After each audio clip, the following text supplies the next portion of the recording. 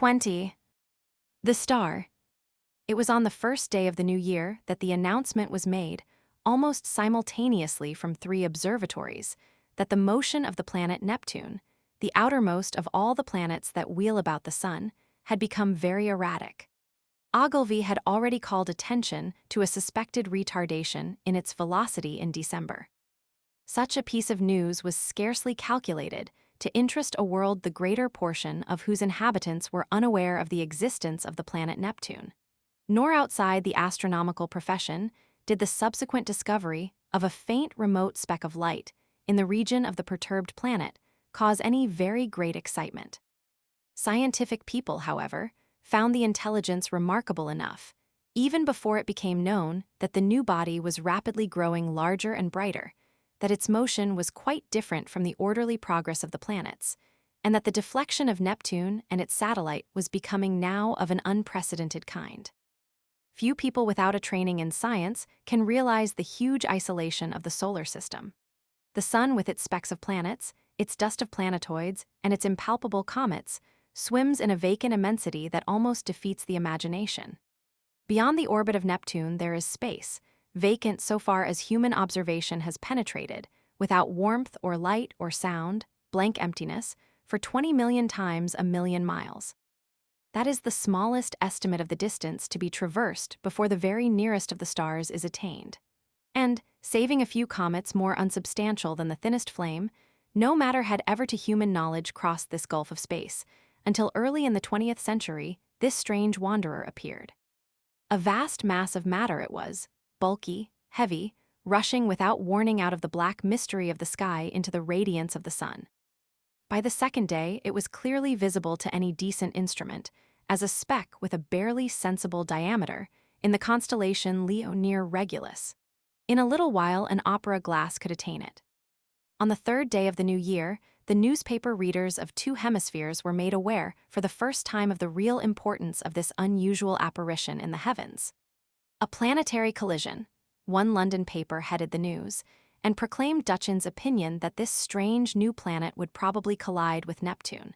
The leader writers enlarged upon the topic, so that in most of the capitals of the world, on January 3rd, there was an expectation, however vague, of some imminent phenomenon in the sky. And as the night followed the sunset round the globe, thousands of men turned their eyes skyward to see the old familiar stars just as they had always been. Until it was dawn in London and Pollux setting, and the stars overhead grown pale. The winter's dawn it was, a sickly filtering accumulation of daylight, and the light of gas and candles shone yellow in the windows to show where people were astir.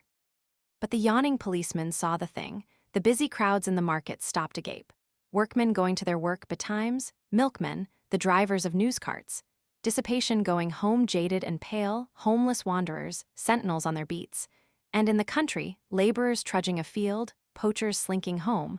All over the dusky, quickening country it could be seen, and out at sea by seamen watching for the day a great white star, come suddenly into the westward sky.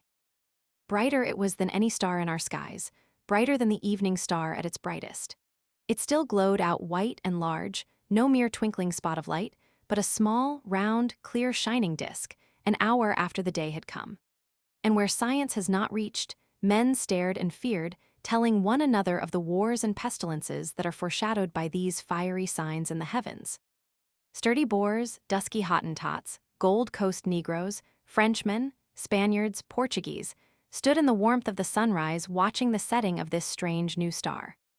And in 100 observatories there had been suppressed excitement, rising almost to shouting pitch, as the 2 remote bodies had rushed together, and a hurrying to and fro, to gather photographic apparatus and spectroscope, and this appliance and that, to record this novel, astonishing sight, the destruction of a world. For it was a world, a sister planet of our Earth, far greater than our Earth indeed, that had so suddenly flashed into flaming death. Neptune it was had been struck fairly and squarely by the strange planet from outer space, and the heat of the concussion had incontinently turned 2 solid globes into one vast mass of incandescence. Round the world that day, 2 hours before the dawn, went the pallid great white star, fading only as it sank westward, and the sun mounted above it. Everywhere men marveled at it, but of all those who saw it none could have marveled more than those sailors, habitual watchers of the stars, who far away at sea had heard nothing of its advent and saw it now rise like a pygmy moon and climb zenithward and hang overhead and sink westward with the passing of the night. And when next it rose over Europe, everywhere were crowds of watchers on hilly slopes, on house roofs, in open spaces, staring eastward for the rising of the great new star. It rose with a white glow in front of it, like the glare of a white fire, and those who had seen it come into existence the night before cried out at the sight of it. "It is larger," they cried. "It is brighter." And indeed the moon, a quarter full and sinking in the west, was in its apparent size beyond comparison, but scarcely in all its breadth had it as much brightness now as the little circle of the strange new star. "It is brighter," cried the people clustering in the streets, but in the dim observatories the watchers held their breath and peered at one another. "It is nearer," they said, "nearer." And voice after voice repeated, "It is nearer," and the clicking telegraph took that up, and it trembled along telephone wires, and in 1,000 cities grimy compositors fingered the type. "It is nearer." Men writing in offices, struck with a strange realization, flung down their pens. Men talking in 1,000 places suddenly came upon a grotesque possibility in those words, "It is nearer." It hurried along awakening streets. It was shouted down the frost-stilled ways of quiet villages. Men who had read these things from the throbbing tape stood in yellow-lit doorways shouting the news to the passers-by. "It is nearer." Pretty women, flushed and glittering, heard the news told jestingly between the dances, and feigned an intelligent interest they did not feel. Nearer, indeed. How curious. How very, very clever people must be to find out things like that. Lonely tramps faring through the wintry night murmured those words to comfort themselves looking skyward. It has need to be nearer, for the night's as cold as charity. Don't see much warmth from it if it is nearer, all the same. "What is a new star to me?" cried the weeping woman, kneeling beside her dead. The schoolboy, rising early for his examination work, puzzled it out for himself with the great white star shining broad and bright through the frost flowers of his window. "Centrifugal, centripetal," he said, with his chin on his fist. "Stop a planet in its flight, rob it of its centrifugal force, what then? Centripetal has it, and down it falls into the sun. And this. Do we come in the way, I wonder?" The light of that day went the way of its brethren, and with the later watches of the frosty darkness rose the strange star again. And it was now so bright that the waxing moon seemed but a pale yellow ghost of itself, hanging huge in the sunset. In a South African city a great man had married, and the streets were alight to welcome his return with his bride. "Even the skies have illuminated," said the flatterer. Under Capricorn, two Negro lovers, daring the wild beasts and evil spirits for love of one another, crouched together in a canebrake where the fireflies hovered.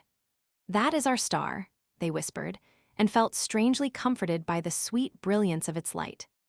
The master mathematician sat in his private room and pushed the papers from him. His calculations were already finished. In a small white file there still remained a little of the drug that had kept him awake and active for 4 long nights. Each day, serene, explicit, patient as ever, he had given his lecture to his students, and then had come back at once to this momentous calculation. His face was grave, a little drawn and hectic from his drugged activity. For some time he seemed lost in thought. Then he went to the window, and the blind went up with a click. Halfway up the sky, over the clustering roofs, chimneys, and steeples of the city, hung the star. He looked at it as one might look into the eyes of a brave enemy. "You may kill me," he said after a silence, "but I can hold you and all the universe for that matter in the grip of this small brain. I would not change, even now." He looked at the little file. "There will be no need of sleep again," he said. The next day at noon, punctual to the minute, he entered his lecture theater, put his hat on the end of the table as his habit was, and carefully selected a large piece of chalk. It was a joke among his students that he could not lecture without that piece of chalk to fumble in his fingers, and once he had been stricken to impotence by their hiding his supply. He came and looked under his gray eyebrows at the rising tears of young, fresh faces, and spoke with his accustomed, studied commonness of phrasing. "Circumstances have arisen, circumstances beyond my control," he said, and paused, "which will debar me from completing the course I had designed. It would seem, gentlemen, if I may put the thing clearly and briefly, that man has lived in vain." The students glanced at one another. Had they heard aright? Mad, Raised eyebrows and grinning lips there were, but one or two faces remained intent upon his calm, gray-fringed face. "It will be interesting," he was saying, "to devote this morning to an exposition, so far as I can make it clear to you, of the calculations that have led me to this conclusion. Let us assume." He turned towards the blackboard, meditating a diagram in the way that was usual to him. "What was that about 'lived in vain'?" whispered one student to another. "Listen," said the other, nodding towards the lecturer. And presently they began to understand. That night the star rose later, for its proper eastward motion had carried it some way across Leo towards Virgo, and its brightness was so great that the sky became a luminous blue as it rose, and every star was hidden in its turn, save only Jupiter near the zenith, Capella, Aldebaran, Sirius, and the pointers of the Bear. It was very white and beautiful. In many parts of the world that night a pallid halo encircled it about. It was perceptibly larger. In the clear refractive sky of the tropics, it seemed as if it were nearly a quarter the size of the moon. The frost was still on the ground in England, but the world was as brightly lit as if it were midsummer moonlight. One could see to read quite ordinary print by that cold, clear light, and in the cities the lamps burnt yellow and wan. And everywhere the world was awake that night, and throughout Christendom a somber murmur hung in the keen air over the countryside like the belling of bees in the heather, and this murmurous tumult grew to a clangor in the cities. It was the tolling of the bells in a million belfry towers and steeples, summoning the people to sleep no more, to sin no more, but to gather in their churches and pray. And overhead, growing larger and brighter, as the earth rolled on its way and the night passed, rose the dazzling star. And the streets and houses were alight in all the cities, the shipyards glared, and whatever roads led to high country were lit and crowded all night long. And in all the seas about the civilized lands, ships with throbbing engines and ships with bellying sails, crowded with men and living creatures, were standing out to ocean and the north. For already the warning of the master mathematician had been telegraphed all over the world and translated into 100 tongues. The new planet and Neptune, locked in a fiery embrace, were whirling headlong, ever faster and faster towards the sun. Already every second this blazing mass flew 100 miles, and every second its terrific velocity increased. As it flew now, indeed, it must pass 100 million of miles, wide of the earth and scarcely affect it. But near its destined path, as yet only slightly perturbed, spun the mighty planet Jupiter and his moons sweeping splendid round the sun. Every moment now the attraction between the fiery star and the greatest of the planets grew stronger. And the result of that attraction? Inevitably Jupiter would be deflected from its orbit into an elliptical path, and the burning star, swung by his attraction wide of its sunward rush, would describe a curved path, and perhaps collide with, and certainly pass very close to, our Earth. Earthquakes, volcanic outbreaks, cyclones, sea waves, floods, and a steady rise in temperature to I know not what limit, so prophesied the master mathematician. And overhead, to carry out his words, lonely and cold and livid, blazed the star of the coming doom. To many who stared at it that night until their eyes ached, it seemed that it was visibly approaching. And that night, too, the weather changed, and the frost that had gripped all Central Europe and France and England softened towards a thaw. But you must not imagine, because I have spoken of people praying through the night, and people going aboard ships and people fleeing towards mountainous country, that the whole world was already in a terror because of the star. As a matter of fact, use and wants still ruled the world, and save for the talk of idle moments and the splendor of the night, 9 human beings out of 10 were still busy at their common occupations. In all the cities the shops, save one here and there, opened and closed at their proper hours. The doctor and the undertaker plied their trades, the workers gathered in the factories, soldiers drilled, scholars studied, lovers sought one another. Thieves lurked and fled, politicians planned their schemes. The presses of the newspapers roared through the nights, and many a priest of this church and that would not open his holy building to further what he considered a foolish panic. The newspapers insisted on the lesson of the year 1000 for then, too, people had anticipated the end. The star was no Star-Mir-Gassa comet, and were it a star it could not possibly strike the earth. There was no precedent for such a thing. Common sense was sturdy everywhere, scornful, jesting, a little inclined to persecute the obdurate fearful. That night, at 7:15 by Greenwich time, the star would be at its nearest to Jupiter. Then the world would see the turn things would take. The master mathematician's grim warnings were treated by many as so much mere elaborate self-advertisement. Common sense at last, a little heated by argument, signified its unalterable convictions by going to bed. So, too, barbarism and savagery, already tired of the novelty, went about their nightly business, and save for a howling dog here and there, the beast world left the star unheeded. And yet, when at last the watchers in the European states saw the star rise, an hour later, it is true, but no larger than it had been the night before, there were still plenty awake to laugh at the master mathematician to take the danger as if it had passed. But hereafter the laughter ceased. The star grew with a terrible steadiness hour after hour, a little larger each hour, a little nearer the midnight zenith, and brighter, until it had turned night into a second day. Had it come straight to the earth instead of in a curved path, had it lost no velocity to Jupiter, it must have leapt the intervening gulf in a day. But as it was, it took 5 days altogether to come by our planet. The next night it had become a third the size of the moon before it set to English eyes, and the thaw was assured. It rose over America near the size of the moon, but blinding white to look at, and hot, and a breath of hot wind blew now with its rising and gathering strength, and in Virginia and Brazil, and down the St. Lawrence Valley, it shone intermittently through a driving reek of thunderclouds, flickering violet lightning, and hail unprecedented. In Manitoba was a thaw and devastating floods. And upon all the mountains of the earth, the snow and ice began to melt that night, and all the rivers coming out of high country flowed thick and turbid, and soon in their upper reaches with swirling trees and the bodies of beasts and men. They rose steadily in the ghostly brilliance, and came trickling over their banks at last, behind the flying population of their valleys. And along the coast of Argentina and up the South Atlantic, the tides were higher than had ever been in the memory of man, and the storms drove the waters in many cases scores of miles inland, drowning whole cities. And so great grew the heat during the night that the rising of the sun was like the coming of a shadow. The earthquakes began and grew until all down America from the Arctic Circle to Cape Horn, hillsides were sliding, fissures were opening, and houses and walls crumbling to destruction. The whole side of Cotopaxi slipped out in one vast convulsion, and a tumult of lava poured out so high and broad and swift and liquid that in one day it reached the sea. So the star, with the wan moon in its wake, marched across the Pacific, trailed the thunderstorms like the hem of a robe, and the growing tidal wave that twirled behind it, frothing and eager, poured over island and swept them clear of men.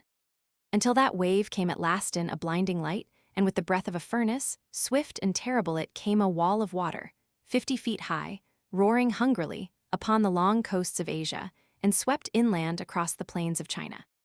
For a space the star, hotter now and larger and brighter than the sun in its strength, showed with pitiless brilliance the wide and populous country, towns and villages with their pagodas and trees, roads, wide cultivated fields, millions of sleepless people staring in helpless terror at the incandescent sky. And then, low and growing, came the murmur of the flood.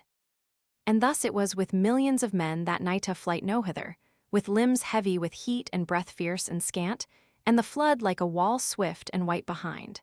And then death. China was lit glowing white, but over Japan and Java, and all the islands of Eastern Asia, the great star was a ball of dull red fire because of the steam and smoke and ashes the volcanoes were spouting forth to salute its coming.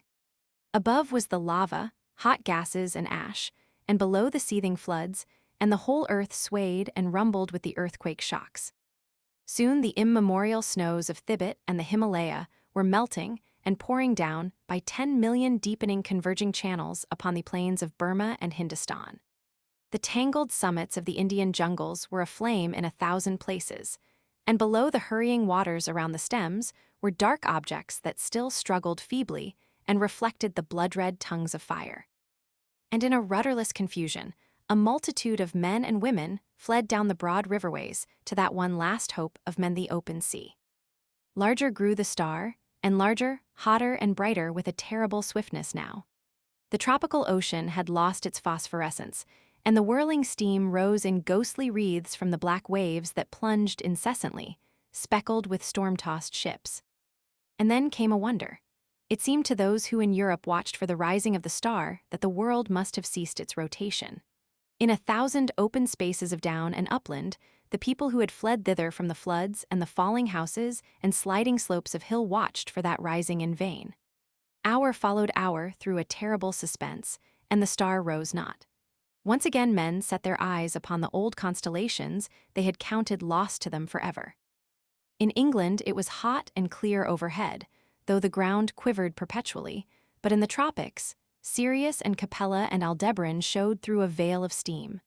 And when at last the great star rose near 10 hours late, the sun rose close upon it, and in the center of its white heart was a disk of black. Over Asia it was the star had begun to fall behind the movement of the sky, and then suddenly, as it hung over India, its light had been veiled. All the plain of India from the mouth of the Indus to the mouths of the Ganges was a shallow waste of shining water that night, out of which rose temples and palaces, mounds and hills, black with people. Every minaret was a clustering mass of people, who fell one by one into the turbid waters, as heat and terror overcame them. The whole land seemed a wailing, and suddenly there swept a shadow across that furnace of despair, and a breath of cold wind, and a gathering of clouds out of the cooling air. Men looking up, near blinded at the star, saw that a black disk was creeping across the light. It was the moon, coming between the star and the earth. And even as men cried to God at this respite, out of the east with a strange, inexplicable swiftness sprang the sun. And then star, sun, and moon rushed together across the heavens. So it was that presently to the European watchers star and sun rose close upon each other, drove headlong for a space and then slower, and at last came to rest. Star and sun merged into one glare of flame at the zenith of the sky. The moon no longer eclipsed the star, but was lost to sight in the brilliance of the sky. And though those who were still alive regarded it for the most part with that dull stupidity that hunger, fatigue, heat, and despair engender, there were still men who could perceive the meaning of these signs.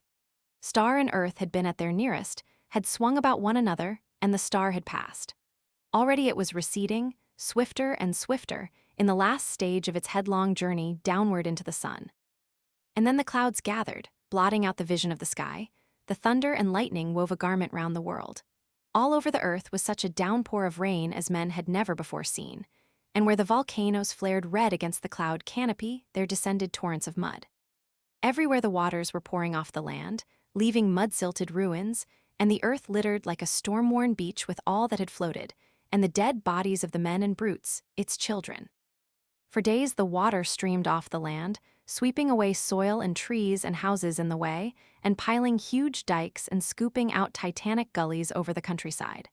Those were the days of darkness that followed the star and the heat. All through them, and for many weeks and months, the earthquakes continued.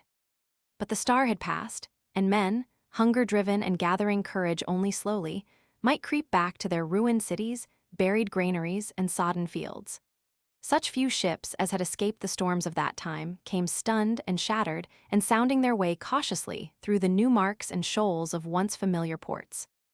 And as the storms subsided, men perceived that everywhere the days were hotter than of yore, and the sun larger, and the moon, shrunk to a third of its former size, took now 80 days between its new and new. But of the new brotherhood that grew presently among men, of the saving of laws and books and machines, of the strange change that had come over Iceland and Greenland and the shores of Baffin's Bay, so that the sailors coming there presently found them green and gracious, and could scarce believe their eyes, this story does not tell. Nor of the movement of mankind, now that the earth was hotter, northward and southward towards the poles of the earth. It concerns itself only with the coming and the passing of the star. The Martian astronomers, for there are astronomers on Mars, although they are very different beings from men, were naturally profoundly interested by these things. They saw them from their own standpoint, of course. Considering the mass and temperature of the missile that was flung through our solar system into the sun, one wrote, it is astonishing what a little damage the earth, which it missed so narrowly, has sustained. All the familiar continental markings and the masses of the seas remain intact, and indeed the only difference seems to be a shrinkage of the white discoloration, supposed to be frozen water, round either pole, which only shows how small the vastest of human catastrophes may seem at a distance of a few million miles. 21. The man who could work miracles. A pantoum in prose. It is doubtful whether the gift was innate. For my own part, I think it came to him suddenly. Indeed, until he was 30 he was a skeptic, and did not believe in miraculous powers. And here, since it is the most convenient place, I must mention that he was a little man and had eyes of a hot brown, very erect red hair, a mustache with ends that he twisted up, and freckles. His name was George McWhirter, Fotheringe, not the sort of name, by any means to lead to any expectation of miracles, and he was clerk at Gomshott's. He was greatly addicted to assertive argument. It was while he was asserting the impossibility of miracles that he had his first intimation of his extraordinary powers. This particular argument was being held in the bar of the Long Dragon, and Toddy Beamish was conducting the opposition by a monotonous but effective, so you say, that drove Mr. Fotheringe to the very limit of his patience. There were present, besides these two, a very dusty cyclist, landlord Cox, and Miss Maybridge, the perfectly respectable and rather portly barmaid of the Dragon. Miss Maybridge was standing with her back to Mr. Fotheringe, washing glasses. The others were watching him, more or less amused by the present ineffectiveness of the assertive method. Goaded by the Torah's Vedra's tactics of Mr. Beamish, Mr. Fotheringe determined to make an unusual rhetorical effort. "Looky here, Mr. Beamish," said Mr. Fotheringe. "Let us clearly understand what a miracle is. It's something contrariwise to the course of nature, done by power of will, something what couldn't happen without being specially willed." "So you say," said Mr. Beamish, repulsing him.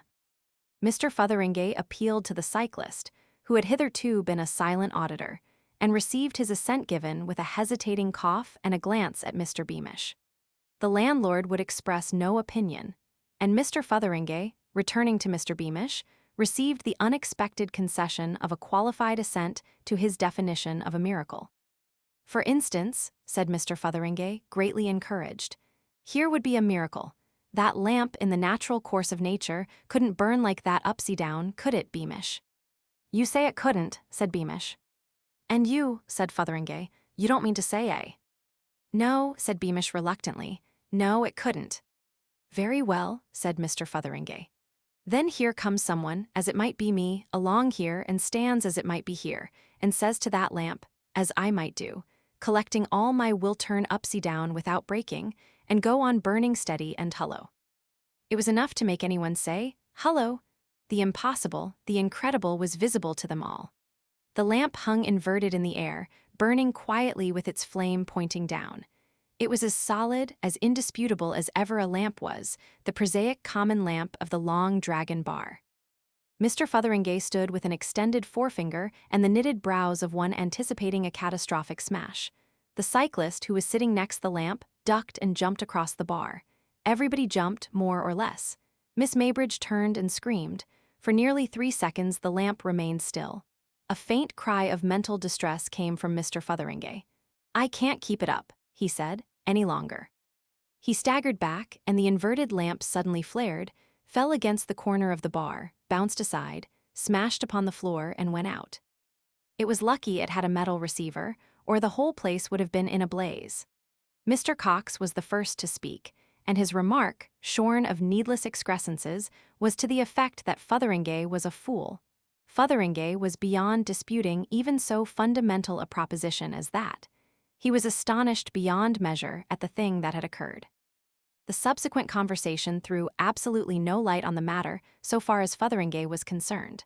The general opinion not only followed Mr. Cox very closely, but very vehemently. Everyone accused Fotheringe of a silly trick, and presented him to himself as a foolish destroyer of comfort and security. His mind was in a tornado of perplexity. He was himself inclined to agree with them, and he made a remarkably ineffectual opposition to the proposal of his departure. He went home flushed and heated, coat collar crumpled, eyes smarting, and ears red. He watched each of the 10 street lamps nervously as he passed it. It was only when he found himself alone in his little bedroom in Church Row that he was able to grapple seriously with his memories of the occurrence and ask, what on earth happened? He had removed his coat and boots, and was sitting on the bed with his hands in his pockets, repeating the text of his defense for the 17th time. I didn't want the confounded thing to upset. When it occurred to him that at the precise moment he had said the commanding words, he had inadvertently willed the thing he said, and that when he had seen the lamp in the air he had felt that it depended on him to maintain it there, without being clear how this was to be done. He had not a particularly complex mind, or he might have stuck for a time at that inadvertently willed, embracing, as it does, the abstrusest problems of voluntary action. But as it was, the idea came to him with a quite acceptable haziness. And from that, following, as I must admit, no clear logical path, he came to the test of experiment. He pointed resolutely to his candle and collected his mind, though he felt he did a foolish thing. "Be raised up," he said, but in a second that feeling vanished. The candle was raised, hung in the air one giddy moment, and as Mr. Fotheringay gasped, fell with a smash on his toilet table, leaving him in darkness save for the expiring glow of its wick. For a time Mr. Fotheringay sat in the darkness, perfectly still. "It did happen, after all," he said, "and 'ow I'm to explain it I don't know." He sighed heavily and began feeling in his pockets for a match. He could find none, and he rose and groped about the toilet table. "I wish I had a match," he said. He resorted to his coat, and there was none there, and then it dawned upon him that miracles were possible even with matches. He extended a hand and scowled at it in the dark. "Let there be a match in that hand," he said. He felt some light object fall across his palm, and his fingers closed upon a match. After several ineffectual attempts to light this, he discovered it was a safety match. He threw it down, and then it occurred to him that he might have willed it lit. He did, and perceived it burning in the midst of his toilet table mat. He caught it up hastily, and it went out. His perception of possibilities enlarged, and he felt for and replaced the candle in its candlestick. "Here. You be lit," said Mr. Fotheringay, and forthwith the candle was flaring, and he saw a little black hole in the toilet cover, with a wisp of smoke rising from it. For a time he stared from this to the little flame and back, and then looked up and met his own gaze in the looking-glass. By this help he communed with himself in silence for a time. "How about miracles now?" said Mr. Fotheringay at last, addressing his reflection. The subsequent meditations of Mr. Fotheringay were of a severe but confused description. So far, he could see it was a case of pure willing with him. The nature of his experiences so far disinclined him for any further experiments, at least until he had reconsidered them. But he lifted a sheet of paper, and turned a glass of water pink and then green, and he created a snail, which he miraculously annihilated, and got himself a miraculous new toothbrush. Somewhere in the small hours, he had reached the fact that his willpower must be of a particularly rare and pungent quality, a fact of which he had indeed had inklings before, but no certain assurance. The scare and perplexity of his first discovery was now qualified by pride in this evidence of singularity and by vague intimations of advantage. He became aware that the church clock was striking one, and as it did not occur to him that his daily duties at Gomshott's might be miraculously dispensed with, he resumed undressing in order to get to bed without further delay. As he struggled to get his shirt over his head, he was struck with a brilliant idea. "Let me be in bed," he said, and found himself so. "Undressed," he stipulated, and finding the sheets cold, added hastily, "and in my nightshirt in a nice soft woolen nightshirt. Ah," he said with immense enjoyment, "and now let me be comfortably asleep." He awoke at his usual hour, and was pensive all through breakfast time, wondering whether his overnight experience might not be a particularly vivid dream. At length his mind turned again to cautious experiments. For instance, he had 3 eggs for breakfast. 2 his landlady had supplied, good but shoppy, and 1 was a delicious fresh goose egg, laid, cooked, and served by his extraordinary will. He hurried off to Gomshott's in a state of profound but carefully concealed excitement, and only remembered the shell of the 3rd egg when his landlady spoke of it that night. All day he could do no work because of this astonishing new self-knowledge, but this caused him no inconvenience, because he made up for it miraculously in his last 10 minutes. As the day wore on his state of mind, passed from wonder to elation, albeit the circumstances of his dismissal from the Long Dragon were still disagreeable to recall, and a garbled account of the matter that had reached his colleagues led to some badinage. It was evident he must be careful how he lifted frangible articles, but in other ways his gift promised more and more as he turned it over in his mind. He intended, among other things, to increase his personal property by unostentatious acts of creation. He called into existence a pair of very splendid diamond studs and hastily annihilated them again as young Gomshott came across the counting-house to his desk. He was afraid young Gomshott might wonder how he had come by them. He saw quite clearly the gift required caution and watchfulness in its exercise, but so far as he could judge, the difficulties attending its mastery would be no greater than those he had already faced in the study of cycling. It was that analogy, perhaps, quite as much as the feeling that he would be unwelcome in the Long Dragon, that drove him out after supper into the lane beyond the gasworks to rehearse a few miracles in private. There was possibly a certain want of originality in his attempts, for, apart from his willpower, Mr. Fotheringay was not a very exceptional man. The miracle of Moses' rod came to his mind, but the night was dark and unfavorable to the proper control of large miraculous snakes. Then he recollected the story of Tannhäuser that he had read on the back of the Philharmonic program. That seemed to him singularly attractive and harmless. He stuck his walking stick, a very nice Punapenang lawyer, into the turf that edged the footpath and commanded the dry wood to blossom. The air was immediately full of the scent of roses, and by means of a match he saw for himself that this beautiful miracle was indeed accomplished. His satisfaction was ended by advancing footsteps. Afraid of a premature discovery of his powers, he addressed the blossoming stick hastily. "Go back." What he meant was change back, but of course he was confused. The stick receded at a considerable velocity, and incontinently came a cry of anger and a bad word from the approaching person. "Who are you throwing brambles at, you fool?" cried a voice. "That got me on the shin." "I'm sorry, old chap," said Mr. Fotheringay, and then, realizing the awkward nature of the explanation, caught nervously at his mustache. He saw Winch, one of the 3 emerging constables, advancing. "What d'ye mean by it?" asked the constable. "Hullo, it's you, is it? The gent that broke the lamp at the Long Dragon." "I don't mean anything by it," said Mr. Fotheringay. "Nothing at all." "What d'ye do it for then?" "Oh, bother," said Mr. Fotheringay. "Bother indeed, d'ye know that stick hurt? What d'ye do it for, eh?" For the moment Mr. Fotheringay could not think what he had done it for. His silence seemed to irritate Mr. Winch. "You've been assaulting the police, young man, this time. That's what you done." "Look here, Mr. Winch," said Mr. Fotheringay, annoyed and confused. "I'm sorry very. The fact is—" "Well—" He could think of no way but the truth. "I was working a miracle."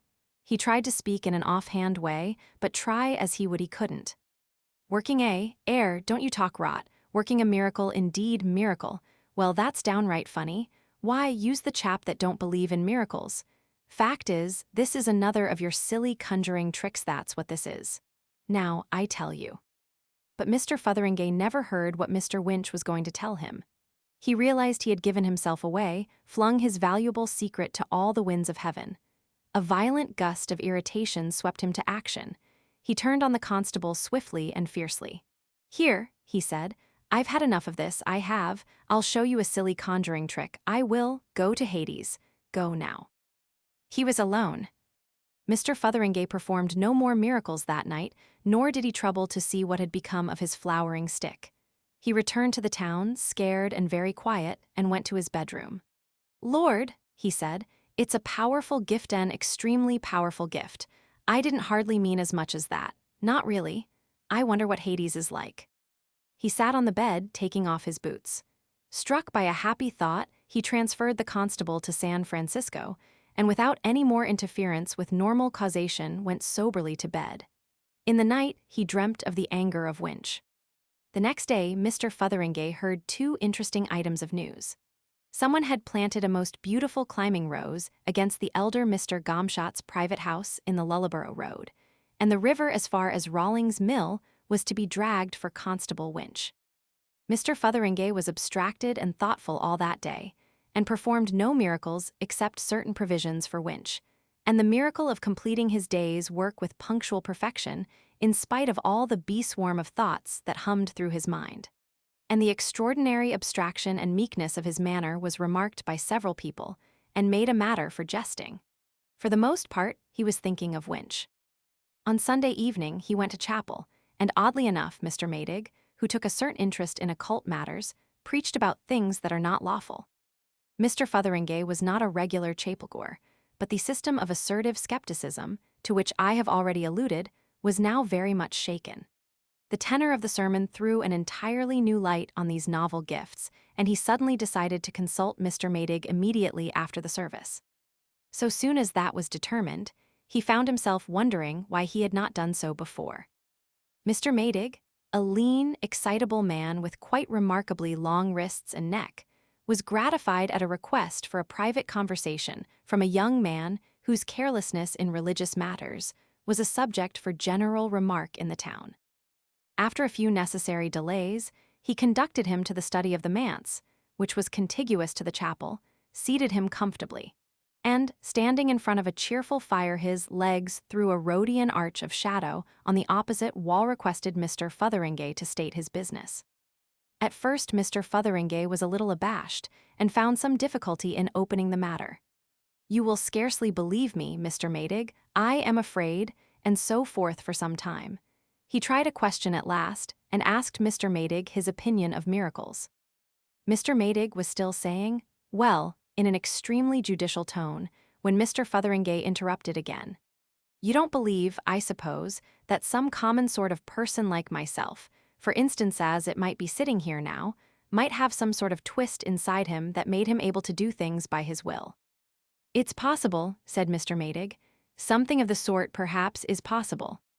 If I might make free with something here, I think I might show you by a sort of experiment," said Mr. Fotheringay. "Now, take that tobacco jar on the table, for instance.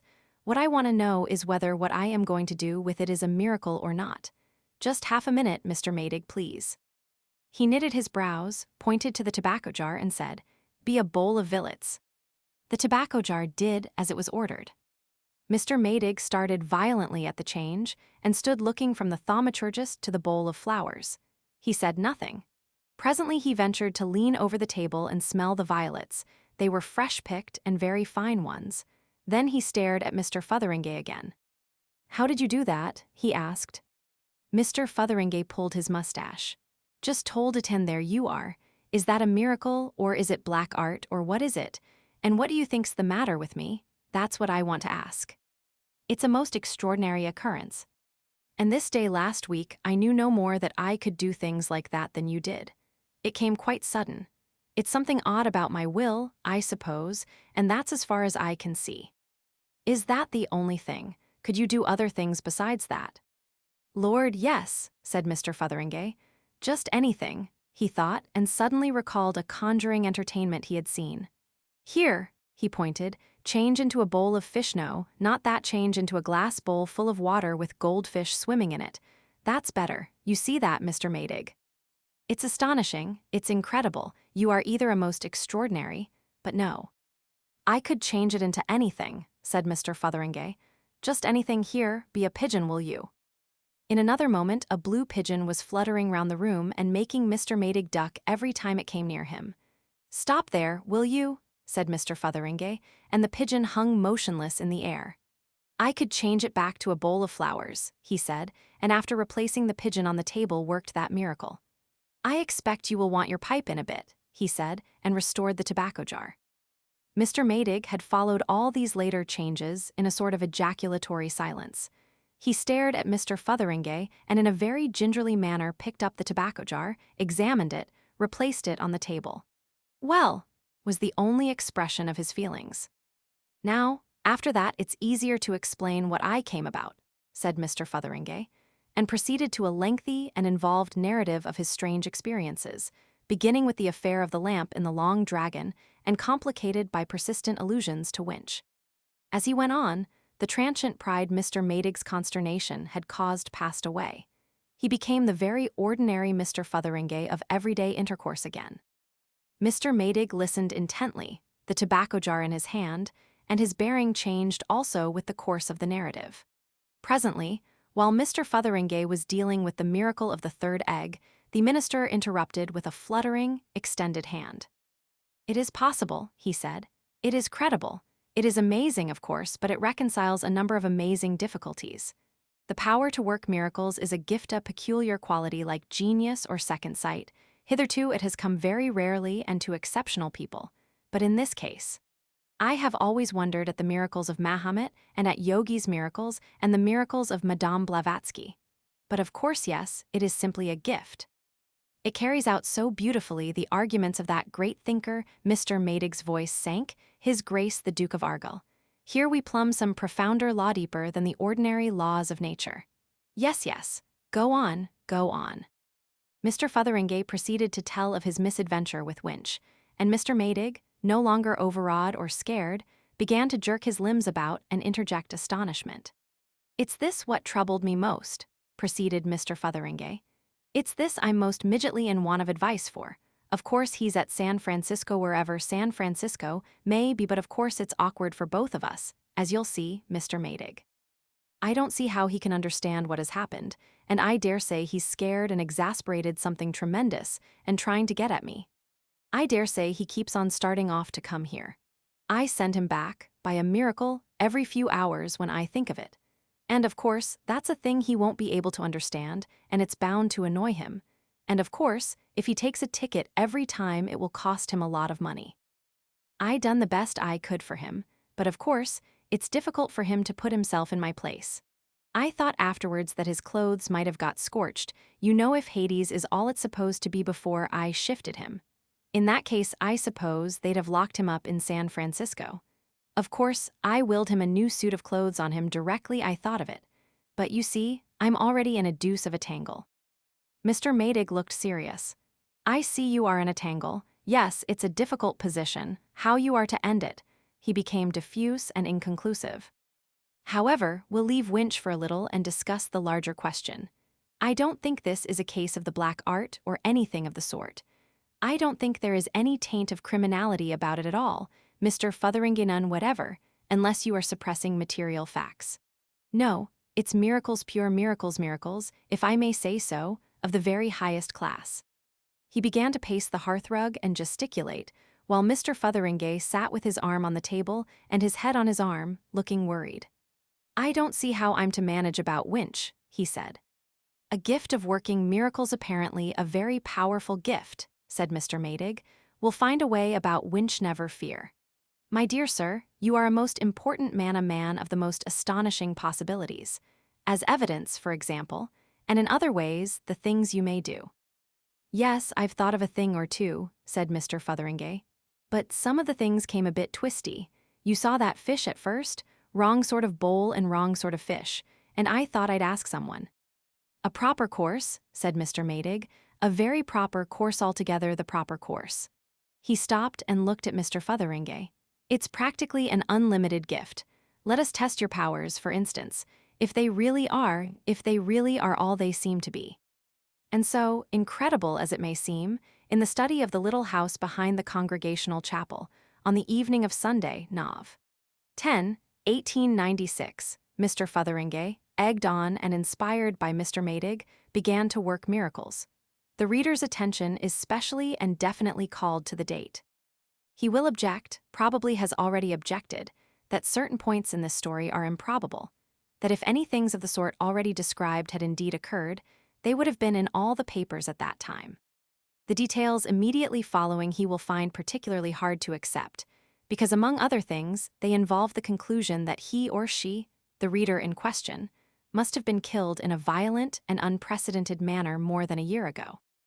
Now a miracle is nothing if not improbable, and as a matter of fact, the reader was killed in a violent and unprecedented manner in 1896. In the subsequent course of this story, that will become perfectly clear and credible, as every right-minded and reasonable reader will admit. But this is not the place for the end of the story, being but little beyond the hither side of the middle. And at first the miracles worked by Mr. Fotheringay were timid little miracles, little things with the cups and parlor fitments, as feeble as the miracles of Theosophists, and, feeble as they were received with awe by his collaborator. He would have preferred to settle the Winch business out of hand, but Mr. Maydig would not let him. But after they had worked a dozen of these domestic trivialities, their sense of power grew, their imagination began to show signs of stimulation, and their ambition enlarged. Their first larger enterprise was due to hunger and the negligence of Mrs. Minchin, Mr. Maydig's housekeeper. The meal to which the minister conducted Mr. Fotheringay was certainly ill-laid and uninviting as refreshment for two industrious miracle workers. But they were seated, and Mr. Maydig was descanting in sorrow rather than in anger upon his housekeeper's shortcomings, before it occurred to Mr. Fotheringay that an opportunity lay before him. "Don't you think, Mr. Maydig," he said, "if it isn't a liberty, I—" "My dear Mr. Fotheringay, of course, no, I didn't think." Mr. Fotheringay waved his hand. "What shall we have?" he said, in a large, inclusive spirit, and at Mr. Maydig's order, revised the supper very thoroughly. "As for me," he said, eyeing Mr. Maydig's selection, "I am always particularly fond of a tankard of stout and a nice Welsh rarebit, and I'll order that. I ain't much given to Burgundy," and forthwith stout and Welsh rarebit promptly appeared at his command. They sat long at their supper, talking like equals, as Mr. Fotheringay presently perceived, with a glow of surprise and gratification, of all the miracles they would presently do. "And, by the by, Mr. Maydig," said Mr. Fotheringay, "I might perhaps be able to help you in a domestic way." "Don't quite follow," said Mr. Maydig, pouring out a glass of miraculous old Burgundy.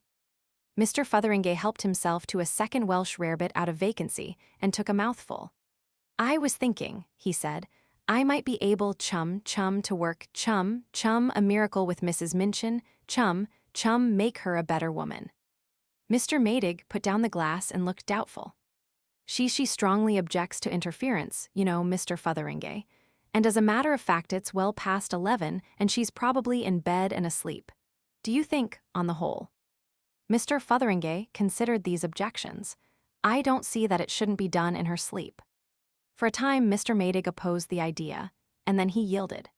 Mr. Fotheringay issued his orders, and a little less at their ease, perhaps, the two gentlemen proceeded with their repast.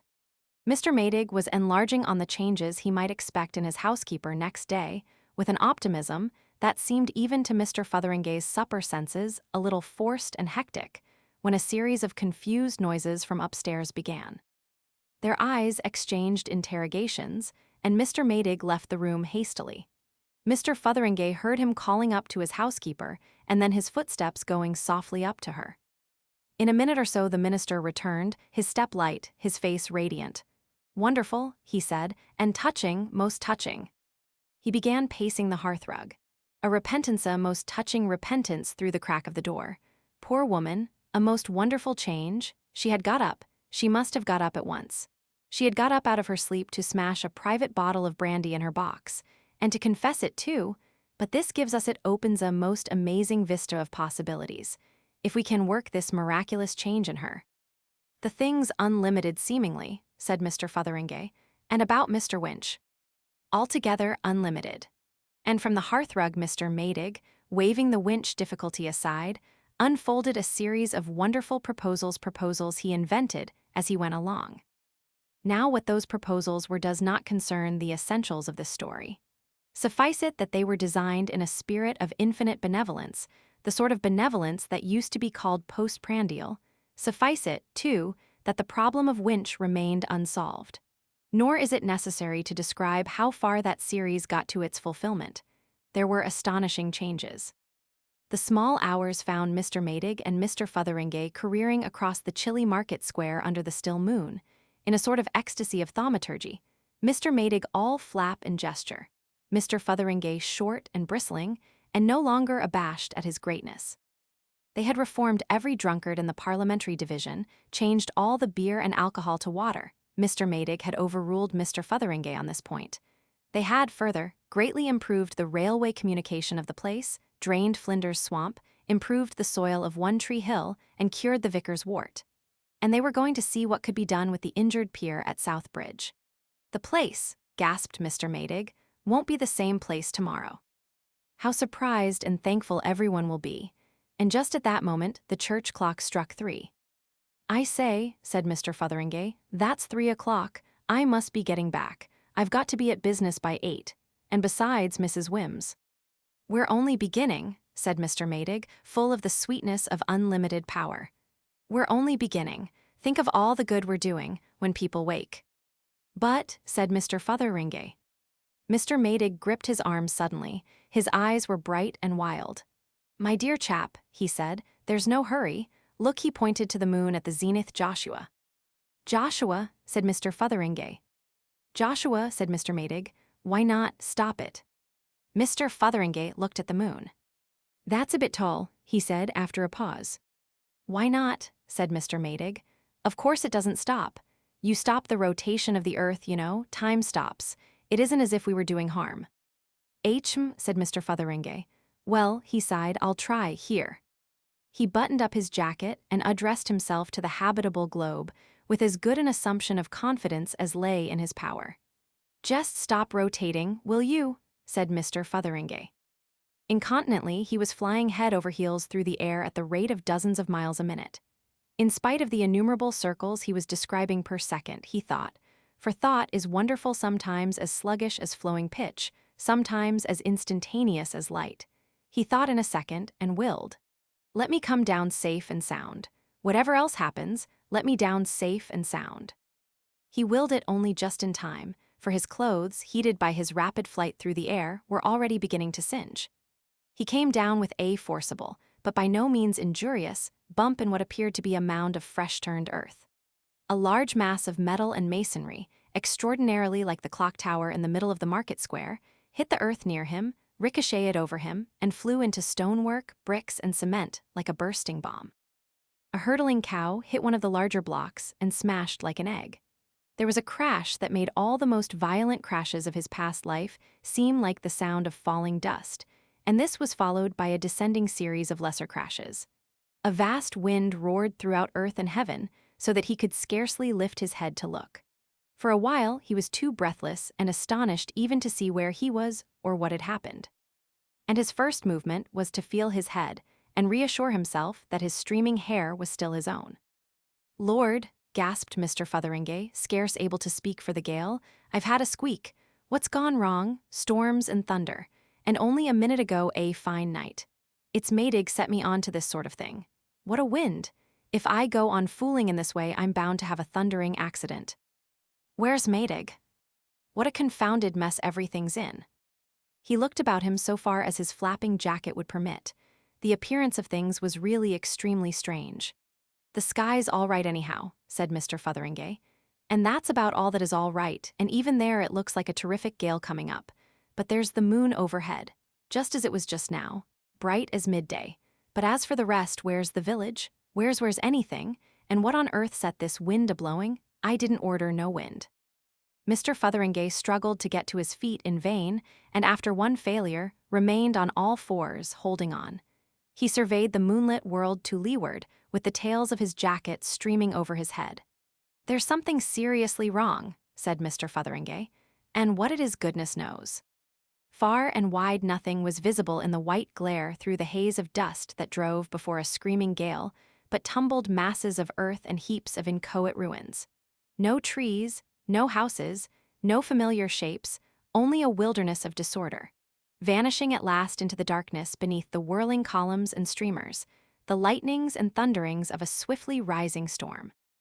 Near him in the livid glare was something that might once have been an elm tree, a smashed mass of splinters, shivered from boughs to base, and further a twisted mass of iron, girders only too evidently the viaduct rose out of the piled confusion. You see, when Mr. Fotheringay had arrested the rotation of the solid globe, he had made no stipulation concerning the trifling movables upon its surface. And the earth spins so fast that the surface at its equator is traveling at rather more than 1,000 miles an hour, and in these latitudes at more than half that pace. So that the village, and Mr. Maydig, and Mr. Fotheringay, and everybody and everything had been jerked violently forward at about 9 miles per second, that is to say, much more violently than if they had been fired out of a cannon. And every human being, every living creature, every house, and every tree all the world as we know it had been so jerked and smashed and utterly destroyed. That was all. These things Mr. Fotheringay did not, of course, fully appreciate, but he perceived that his miracle had miscarried, and with that a great disgust of miracles came upon him. He was in darkness now, for the clouds had swept together and blotted out his momentary glimpse of the moon, and the air was full of fitful, struggling, tortured wraiths of hail. A great roaring of wind and waters filled earth and sky, and peering under his hand through the dust and sleet to windward, he saw by the play of the lightnings a vast wall of water pouring towards him. Maydig, screamed Mr. Fotheringay's feeble voice amid the elemental uproar. Here, Maydig. Stop, cried Mr. Fotheringay to the advancing water. Oh, for goodness sake, stop. Just a moment, said Mr. Fotheringay to the lightnings and thunder. Stop just a moment while I collect my thoughts. And now what shall I do? He said. What shall I do? Lord, I wish Maydig was about. I know, said Mr. Fotheringay, and for goodness sake let's have it right this time. He remained on all fours, leaning against the wind, very intent to have everything right. Ah, he said, let nothing what I'm going to order happen until I say, off. Lord, I wish I'd thought of that before. He lifted his little voice against the whirlwind, shouting louder and louder in the vain desire to hear himself speak. Now then, here goes, mind about that what I said just now. In the first place, when all I've got to say is done, let me lose my miraculous power, let my will become just like anybody else's will, and all these dangerous miracles be stopped. I don't like them. I'd rather I didn't work 'em. Ever so much. That's the first thing. And the second is let me be back just before the miracles begin. Let everything be just as it was before that blessed lamp turned up. It's a big job, but it's the last. Have you got it? No more miracles, everything as it was me back in the Long Dragon just before I drank my half-pint. That's it. Yes. He dug his fingers into the mold, closed his eyes, and said off. Everything became perfectly still. He perceived that he was standing erect. So you say, said a voice. He opened his eyes. He was in the bar of the Long Dragon, arguing about miracles with Toddy Beamish. He had a vague sense of some great thing forgotten that instantaneously passed. You see that, except for the loss of his miraculous powers, everything was back as it had been. His mind and memory, therefore, were now just as they had been at the time when this story began. So that he knew absolutely nothing of all that is told here, knows nothing of all that is told here to this day. And among other things, of course, he still did not believe in miracles. I tell you that miracles, properly speaking, can't possibly happen, he said, whatever you like to hold. And I'm prepared to prove it up to the hilt. That's what you think, said Toddy Beamish, and prove it if you can. Looky here, Mr. Beamish, said Mr. Fotheringay. Let us clearly understand what a miracle is. It's something contrariwise to the course of nature done by power of will. 22. A vision of judgment. 1. Bruet. I listened, not understanding. Wararera. Good Lord, said I, still only half awake. What an infernal shindy. Rarararararara, tarararara. It's enough, said I, to wake and stopped short. Where was I? Tarararara louder and louder. It's either some new invention. Tortora, deafening. No, said I, speaking loud in order to hear myself. That's the last trump. Tuwara. 2. The last note jerked me out of my grave like a hooked minnow. I saw my monument, rather a mean little affair, and I wished I knew who'd done it. And the old elm tree and the sea view vanished like a puff of steam, and then all about me a multitude no man could number, nations, tongues, kingdoms, people's children of all the ages, in an amphitheatral space as vast as the sky. And over against us, seated on a throne of dazzling white cloud, the Lord God and all the host of his angels. I recognized Azrael by his darkness and Michael by his sword, and the great angel who had blown the trumpet stood with the trumpet still half raised. 3. Prompt, said the little man beside me, very prompt. Do you see the angel with the book? He was ducking and craning his head about to see over and under and between the souls that crowded round us. Everybody's here, he said, everybody, and now we shall know. There's Darwin, he said, going off at a tangent. He'll catch it, and there you see, that tall, important-looking man trying to catch the eye of the Lord God, that's the Duke. But there's a lot of people one doesn't know. Oh, there's Priggles, the publisher. I have always wondered about printers' overs. Priggles was a clever man, but we shall know now even about him. I shall hear all that. I shall get most of the fun before, my letters S. He drew the air in between his teeth. Historical characters, too, see? That's Henry VIII. There'll be a good bit of evidence. Oh, damn, he's Tudor. He lowered his voice. Notice this chap just in front of us all covered with hair. Paleolithic, you know, and there again. But I did not heed him, because I was looking at the Lord God. 4. Is this all? Asked the Lord God. The angel at the booklet was one of countless volumes, like the British Museum reading room catalogue, glanced at us, and seemed to count us in the instant. That's all, he said and added. It was, O God, a very little planet. The eyes of God surveyed us. Let us begin, said the Lord God. 5. The angel opened the book and read a name. It was a name full of A's, and the echoes of it came back out of the uttermost parts of space. I did not catch it clearly, because the little man beside me said, in a sharp jerk, "What's that?" It sounded like Ahab to me, but it could not have been the Ahab of Scripture. Instantly, a small black figure was lifted up to a puffy cloud at the very feet of God. It was a stiff little figure, dressed in rich outlandish robes and crowned, and it folded its arms and scowled. Well, said God, looking down at him. We were privileged to hear the reply, and indeed the acoustic properties of the place were marvelous. I plead guilty, said the little figure. Tell them what you have done, said the Lord God. I was a king, said the little figure, a great king, and I was lustful and proud and cruel. I made wars, I devastated countries, I built palaces, and the mortar was the blood of men. Hear, O God, the witnesses against me, calling to you for vengeance, hundreds and thousands of witnesses. He waved his hands towards us.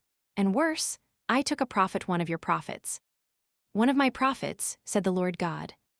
And because he would not bow to me, I tortured him for 4 days and nights, and in the end he died. I did more, O God, I blasphemed.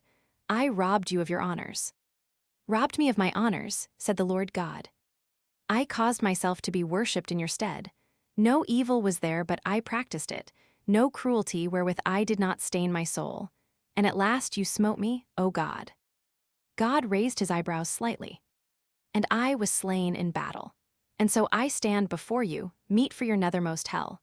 Out of your greatness, daring no lies, daring no pleas, but telling the truth of my iniquities before all mankind.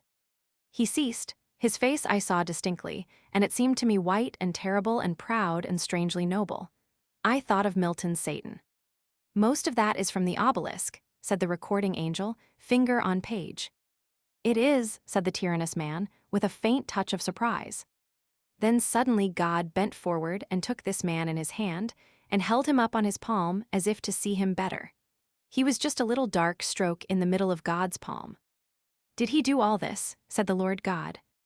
The recording angel flattened his book with his hand. In a way, said the recording angel, carelessly. Now when I looked again at the little man, his face had changed in a very curious manner. He was looking at the recording angel with a strange apprehension in his eyes, and one hand fluttered to his mouth. Just the movement of a muscle or so, and all that dignity of defiance was gone. Read, said the Lord God. And the angel read, explaining very carefully and fully all the wickedness of the wicked man. It was quite an intellectual treatise, little, daring, in places, I thought, but of course heaven has its privileges. 6. Everybody was laughing. Even the prophet of the Lord whom the wicked man had tortured had a smile on his face. The wicked man was really such a preposterous little fellow. And then, read the recording angel, with a smile that set us all agog. One day, when he was a little irascible from overeating, he— "Oh, not that," cried the wicked man, "nobody knew of that." "It didn't happen," screamed the wicked man. "I was really bad, frequently bad, but there was nothing so silly, so absolutely silly." The angel went on reading. "Oh God," cried the wicked man, "don't let them know that, I'll repent, I'll apologize." The wicked man on God's hand began to dance and weep. Suddenly shame overcame him. He made a wild rush to jump off the ball of God's little finger, but God stopped him by a dexterous turn of the wrist. Then he made a rush for the gap between hand and thumb, but the thumb closed. And all the while the angel went on reading. The wicked man rushed to and fro across God's palm, and then suddenly turned about and fled up the sleeve of God. I expected God would turn him out, but the mercy of God is infinite. The recording angel paused. Said the recording angel. Next, said God, and before the recording angel could call the name, a hairy creature in filthy rags stood upon God's palm. 7. Has God got hell up his sleeve then? Said the little man beside me. Is there a hell? I asked. If you notice, he said, he peered between the feet of the great angels, there's no particular indication of a celestial city. SSH, said a little woman near us, scowling, hear this blessed saint. 8. He was Lord of the earth, but I was the prophet of the God of heaven, cried the saint, and all the people marveled at the sign. For I, O God, knew of the glories of thy paradise. No pain, no hardship, gashing with knives, splinters thrust under my nails, strips of flesh flayed off, all for the glory and honor of God. God smiled.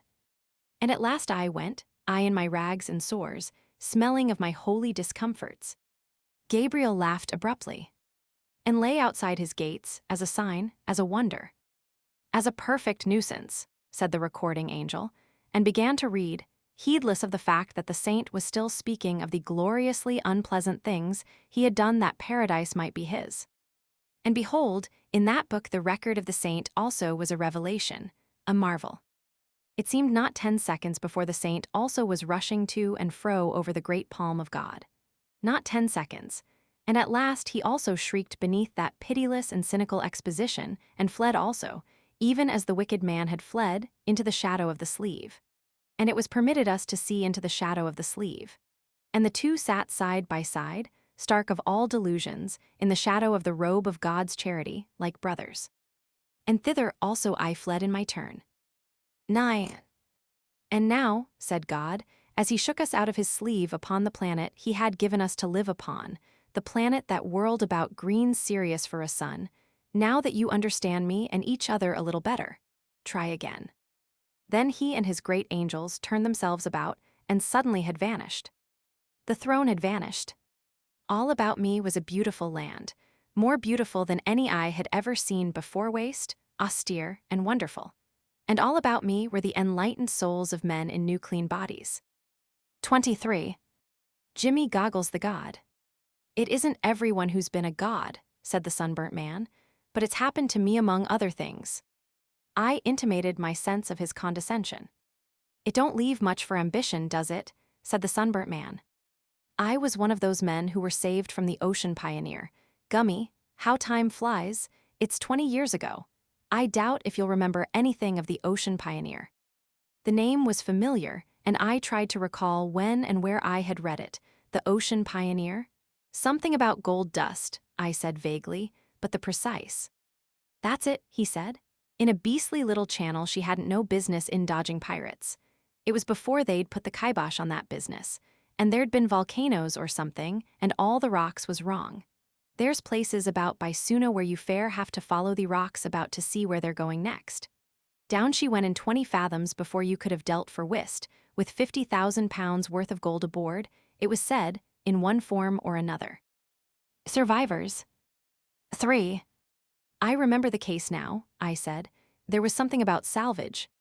But at the word salvage, the sunburnt man exploded into language so extraordinarily horrible that I stopped aghast. He came down to more ordinary swearing and pulled himself up abruptly. Excuse me, he said, but salvage. He leant over towards me. I was in that job, he said. Tried to make myself a rich man and got made a god instead. I've got my feelings. It ain't all jam being a god, said the sunburnt man, and for some time conversed by means of such pithy but unprogressive axioms. At last he took up his tale again. There was me, said the sunburnt man, and a seaman named Jacobs, and always the mate of the ocean pioneer. And him it was that set the whole thing going. I remember him now when we was in the jolly boat, suggesting it all to our minds just by one sentence. He was a wonderful hand at suggesting things. There was 40,000 pounds, he said, on that ship, and it's for me to say just where she went down. It didn't need much brains to tumble to that. And he was the leader from the first to the last. He got hold of the Sanderses and their brig, they were brothers, and the brig was the Pride of Banya, and he it was bought the diving dress a second-hand one with a compressed air apparatus instead of pumping. He'd have done the diving too if it hadn't made him sick going down.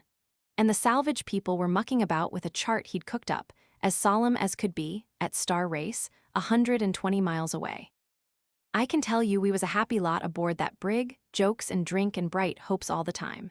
It all seemed so neat and clean and straightforward, and what rough chaps call a cert. And we used to speculate how the other blessed lot, the proper salvagers, who'd started 2 days before us, were getting on, until our sides fairly ached. We all messed together in the Sanderses' cabinet was a curious crew, all officers and no men, and there stood the diving dress waiting its turn. Young Sanders was a humorous sort of chap, and there certainly was something funny in the confounded thing's great fat head and its stare, and he made us see it too. Jimmy Goggles, he used to call it, and talk to it like a Christian, asked if he was married and how Mrs. Goggles was and all the little Goggleses. Fit to make you split. And every blessed day all of us used to drink the health of Jimmy Goggles in rum and unscrew his eye and pour a glass of rum in him, until, instead of that nasty Macintoshiness, he smelt as nice in his inside as a cask of rum. It was jolly times we had in those days, I can tell you, little suspecting, poor chaps, what was a-coming. We weren't going to throw away our chances by any blessed hurry, and we spent a whole day sounding our way towards where the Ocean Pioneer had gone down, right between two chunks of ropey gray rock lava rocks that rose nearly out of the water. We had to lay off about half a mile to get a safe anchorage, and there was a thundering row who should stop on board. And there, she lay just as she had gone down, so that you could see the top of the masts that was still standing perfectly distinctly. The row ended in all coming in the boat. I went down in the diving dress on Friday morning directly it was light. What a surprise it was. I can see it all now quite distinctly. It was a queer-looking place, and the light was just coming. People over here think every blessed place in the tropics is a flat shore and palm trees and surf, bless 'em. This place, for instance, wasn't a bit that way. Not common rocks they were, undermined by waves, but great curved banks like ironwork cinder heaps, with green slime below, and thorny shrubs and things just waving upon them here and there, and the water glassy calm and clear, and showing you a kind of dirty gray-black shine, with huge flaring red-brown weeds spreading motionless, and crawling and darting things going through it. And far away beyond the ditches and pools and the heaps was a forest on the mountain flank, growing again after the fires and cinder showers of the last eruption. And the other way forest, too, and a kind of broken amphitheater of black and rusty cinders rising out of it all, and the sea in a kind of bay in the middle. The dawn, I say, was just coming, and there wasn't much color about things, and not a human being but ourselves anywhere in sight up or down the channel. Except the Pride of Banya, lying out beyond a lump of rocks towards the line of the sea. Not a human being in sight, he repeated and paused. I don't know where they came from, not a bit, and we were feeling so safe that we were all alone that poor young Sanders was a-singing. I was in Jimmy Goggles, all except the helmet. Easy, says always, there's her mast. And after I'd had just one squint over the gunwale, I caught up the bogey and almost tipped out as old Sanders brought the boat round. When the windows were screwed and everything was all right, I shut the valve from the air belt in order to help my sinking and jumped overboard feet foremost, for we hadn't a ladder.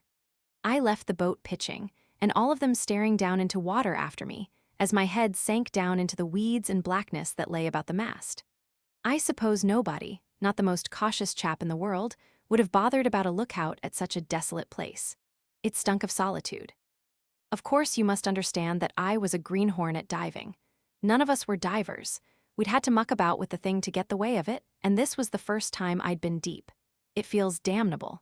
Your ears hurt beastly. I don't know if you've ever hurt yourself yawning or sneezing, but it takes you like that, only 10 times worse. And a pain over the eyebrows, here splitting, and a feeling like influenza in the head. And it isn't all heaven in your lungs and things. And going down feels like the beginning of a lift, only it keeps on. And you can't turn your head to see what's above you, and you can't get a fair squint at what's happening to your feet without bending down something painful. And being deep, it was dark, let alone the blackness of the ashes and mud that formed the bottom. It was like going down out of the dawn back into the night, so to speak. The mast came up like a ghost out of the black, and then a lot of fishes, and then a lot of flapping red seaweed, and then whack-eye came with a kind of dull bang on the deck of the Ocean Pioneer. And the fishes that had been feeding on the dead rose about me like a swarm of flies from road stuff in summertime. I turned on the compressed air again, for the suit was a bit thick and Macintoshery after all. In spite of the rum, and stood recovering myself. It struck coolish down there, and that helped take off the stuffiness a bit. When I began to feel easier, I started looking about me. It was an extraordinary sight. Even the light was extraordinary, a kind of reddy-colored twilight, on account of the streamers of seaweed that floated up on either side of the ship, and far overhead just a moony, deep green blue. The deck of the ship, except for a slight list to starboard, was level, and lay all dark and long between the weeds, clear except where the masts had snapped when she rolled, and vanishing into black night towards the forecastle. There wasn't any dead on the decks, most were in the weeds alongside, I suppose. But afterwards I found 2 skeletons lying in the passengers' cabins, where death had come to them. It was curious to stand on that deck and recognize it all, bit by bit. A place against the rail where I'd been fond of smoking by starlight, and the corner where an old chap from Sydney used to flirt with a widow we had aboard. A comfortable couple they'd been, only a month ago, and now you couldn't have got a meal for a baby crab off either of them. I've always had a bit of a philosophical turn, and I dare say I spent the best part of 5 minutes in such thoughts before I went below to find where the blessed dust was stored. It was slow work hunting, feeling it was for the most part pitchy dark, with confusing blue gleams down the companion. And there were things moving about, a dab at my glass once, and once a pinch at my leg. Crabs, I expect. I kicked a lot of loose stuff that puzzled me and stooped and picked up something all knobs and spikes. What do you think? Backbone, but I never had any particular feeling for bones. We had talked the affair over pretty thoroughly and always knew just where the stuff was stowed. I found it that trip. I lifted a box 1 and an inch or more. He broke off in his story. I've lifted it, he said, as near as that, 40,000 pounds worth of pure gold. Gold, I shouted inside my helmet as a kind of cheer, and hurt my ears. I was getting confounded stuffy and tired by this time. I must have been down 25 minutes or more, and I thought this was good enough. I went up the companion again, and as my eyes came up flush with the deck, a thundering great crab gave a kind of hysterical jump and went scuttling off sideways. Quite a start it gave me. I stood up clear on deck and shut the valve behind the helmet to let the air accumulate to carry me up again. I noticed a kind of whacking from above, as though they were hitting the water with an oar, but I didn't look up. I fancied they were signaling me to come up. And then something shot down by me, something heavy, and stood a-quiver in the planks. I looked, and there was a long knife I'd seen young Sanders handling. Thinks I, he's dropped it, and I was still calling him this kind of fool, and that for it might have hurt me serious when I began to lift and drive up towards the daylight. Just about the level of the top spars of the Ocean Pioneer, whack! I came against something sinking down, and a boot knocked in front of my helmet. Then something else, struggling frightful. It was a big weight atop of me, whatever it was, and moving and twisting about. I'd have thought it a big octopus, or some such thing, if it hadn't been for the boot. But octopuses don't wear boots. It was all in a moment, of course. I felt myself sinking down again, and I threw my arms about to keep steady, and the whole lot rolled free of me and shot down as I went up. He paused. I saw young Sanders's face, over a naked black shoulder, and a spear driven clean through his neck, and out of his mouth and neck what looked like spurts of pink smoke in the water. And down they went clutching one another and turning over, and both too far gone to leave go. And in another second my helmet came a whack, fit to split, against the nigger's canoe. It was niggers, 2 canoes full. It was lively times, I tell you. Overboard came always with 3 spears in him. There was the legs of 3 or 4 black chaps kicking about me in the water. I couldn't see much, but I saw the game was up at a glance, gave my valve a tremendous twist, and went bubbling down again after poor Always, in as awful a state of scare and astonishment as you can well imagine. I passed young Sanders and the nigger going up again and struggling still a bit, and in another moment I was standing in the dim again on the deck of the Ocean Pioneer. Gummy, thinks I, here's a fix. Niggers? At first I couldn't see anything for it but stifle below or stabs above. I didn't properly understand how much air there was to last me out, but I didn't feel like standing very much more of it down below. I was hot and frightfully heady, quite apart from the blue funk I was in. We'd never reckoned with these beastly natives, filthy Papuan beasts. It wasn't any good coming up where I was, but I had to do something. On the spur of the moment, I clambered over the side of the brig and landed among the weeds, and set off through the darkness as fast as I could. I just stopped once and knelt, and twisted back my head in the helmet and had a look up. It was a most extraordinary bright green-blue above, and the 2 canoes and the boat floating there very small and distant like a kind of twisted H, and it made me feel sick to squint up at it, and think what the pitching and swaying of the 3 meant. It was just about the most horrible 10 minutes I ever had, blundering about in that darkness pressure, something awful, like being buried in sand, pain across the chest, sick with funk, and breathing nothing as it seemed but the smell of rum and Macintosh. Gummy. After a bit, I found myself going up a steepish sort of slope. I had another squint to see if anything was visible of the canoes and boats, and then kept on. I stopped with my head a foot from the surface and tried to see where I was going, but of course, nothing was to be seen but the reflection of the bottom. Then out I dashed, like knocking my head through a mirror. Directly I got my eyes out of the water, I saw I'd come up a kind of beach near the forest. I had a look round, but the natives and the brig were both hidden by a big hummocky heap of twisted lava. The born fool in me suggested a run for the woods. I didn't take the helmet off, but I eased open one of the windows and, after a bit of a pant, went on out of the water. You'd hardly imagine how clean and light the air tasted. Of course, with 4 inches of lead in your boot soles, and your head in a copper knob the size of a football, and been 35 minutes underwater, you don't break any records running. I ran like a plowboy going to work. And halfway to the trees, I saw a dozen niggers or more, coming out in a gaping, astonished sort of way to meet me. I just stopped dead and cursed myself for all the fools out of London. Had about as much chance of cutting back to the water as a turned turtle. I just screwed up my window again to leave my hands free and waited for them. There wasn't anything else for me to do.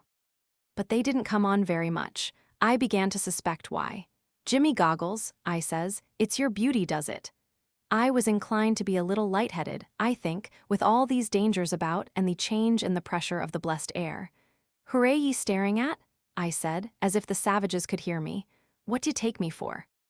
"I'm hanged if I don't give you something to stare at," I said, and with that I screwed up the escape valve and turned on the compressed air from the belt until I was swelled out like a blown frog. Regular imposing it must have been. I'm blessed if they'd come on a step, and presently one and then another went down on their hands and knees. They didn't know what to make of me, and they was doing the extra polite, which was very wise and reasonable of them. I had half a mind to edge back seaward and cut and run, but it seemed too hopeless. A step back and they'd have been after me. And out of sheer desperation, I began to march towards them up the beach, with slow, heavy steps and waving my blown-out arms about in a dignified manner. And inside of me I was singing as small as a tomtit. But there's nothing like a striking appearance to help a man over a difficulty. I've found that before and since. People like ourselves, who are up to diving dresses by the time we're 7, can scarcely imagine the effect of one on a simple-minded savage. 1 or 2 of these niggers cut and run, the others started in a great hurry trying to knock their brains out on the ground. And on I went as slow and solemn and silly-looking and artful as a jobbing plumber. It was evident they took me for something immense. Then up jumped one and began pointing, making extraordinary gestures to me as he did so, and all the others began sharing their attention between me and something out at sea. "What's the matter now?" I said. I turned slowly on account of my dignity, and there I saw, coming round a point, the poor old Pride of Banya towed by a couple of canoes. The sight fairly made me sick, but they evidently expected some recognition, so I waved my arms in a striking sort of non-committal manner. And then I turned and stalked on towards the trees again. At that time, I was praying like mad, I remember, over and over again, "Lord help me through with it, Lord help me through with it." It's only fools who know nothing of danger can afford to laugh at praying. But these niggers weren't going to let me walk through and away like that. They started a kind of bowing dance about me and sort of pressed me to take a pathway that lay through the trees. It was clear to me they didn't take me for a British citizen, whatever else they thought of me, and for my own part one was never less anxious to own up to the old country. You'd hardly believe it, perhaps, unless you're familiar with savages, but these poor, misguided, ignorant creatures took me straight to their kind of joss place to present me to the blessed old black stone there.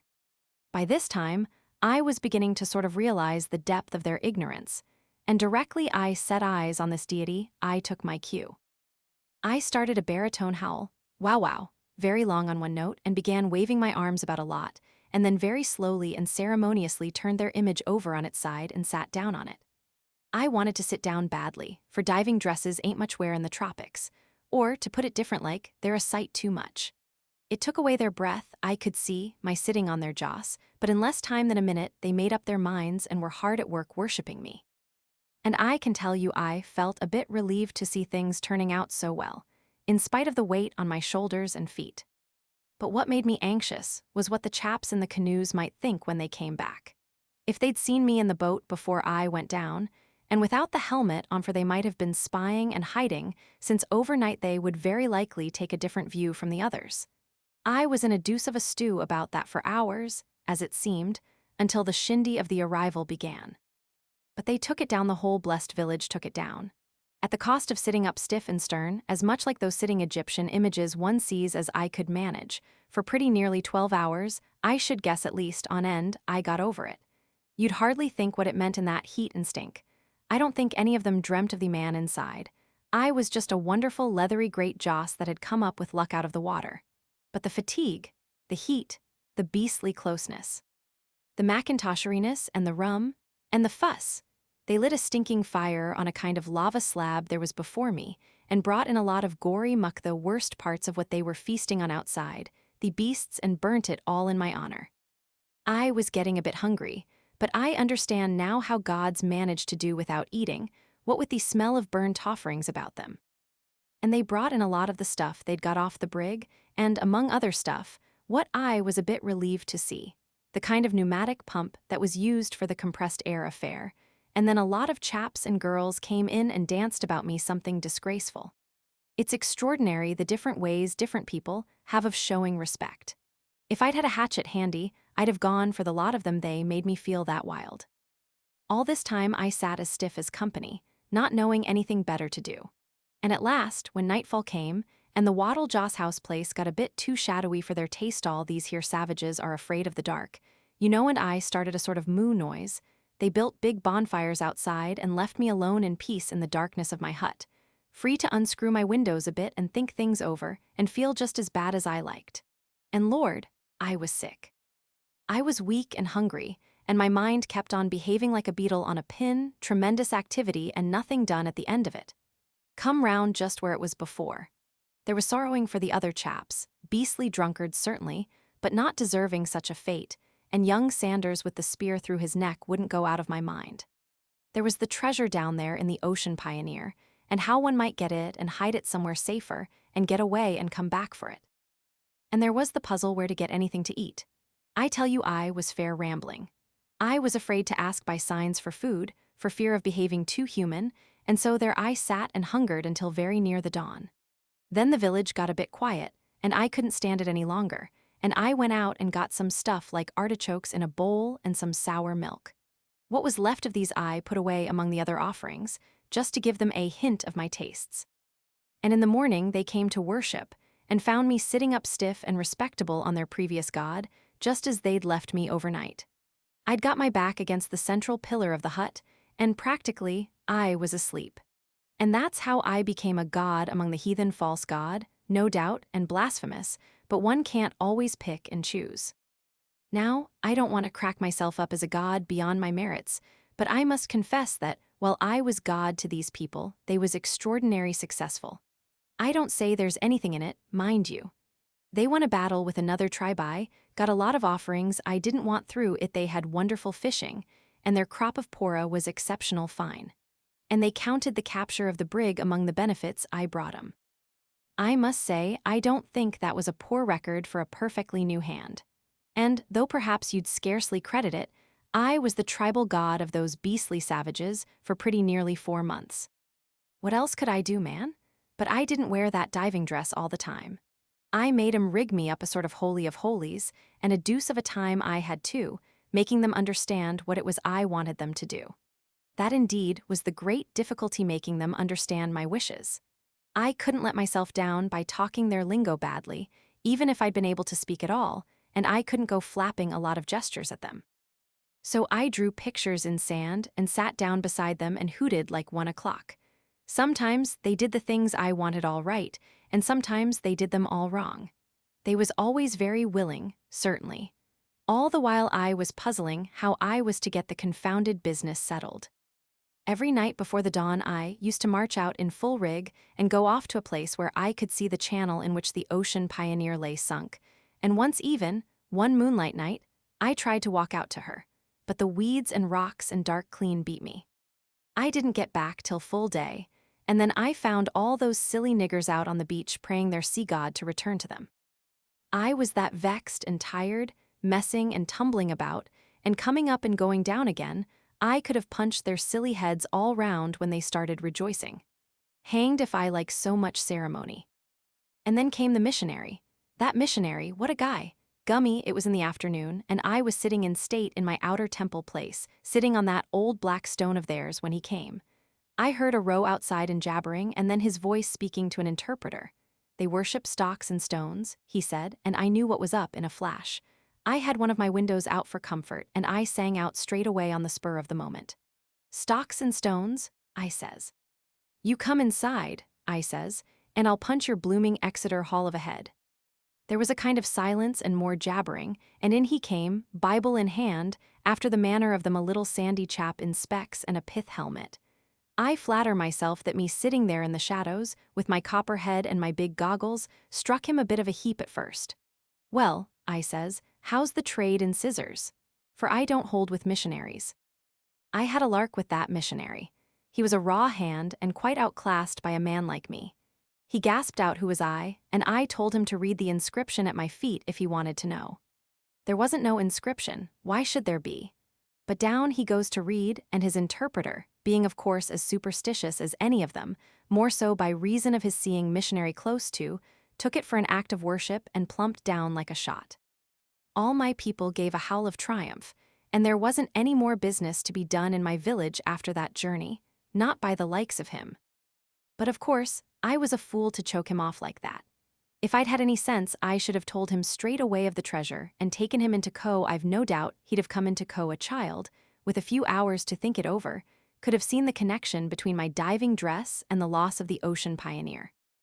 A week after he left, I went out one morning and saw the Motherhood, the salver's ship from Star Race, towing up the channel and sounding. The whole blessed game was up and all my trouble thrown away. Gummy, how wild I felt, and guying it in that stinking silly dress. 4 months. The sunburnt man's story degenerated again. Think of it, he said, when he emerged to linguistic purity once more. 40,000 pounds worth of gold. Did the little missionary come back? I asked. Oh yes, bless him, and he pledged his reputation there was a man inside the god and started out to sea as much with tremendous ceremony. But wasn't he got sold again? I always did hate scenes and explanations, and long before he came I was out of it, all going home to Banya along the coast, hiding in bushes by day and thieving food from the villages by night. Only weapon, a spear. No clothes, no money, nothing. My face, my fortune, as the saying is. And just a squeak of 8,000 pounds of gold fifth share. But the natives cut up rusty, thank goodness, because they thought it was him had driven their luck away. 24. Miss Winchelsea's heart. Miss Winchelsea was going to Rome. The matter had filled her mind for a month or more, and had overflowed so abundantly into her conversation that quite a number of people who were not going to Rome, and who were not likely to go to Rome, had made it a personal grievance against her. Some indeed had attempted quite unavailingly to convince her that Rome was not nearly such a desirable place as it was reported to be, and others had gone so far as to suggest behind her back that she was dreadfully stuck up about that Rome of hers. And little Lily Hardhurst had told her friend Mr. Binns that so far as she was concerned Miss Winchelsea might go to her old Rome and stop there. She, Miss Lily Hardhurst, wouldn't grieve. And the way in which Miss Winchelsea put herself upon terms of personal tenderness with Horace and Benvenuto Cellini, and Raphael and Shelley and Keats, if she had been Shelley's widow she could not have professed a keener interest in his grave, was a matter of universal astonishment. Her dress was a triumph of tactful discretion. Sensible, but not too touristy. Miss Winchelsea had a great dread of being touristy, and her Baedeker was carried in a cover of gray to hide its glaring red. She made a prim and pleasant little figure on the Charing Cross platform, in spite of her swelling pride, when at last the great day dawned, and she could start for Rome. The day was bright, the Channel passage would be pleasant, and all the omens promised well. There was the gayest sense of adventure in this unprecedented departure. She was going with 2 friends who had been fellow students with her at the training college, nice honest girls both, though not so good at history and literature as Miss Winchelsea. They both looked up to her immensely, though physically they had to look down, and she anticipated some pleasant times to be spent in stirring them up to her own pitch of aesthetic and historical enthusiasm. They had secured seats already and welcomed her effusively at the carriage door. In the instant criticism of the encounter, she noted that Fanny had a slightly touristy leather strap, and that Helen had succumbed to a serge jacket with side pockets into which her hands were thrust. But they were much too happy with themselves and the expedition for their friend to attempt any hint at the moment about these things. As soon as the first ecstasies were over, Fanny's enthusiasm was a little noisy and crude, and consisted mainly in emphatic repetitions of "just fancy." "We're going to Rome, my dear Rome?" They gave their attention to their fellow travelers. Helen was anxious to secure a compartment to themselves, and, in order to discourage intruders, got out and planted herself firmly on the step. Miss Winchelsea peeped out over her shoulder and made sly little remarks about the accumulating people on the platform, at which Fanny laughed gleefully. They were traveling with one of Mr. Thomas Gunn's party's 14 days in Rome for £14. They did not belong to the personally conducted party. Of course Miss Winchelsea had seen to that, but they traveled with it because of the convenience of that arrangement. The people were the oddest mixture, and wonderfully amusing. There was a vociferous, red-faced, polyglot personal conductor in a pepper and salt suit, very long in the arms and legs and very active. He shouted proclamations. When he wanted to speak to people, he stretched out an arm and held them until his purpose was accomplished. One hand was full of papers, tickets, counterfoils of tourists.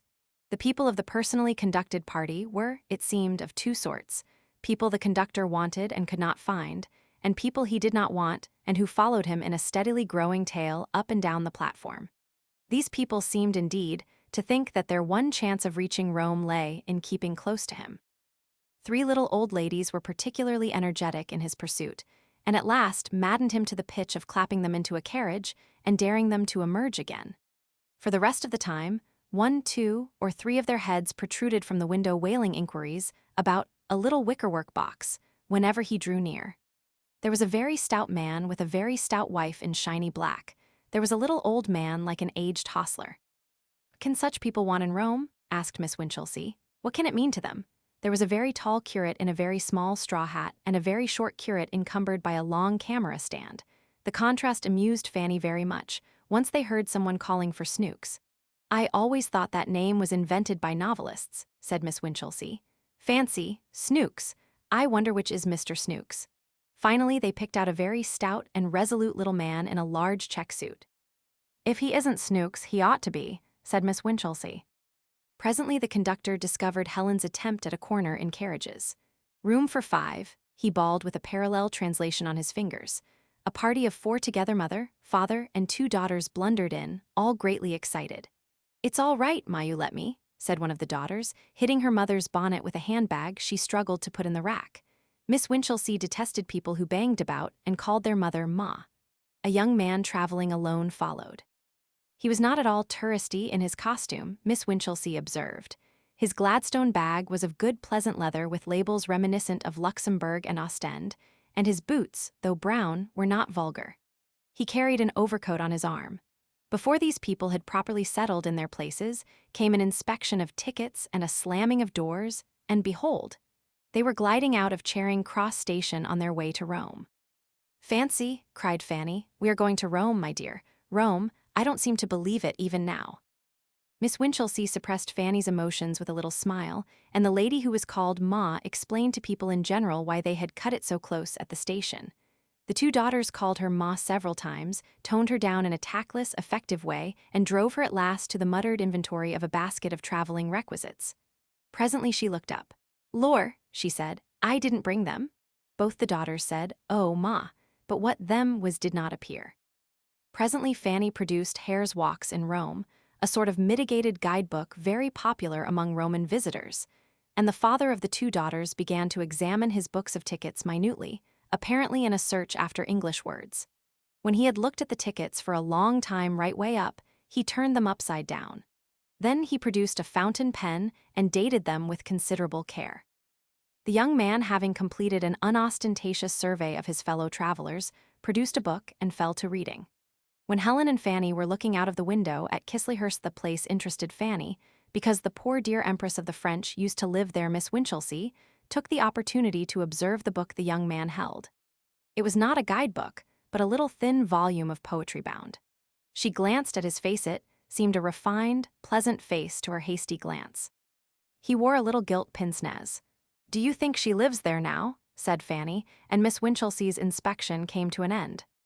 For the rest of the journey, Miss Winchelsea talked little, and what she said was as agreeable and as stamped with refinement as she could make it. Her voice was always low and clear and pleasant, and she took care that on this occasion it was particularly low and clear and pleasant. As they came under the white cliffs, the young man put his book of poetry away, and when at last the train stopped beside the boat, he displayed a graceful alacrity with the impedimenta of Miss Winchelsea and her friends. Miss Winchelsea hated nonsense, but she was pleased to see the young man perceived at once that they were ladies, and helped them without any violent geniality, and how nicely he showed that his civilities were to be no excuse for further intrusions.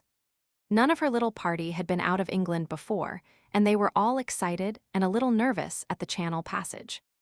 They stood in a little group in a good place near the middle of the boat. The young man had taken Miss Winchelsea's carry-all there, and had told her it was a good place, and they watched the white shores of Albion recede and quoted Shakespeare and made quiet fun of their fellow travelers in the English way. They were particularly amused at the precautions the bigger-sized people had taken against the little waves-cut lemons and flasks prevailed. One lady lay full length in a deck chair with a handkerchief over her face, and a very broad, resolute man in a bright brown touristy suit walked all the way from England to France along the deck, with his legs as widely apart as Providence permitted. These were all excellent precautions, and nobody was ill.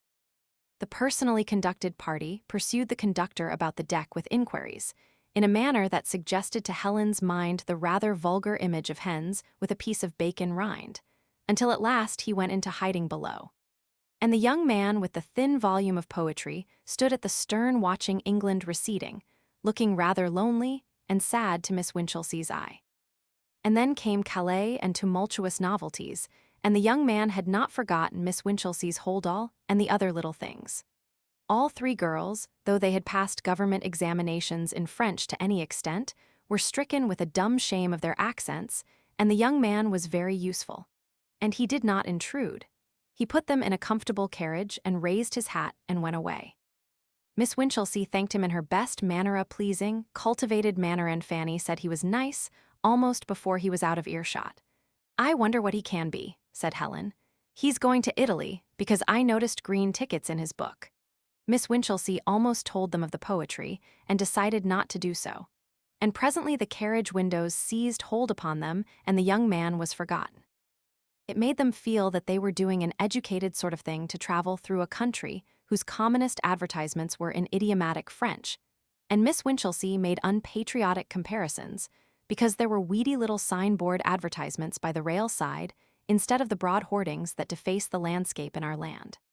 But the north of France is really uninteresting country, and after a time Fanny reverted to Hare's walks, and Helen initiated lunch. Miss Winchelsea awoke out of a happy reverie.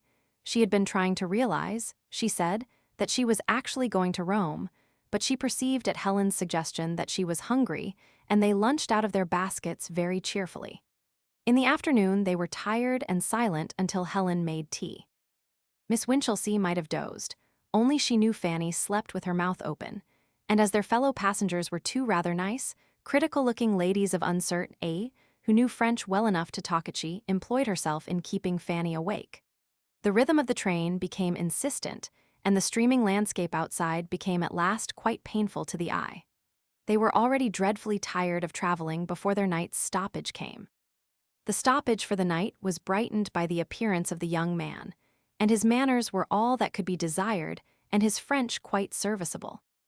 His coupons availed for the same hotel as theirs, and by chance, as it seemed, he sat next Miss Winchelsea at the table d'hôte. In spite of her enthusiasm for Rome, she had thought out some such possibility very thoroughly, and when he ventured to make a remark upon the tediousness of traveling, he let the soup and fish go by before he did this. She did not simply assent to his proposition, but responded with another. They were soon comparing their journeys, and Helen and Fanny were cruelly overlooked in the conversation.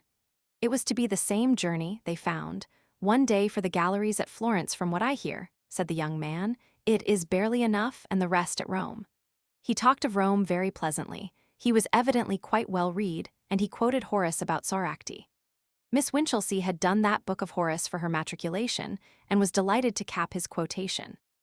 It gave a sort of tone to things, this incident a touch of refinement to mere chatting. Fanny expressed a few emotions, and Helen interpolated a few sensible remarks, but the bulk of the talk on the girls' side naturally fell to Miss Winchelsea. Before they reached Rome, this young man was tacitly of their party. They did not know his name nor what he was, but it seemed he taught, and Miss Winchelsea had a shrewd idea he was an extension lecturer.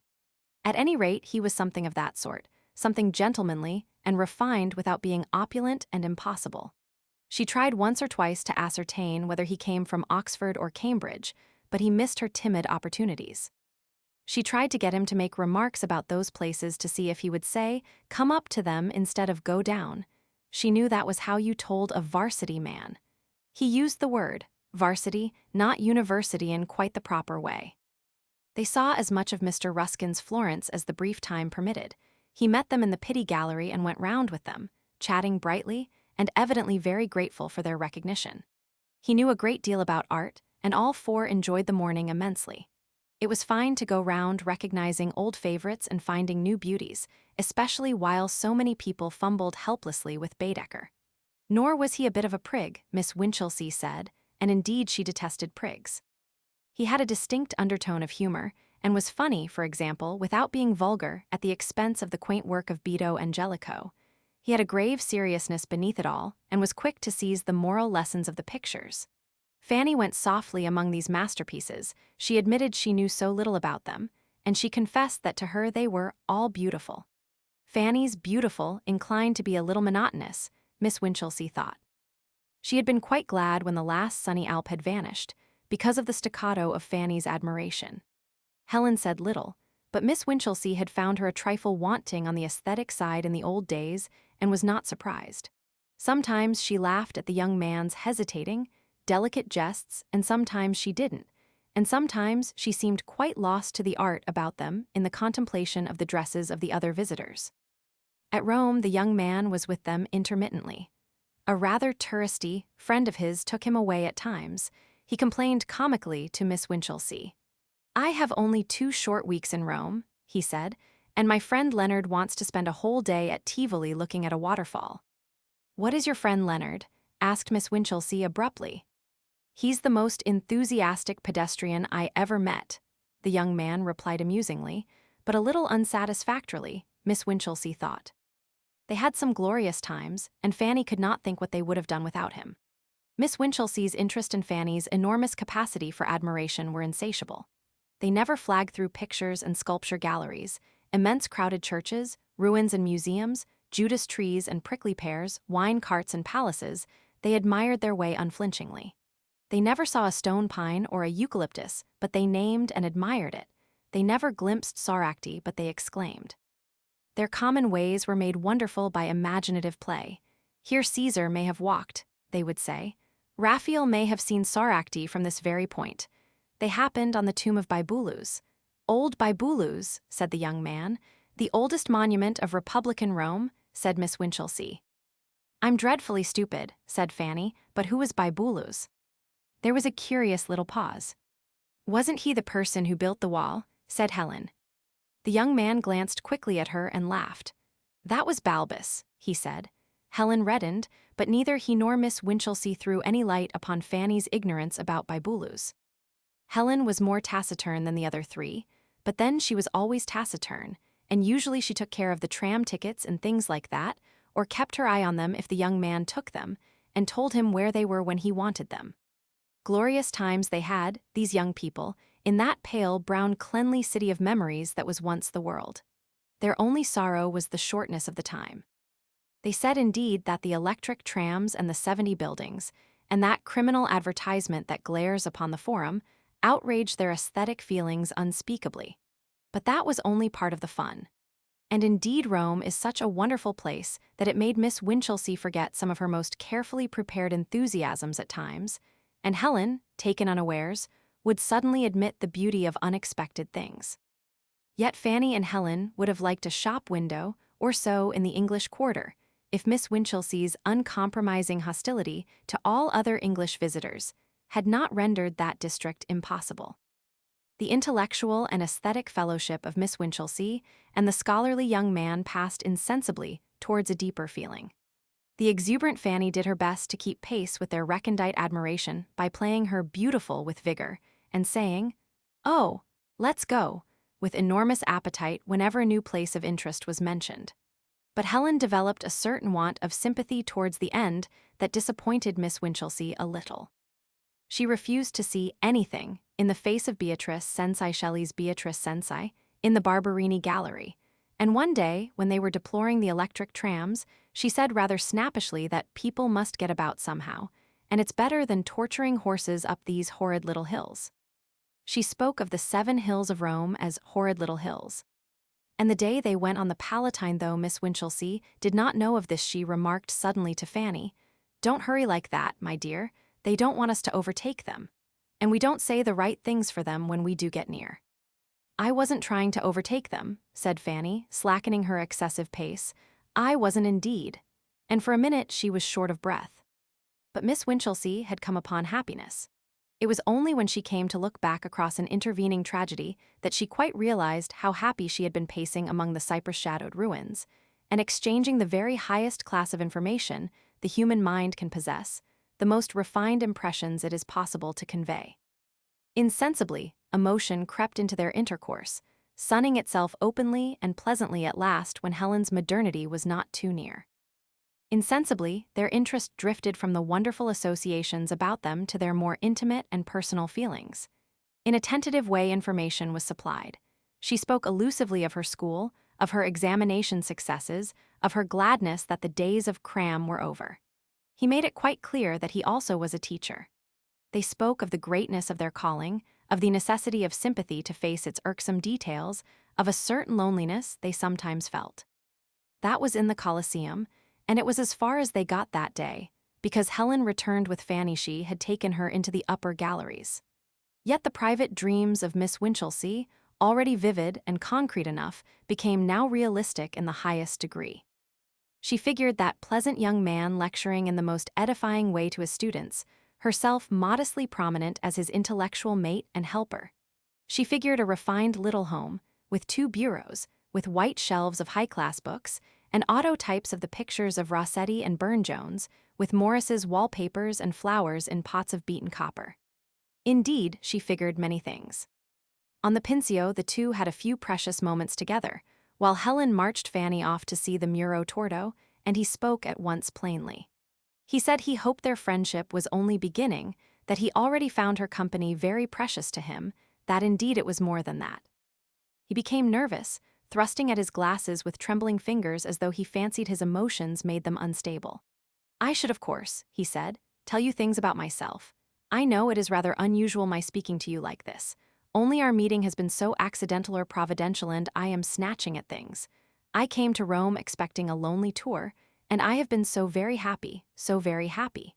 Quite recently I have found myself in a position I have dared to think, and—" He glanced over his shoulder and stopped. He said "Dem," quite distinctly, and she did not condemn him for that manly lapse into profanity. She looked and saw his friend Leonard advancing. He drew nearer, he raised his hat to Miss Winchelsea, and his smile was almost a grin. "I've been looking for you everywhere, Snooks," he said. "You promised to be on the piazza steps half an hour ago." Snooks, the name struck Miss Winchelsea like a blow in the face. She did not hear his reply. She thought afterwards that Leonard must have considered her the vaguest-minded person. To this day, she is not sure whether she was introduced to Leonard or not, nor what she said to him. A sort of mental paralysis was upon her. Of all offensive surnames, Snooks. Helen and Fanny were returning, there were civilities, and the young men were receding. By a great effort she controlled herself to face the inquiring eyes of her friends. All that afternoon she lived the life of a heroine under the indescribable outrage of that name, chatting, observing, with Snooks gnawing at her heart. From the moment that it first rang upon her ears, the dream of her happiness was prostrate in the dust. All the refinement she had figured was ruined and defaced by that cognomen's unavoidable vulgarity. What was that refined little home to her now, spite of autotypes, Morris papers, and bureaus? Athwart it in letters of fire ran an incredible inscription. Mrs. Snooks. That may seem a little thing to the reader, but consider the delicate refinement of Miss Winchelsea's mind. Be as refined as you can, and then think of writing yourself down. Snooks. She conceived herself being addressed as Mrs. Snooks by all the people she liked least, conceived the patronymic touched with a vague quality of insult. She figured a card of gray and silver bearing, Winchelsea, triumphantly effaced by an arrow, Cupid's arrow, in favor of Snooks, degrading confession of feminine weakness. She imagined the terrible rejoicings of certain girl friends, of certain grocer cousins from whom her growing refinement had long since estranged her. How they would make it sprawl across the envelope that would bring their sarcastic congratulations. Would even his pleasant company compensate her for that? It is impossible, she muttered. Impossible. Snooks. She was sorry for him, but not so sorry as she was for herself. For him, she had a touch of indignation. To be so nice, so refined, while all the time he was Snooks, to hide under a pretentious gentility of demeanor the badge sinister of his surname seemed a sort of treachery. To put it in the language of sentimental science, she felt he had led her on. There were, of course, moments of terrible vacillation, a period even when something almost like passion bid her throw refinement to the winds. And there was something in her, an unexpurgated vestige of vulgarity that made a strenuous attempt at proving that Snooks was not so very bad a name after all. Any hovering hesitation flew before Fanny's manner, when Fanny came with an air of catastrophe to tell that she also knew the horror. Fanny's voice fell to a whisper when she said Snooks. Miss Winchelsea would not give him any answer when at last, in the Borgies, she could have a minute with him. But she promised him a note. She handed him that note in the little book of poetry he had lent her, the little book that had first drawn them together. Her refusal was ambiguous, elusive. She could no more tell him why she rejected him than she could have told a cripple of his hump. He too must feel something of the unspeakable quality of his name. Indeed, he had avoided a dozen chances of telling it, she now perceived. So she spoke of obstacles she could not reveal, reasons why the thing he spoke of was impossible. She addressed the note with a shiver, E.K. Snooks. Things were worse than she had dreaded. He asked her to explain. How could she explain? Those last 2 days in Rome were dreadful. She was haunted by his air of astonished perplexity. She knew she had given him intimate hopes. She had not the courage to examine her mind thoroughly for the extent of her encouragement. She knew he must think her the most changeable of beings. Now that she was in full retreat, she would not even perceive his hints of a possible correspondence. But in that matter, he did a thing that seemed to her at once delicate and romantic. He made a go-between of Fanny. Fanny could not keep the secret, and came and told her that night under a transparent pretext of needed advice.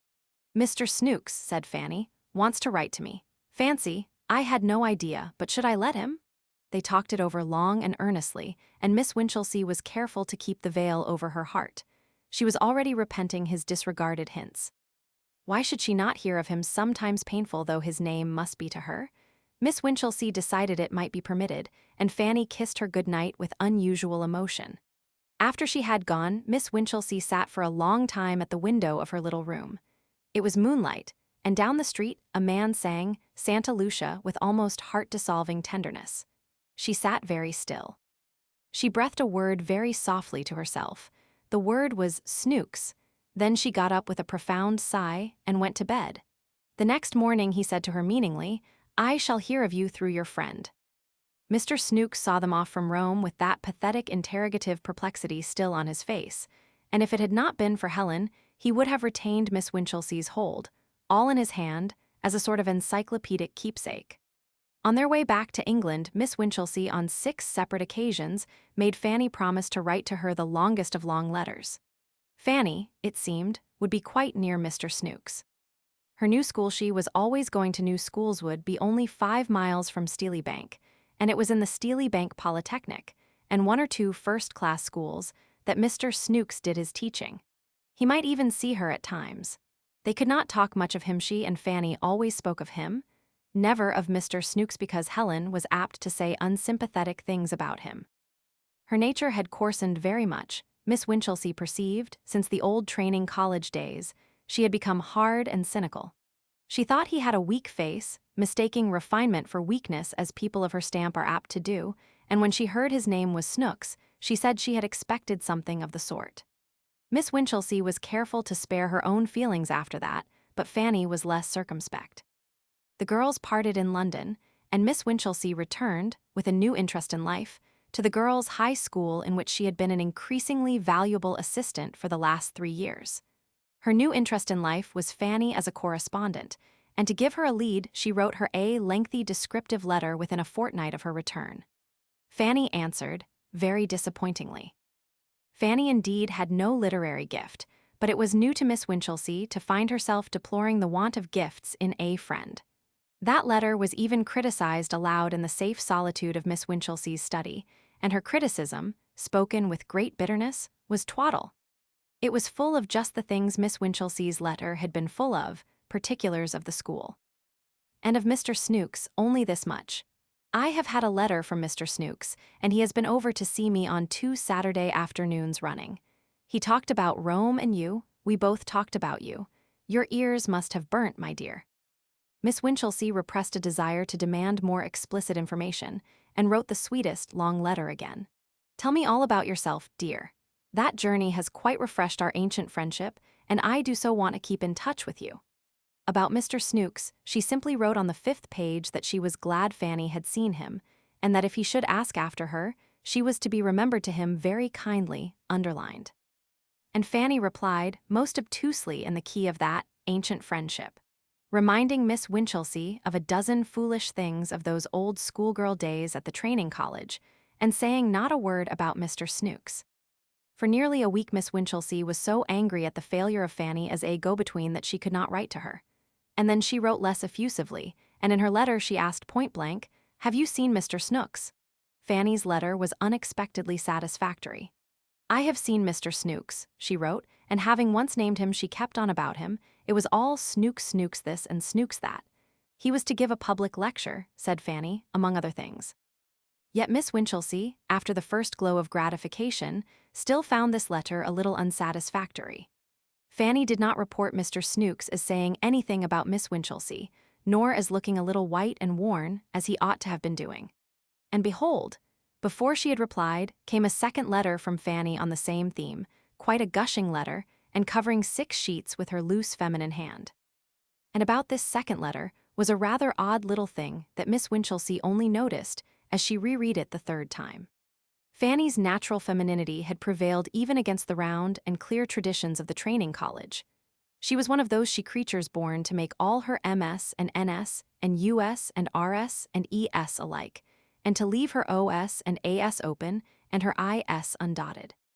So that it was only after an elaborate comparison of word with word that Miss Winchelsea felt assured Mr. Snooks was not really Mr. Snooks at all. In Fanny's first letter of gush he was Mr. Snooks. In her second the spelling was changed to Mr. Senox. Miss Winchelsea's hand positively trembled as she turned the sheet over, it meant so much to her. For it had already begun to seem to her that even the name of Mrs. Snooks might be avoided at too great a price, and suddenly this possibility. She turned over the 6 sheets, all dappled with that critical name, and everywhere the first letter had the form of an E. For a time she walked the room with a hand pressed upon her heart. She spent a whole day pondering this change, weighing a letter of inquiry that should be at once discreet and effectual, weighing, too, what action she should take after the answer came. She was resolved that if this altered spelling was anything more than a quaint fancy of Fanny's, she would write forthwith to Mr. Snooks. She had now reached a stage when the minor refinements of behavior disappear. Her excuse remained uninvented, but she had the subject of her letter clear in her mind, even to the hint that circumstances in my life have changed very greatly since we talked together. But she never gave that hint. There came a 3rd letter from that fitful correspondent Fanny. The first line proclaimed her the happiest girl alive. Miss Winchelsea crushed the letter in her hand, the rest, unread, and sat with her face suddenly very still. She had received it just before morning school, and had opened it when the junior mathematicians were well under way. Presently she resumed reading with an appearance of great calm, but after the first sheet she went on reading the 3rd without discovering the error. Told him frankly I did not like his name, the 3rd sheet began. He told me he did not like it himself, you know, that sort of sudden, frank way he has, Miss Winchelsea did know. So I said, couldn't you change it? He didn't see it at first. Well, you know, dear, he had told me what it really meant. It means Sevenoaks, only it has got down to Snooks, both Snooks and Noakes, dreadfully vulgar surnames though they be, are really worn forms of Sevenoaks. So I said even I have my bright ideas at times if it got down from Sevenoaks to Snooks, why not get it back from Snooks to Sevenoaks? And the long and the short of it is, dear, he couldn't refuse me, and he changed his spelling there and then to Senoks for the bills of the new lecture. And afterwards, when we are married, we shall put in the apostrophe and make it Senoks. Wasn't it kind of him to mind that fancy of mine, when many men would have taken offense? But it is just like him all over. He is as kind as he is clever. Because he knew as well as I did that I would have had him in spite of it had he been 10 times Snooks. But he did it all the same. The class was startled by the sound of paper being viciously torn and looked up to see Miss Winchelsea white in the face and with some very small pieces of paper clenched in one hand. For a few seconds they stared at her stare, and then her expression changed back to a more familiar one.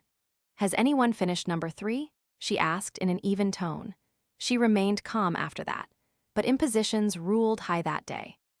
And she spent 2 laborious evenings writing letters of various sorts to Fanny before she found a decent congratulatory vein. Her reason struggled hopelessly against the persuasion that Fanny had behaved in an exceedingly treacherous manner. One may be extremely refined and still capable of a very sore heart. Certainly Miss Winchelsea's heart was very sore. She had moods of sexual hostility in which she generalized uncharitably about mankind. "He forgot himself with me," she said, "but Fanny is pink and pretty and soft and a fool a very excellent match for a man." And by way of a wedding present, she sent Fanny a gracefully bound volume of poetry by George Meredith, and Fanny wrote back a grossly happy letter to say that it was all beautiful. Miss Winchelsea hoped that someday Mr. Senoks might take up that slim book and think for a moment of the donor.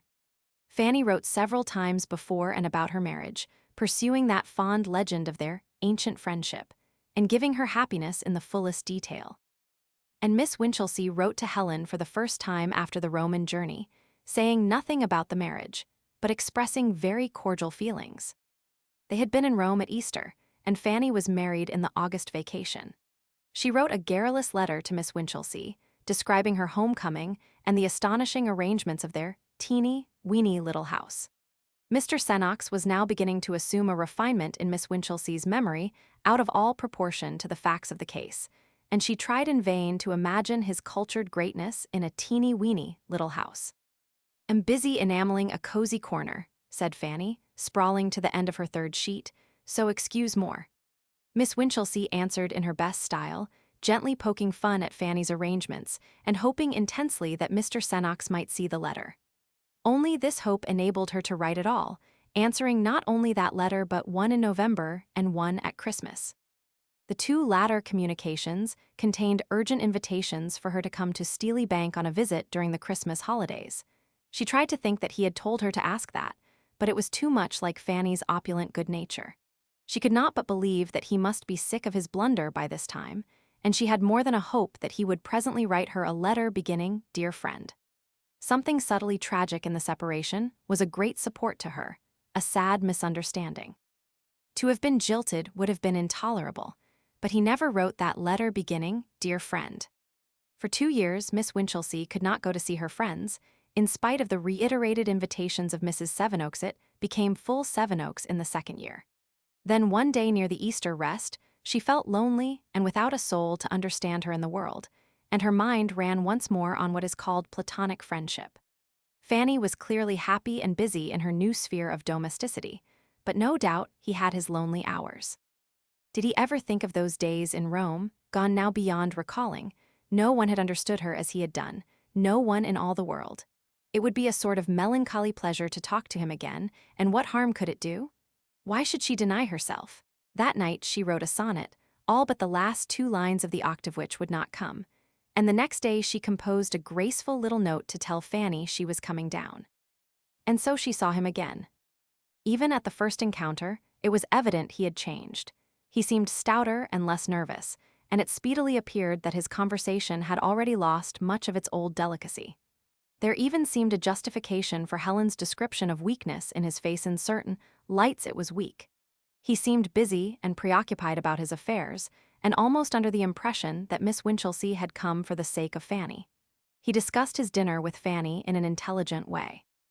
They only had one good long talk together, and that came to nothing. He did not refer to Rome, and spent some time abusing a man who had stolen an idea he had had for a textbook.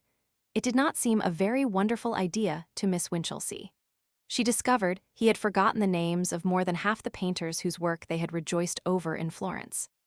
It was a sadly disappointing week, and Miss Winchelsea was glad when it came to an end. Under various excuses, she avoided visiting them again.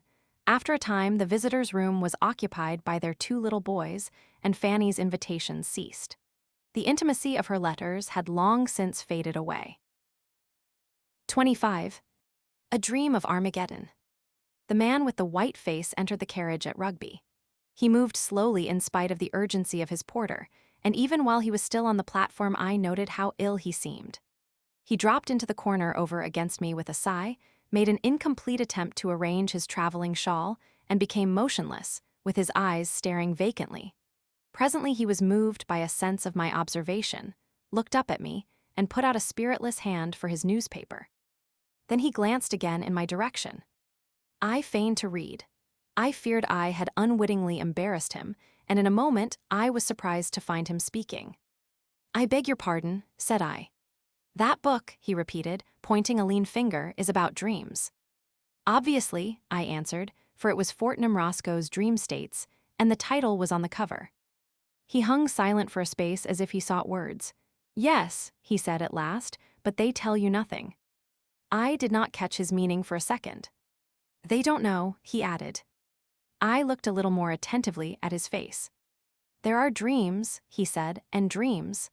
That sort of proposition I never dispute. I suppose," he hesitated, "do you ever dream? I mean vividly." "I dream very little," I answered. "I doubt if I have 3 vivid dreams in a year." "Ah," he said, and seemed for a moment to collect his thoughts. "Your dreams don't mix with your memories?" he asked abruptly.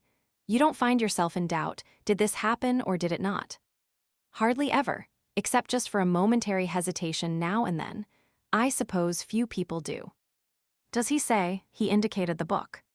"Says it happens at times, and gives the usual explanation about intensity of impression, and the like to account for its not happening as a rule. I suppose you know something of these theories." "Very little except that they are wrong." His emaciated hand played with the strap of the window for a time. I prepared to resume reading, and that seemed to precipitate his next remark. He leant forward almost as though he would touch me. "Isn't there something called consecutive dreaming that goes on night after night?" "I believe there is. There are cases given in most books on mental trouble." "Mental trouble? Yes, I dare say there are. It's the right place for them. But what I mean," he looked at his bony knuckles, "is that sort of thing always dreaming? Is it dreaming? Or is it something else? Mightn't it be something else?" I should have snubbed his persistent conversation, but for the drawn anxiety of his face. I remember now the look of his faded eyes, and the lid's red stain perhaps, you know that look. "I'm not just arguing about a matter of opinion," he said. "The thing's killing me. Dreams. If you call them dreams, night after night. Vivid, so vivid. This," he indicated the landscape that went streaming by the window, "seems unreal in comparison. I can scarcely remember who I am, what business I am on." He paused, even now. "The dream is always the same, do you mean?" I asked. "It's over." "You mean?" "I died. Died. Smashed and killed, and now so much of me as that dream is dead. Dead forever. I dreamt I was another man, you know, living in a different part of the world and in a different time. I dreamt that night after night. Night after night I woke into that other life. Fresh scenes and fresh happenings until I came upon the last. When you died." "When I died." "And since then?" "No," he said. "Thank God, that was the end of the dream." It was clear I was in for this dream. And after all, I had an hour before me, the light was fading fast, and Fortnum Roscoe has a dreary way with him. "Living in a different time," I said. "Do you mean in some different age?" "Yes." "Past?" "No, to come to come. The year 3000, for example." "I don't know what year it was. I did when I was asleep, when I was dreaming, that is, but not now that I am awake. There's a lot of things I have forgotten since I woke out of these dreams, though I knew them at the time when I suppose it was dreaming. They called the year differently from our way of calling the year. What did they call it? He put his hand to his forehead. No, said he, I forget. He sat smiling weakly. For a moment I feared he did not mean to tell me his dream. As a rule, I hate people who tell their dreams, but this struck me differently. I proffered assistance even. It began, I suggested. It was vivid from the first. I seemed to wake up in it suddenly. And it's curious that in these dreams, I am speaking of I never remembered this life I am living now. It seemed as if the dream life was enough while it lasted. Perhaps, but I will tell you how I find myself when I do my best to recall it all. I don't remember anything clearly until I found myself sitting in a sort of loggia looking out over the sea. I had been dozing, and suddenly I woke up fresh and vivid, not a bit dreamlike, because the girl had stopped fanning me. The girl? Yes, the girl. You must not interrupt or you will put me out. He stopped abruptly. You won't think I'm mad, he said. No, I answered. You've been dreaming. Tell me your dream. I woke up, I say, because the girl had stopped fanning me. I was not surprised to find myself there or anything of that sort, you understand. I did not feel I had fallen into it suddenly. I simply took it up at that point. Whatever memory I had of this life, this 19th century life, faded as I woke, vanished like a dream. I knew all about myself, knew that my name was no longer Cooper but Hedon, and all about my position in the world.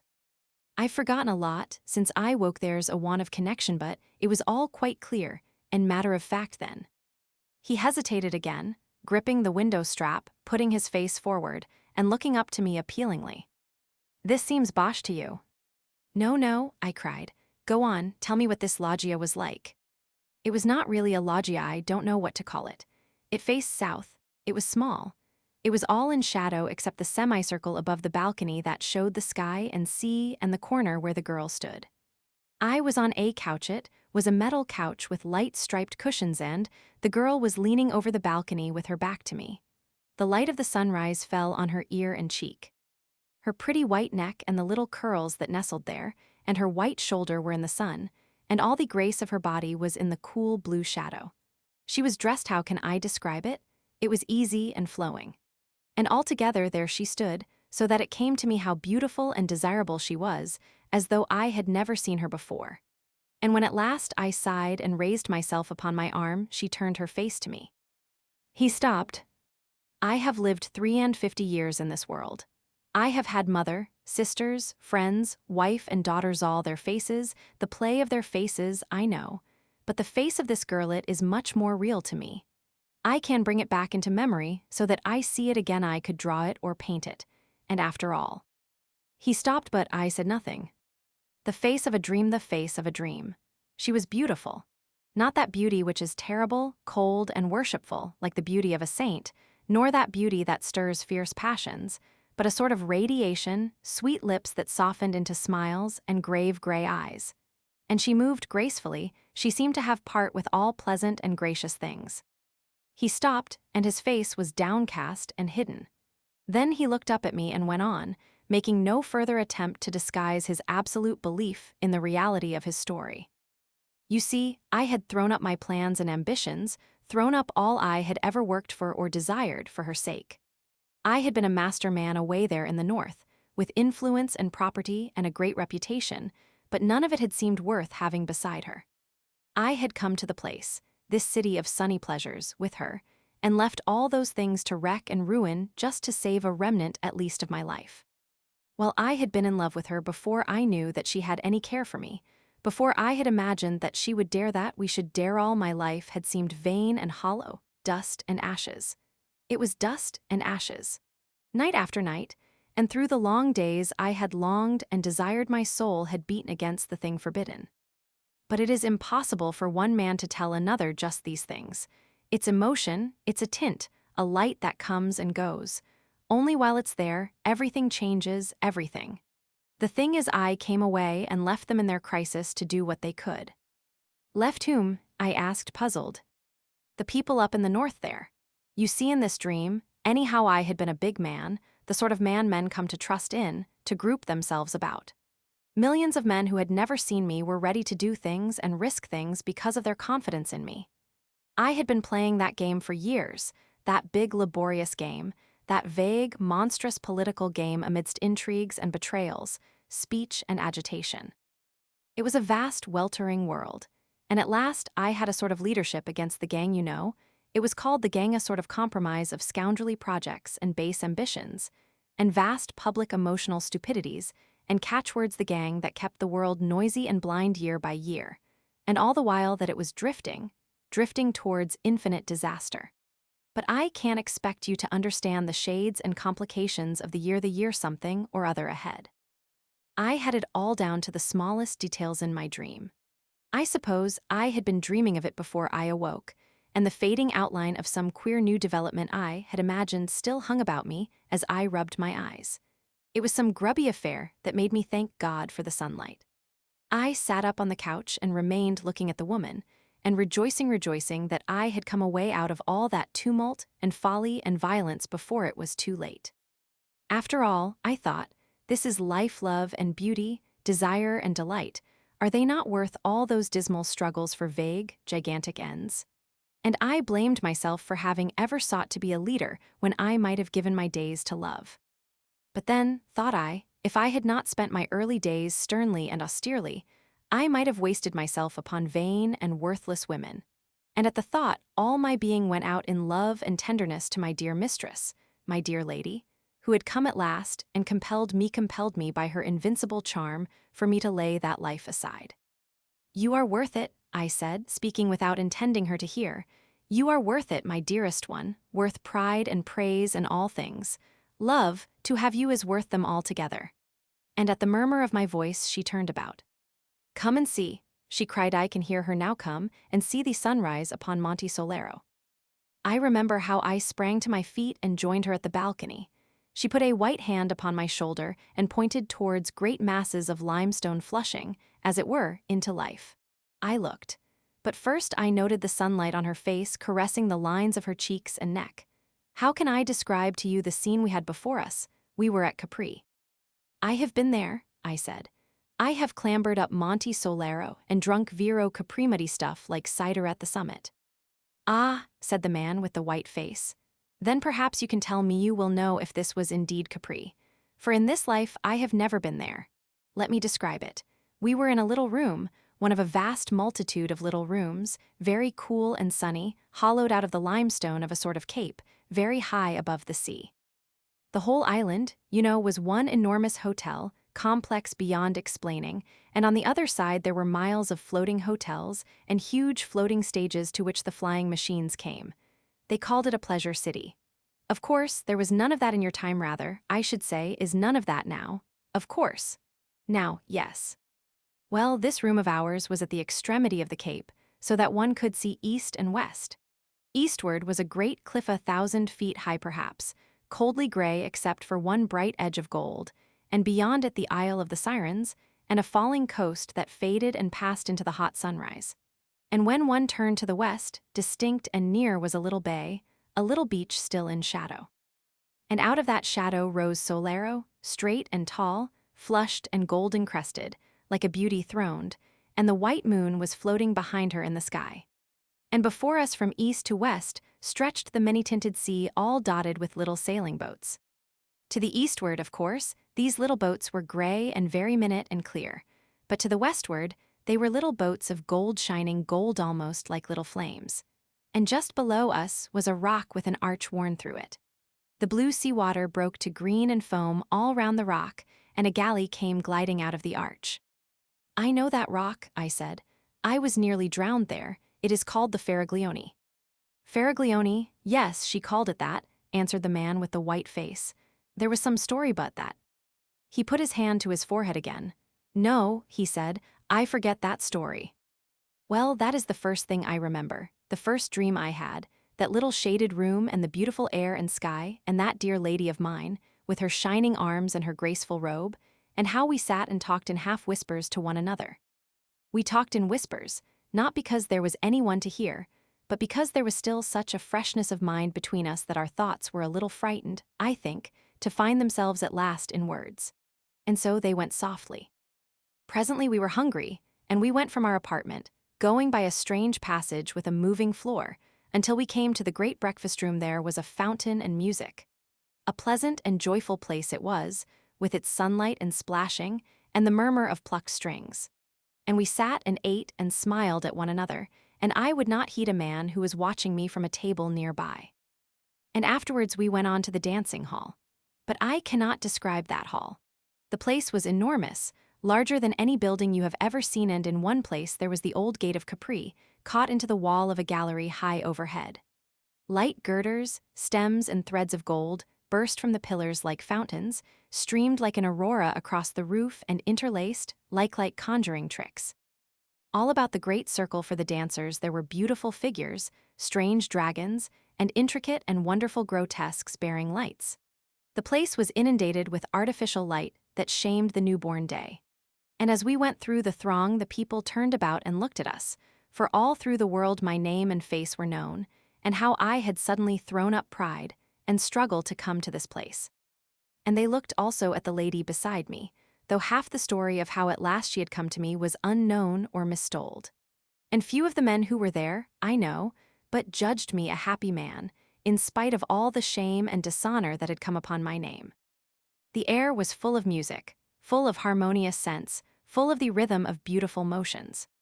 Thousands of beautiful people swarmed about the hall, crowded the galleries, sat in a myriad recesses. They were dressed in splendid colors and crowned with flowers. Thousands danced about the great circle beneath the white images of the ancient gods, and glorious processions of youths and maidens came and went. We too danced, not the dreary monotonies of your days of this time, I mean but dances that were beautiful, intoxicating. And even now I can see my lady dancing joyously. She danced, with a serious face. She danced with a serious dignity, and yet she was smiling at me and caressing me, smiling and caressing with her eyes. The music was different, he murmured. I cannot describe it, but it was infinitely richer and more varied than any music that has ever come to me awake. And then it was when we had done dancing a man came to speak to me. He was a lean, resolute man, very soberly clad for that place, and already had marked his face watching me in the breakfasting hall, and afterwards as we went along the passage I had avoided his eye. But now, as we sat in a little alcove smiling at the pleasure of all the people who went to and fro across the shining floor, he came and touched me, and spoke to me so that I was forced to listen. And he asked that he might speak to me for a little time apart. No, I said, I have no secrets from this lady. What do you want to tell me? He said it was a trivial matter, or at least a dry matter, for a lady to hear. Perhaps for me to hear, said I.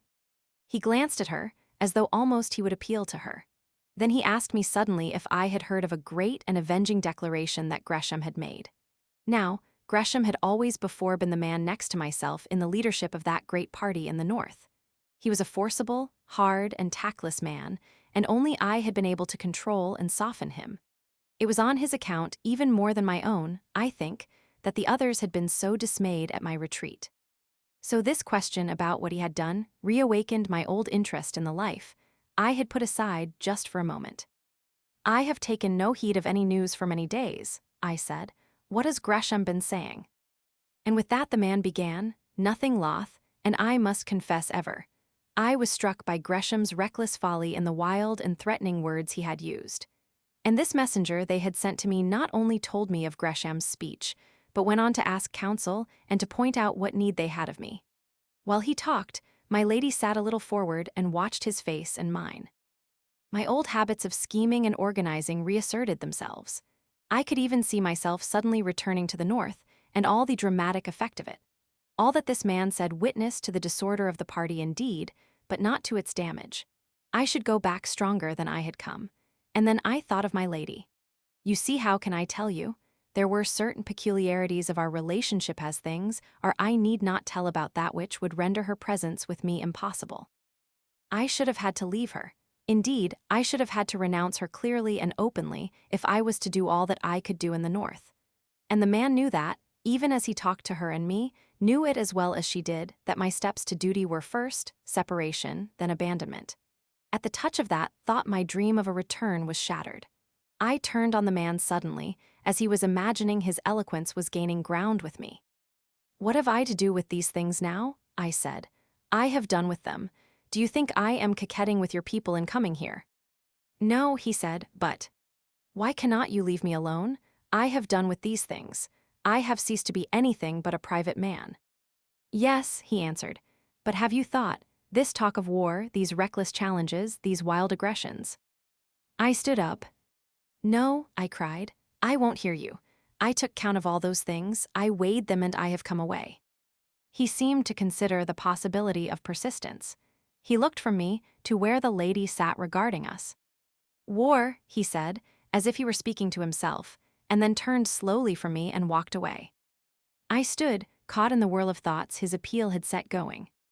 I heard my lady's voice. Dear, she said, but if they have need of you. She did not finish her sentence, she let it rest there. I turned to her sweet face, and the balance of my mood swayed and reeled. They want me only to do the thing they dare not do themselves, I said.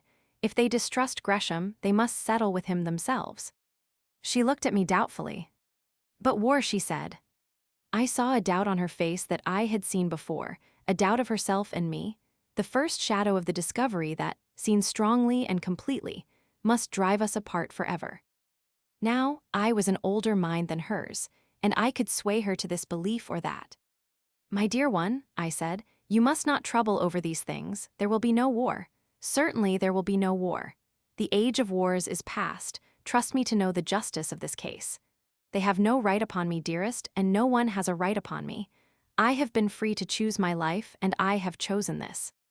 But war, she said. I sat down beside her. I put an arm behind her and took her hand in mine.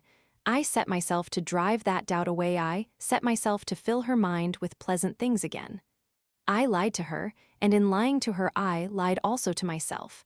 And she was only too ready to believe me, only too ready to forget. Very soon the shadow had gone again, and we were hastening to our bathing place in the Grotta del Bovo Marino, where it was our custom to bathe every day.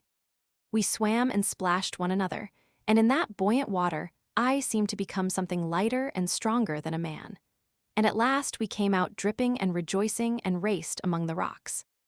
And then I put on a dry bathing dress, and we sat to bask in the sun, and presently I nodded, resting my head against her knee, and she put her hand upon my hair and stroked it softly, and I dozed.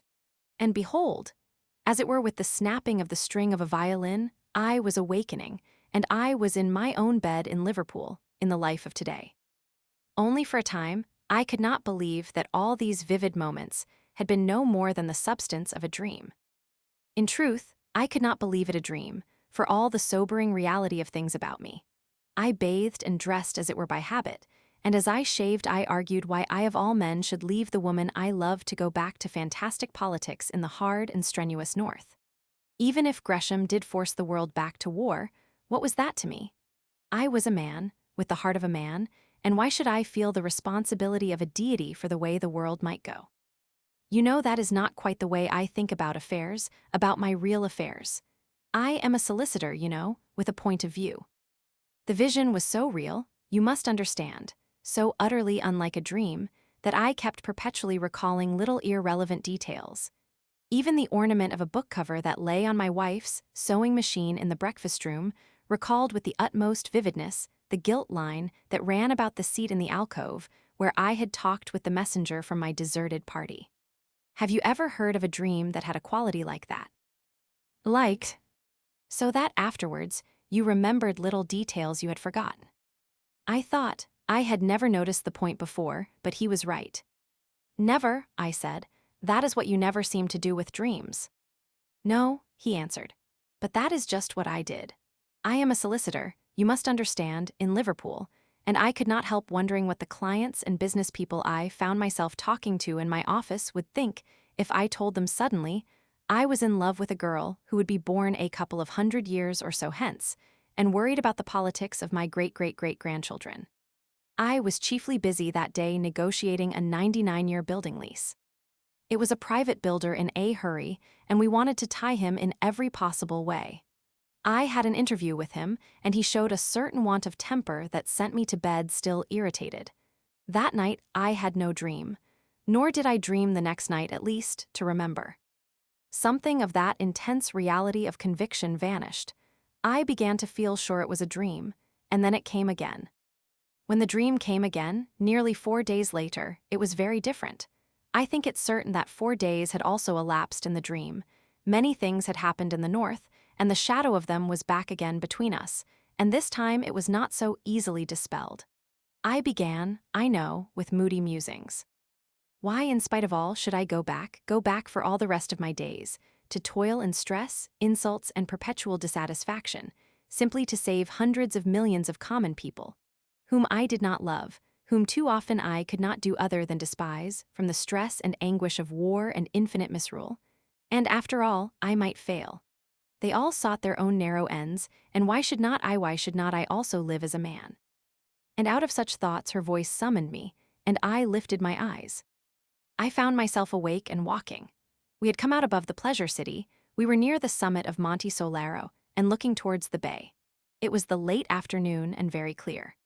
Far away to the left Ischia hung in a golden haze between sea and sky, and Naples was coldly white against the hills, and before us was Vesuvius with a tall and slender streamer feathering at last towards the south, and the ruins of Torre del Annunziata and Castellamare glittering and near. I interrupted suddenly. You have been to Capri, of course. Only in this dream, he said. Only in this dream. All across the bay beyond Sorrento were the floating palaces of the pleasure city moored and chained, and northward were the broad floating stages that received the aeroplanes. Aeroplanes fell out of the sky every afternoon, each bringing its thousands of pleasure seekers from the uttermost parts of the earth to Capri and its delights. All these things, I say, stretched below.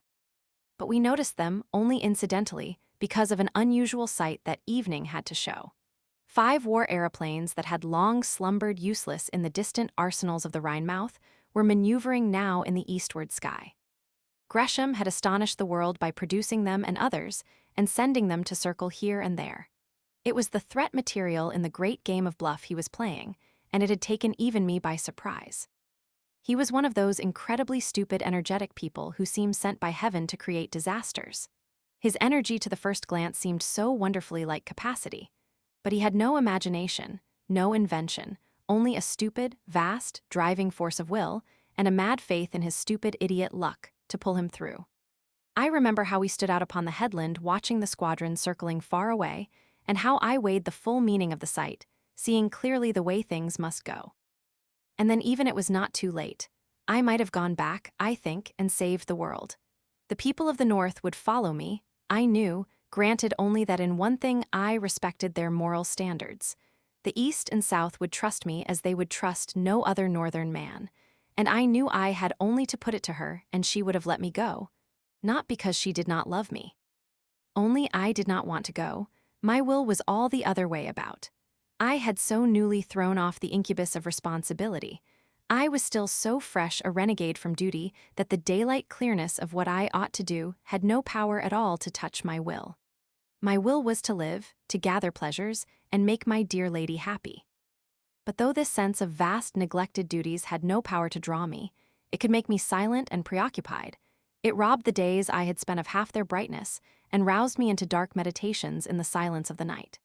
And as I stood and watched Gresham's aeroplanes sweep to and fro those birds of infinite ill omen, she stood beside me, watching me, perceiving the trouble indeed, but not perceiving it clearly, her eyes questioning my face, her expression shaded with perplexity. Her face was gray because the sunset was fading out of the sky. It was no fault of hers that she held me. She had asked me to go from her, and again in the night time, and with tears she had asked me to go. At last it was the sense of her that roused me from my mood. I turned upon her suddenly and challenged her to race down the mountain slopes. No, she said, as if I jarred with her gravity, but I was resolved to end that gravity and made her run. No one can be very gray and sad who is out of breath, and when she stumbled I ran with my hand beneath her arm. We ran down past a couple of men, who turned back staring in astonishment at my behavior. They must have recognized my face. And halfway down the slope came a tumult in the air, clank, and we stopped, and presently over the hill crest those war things came flying one behind the other.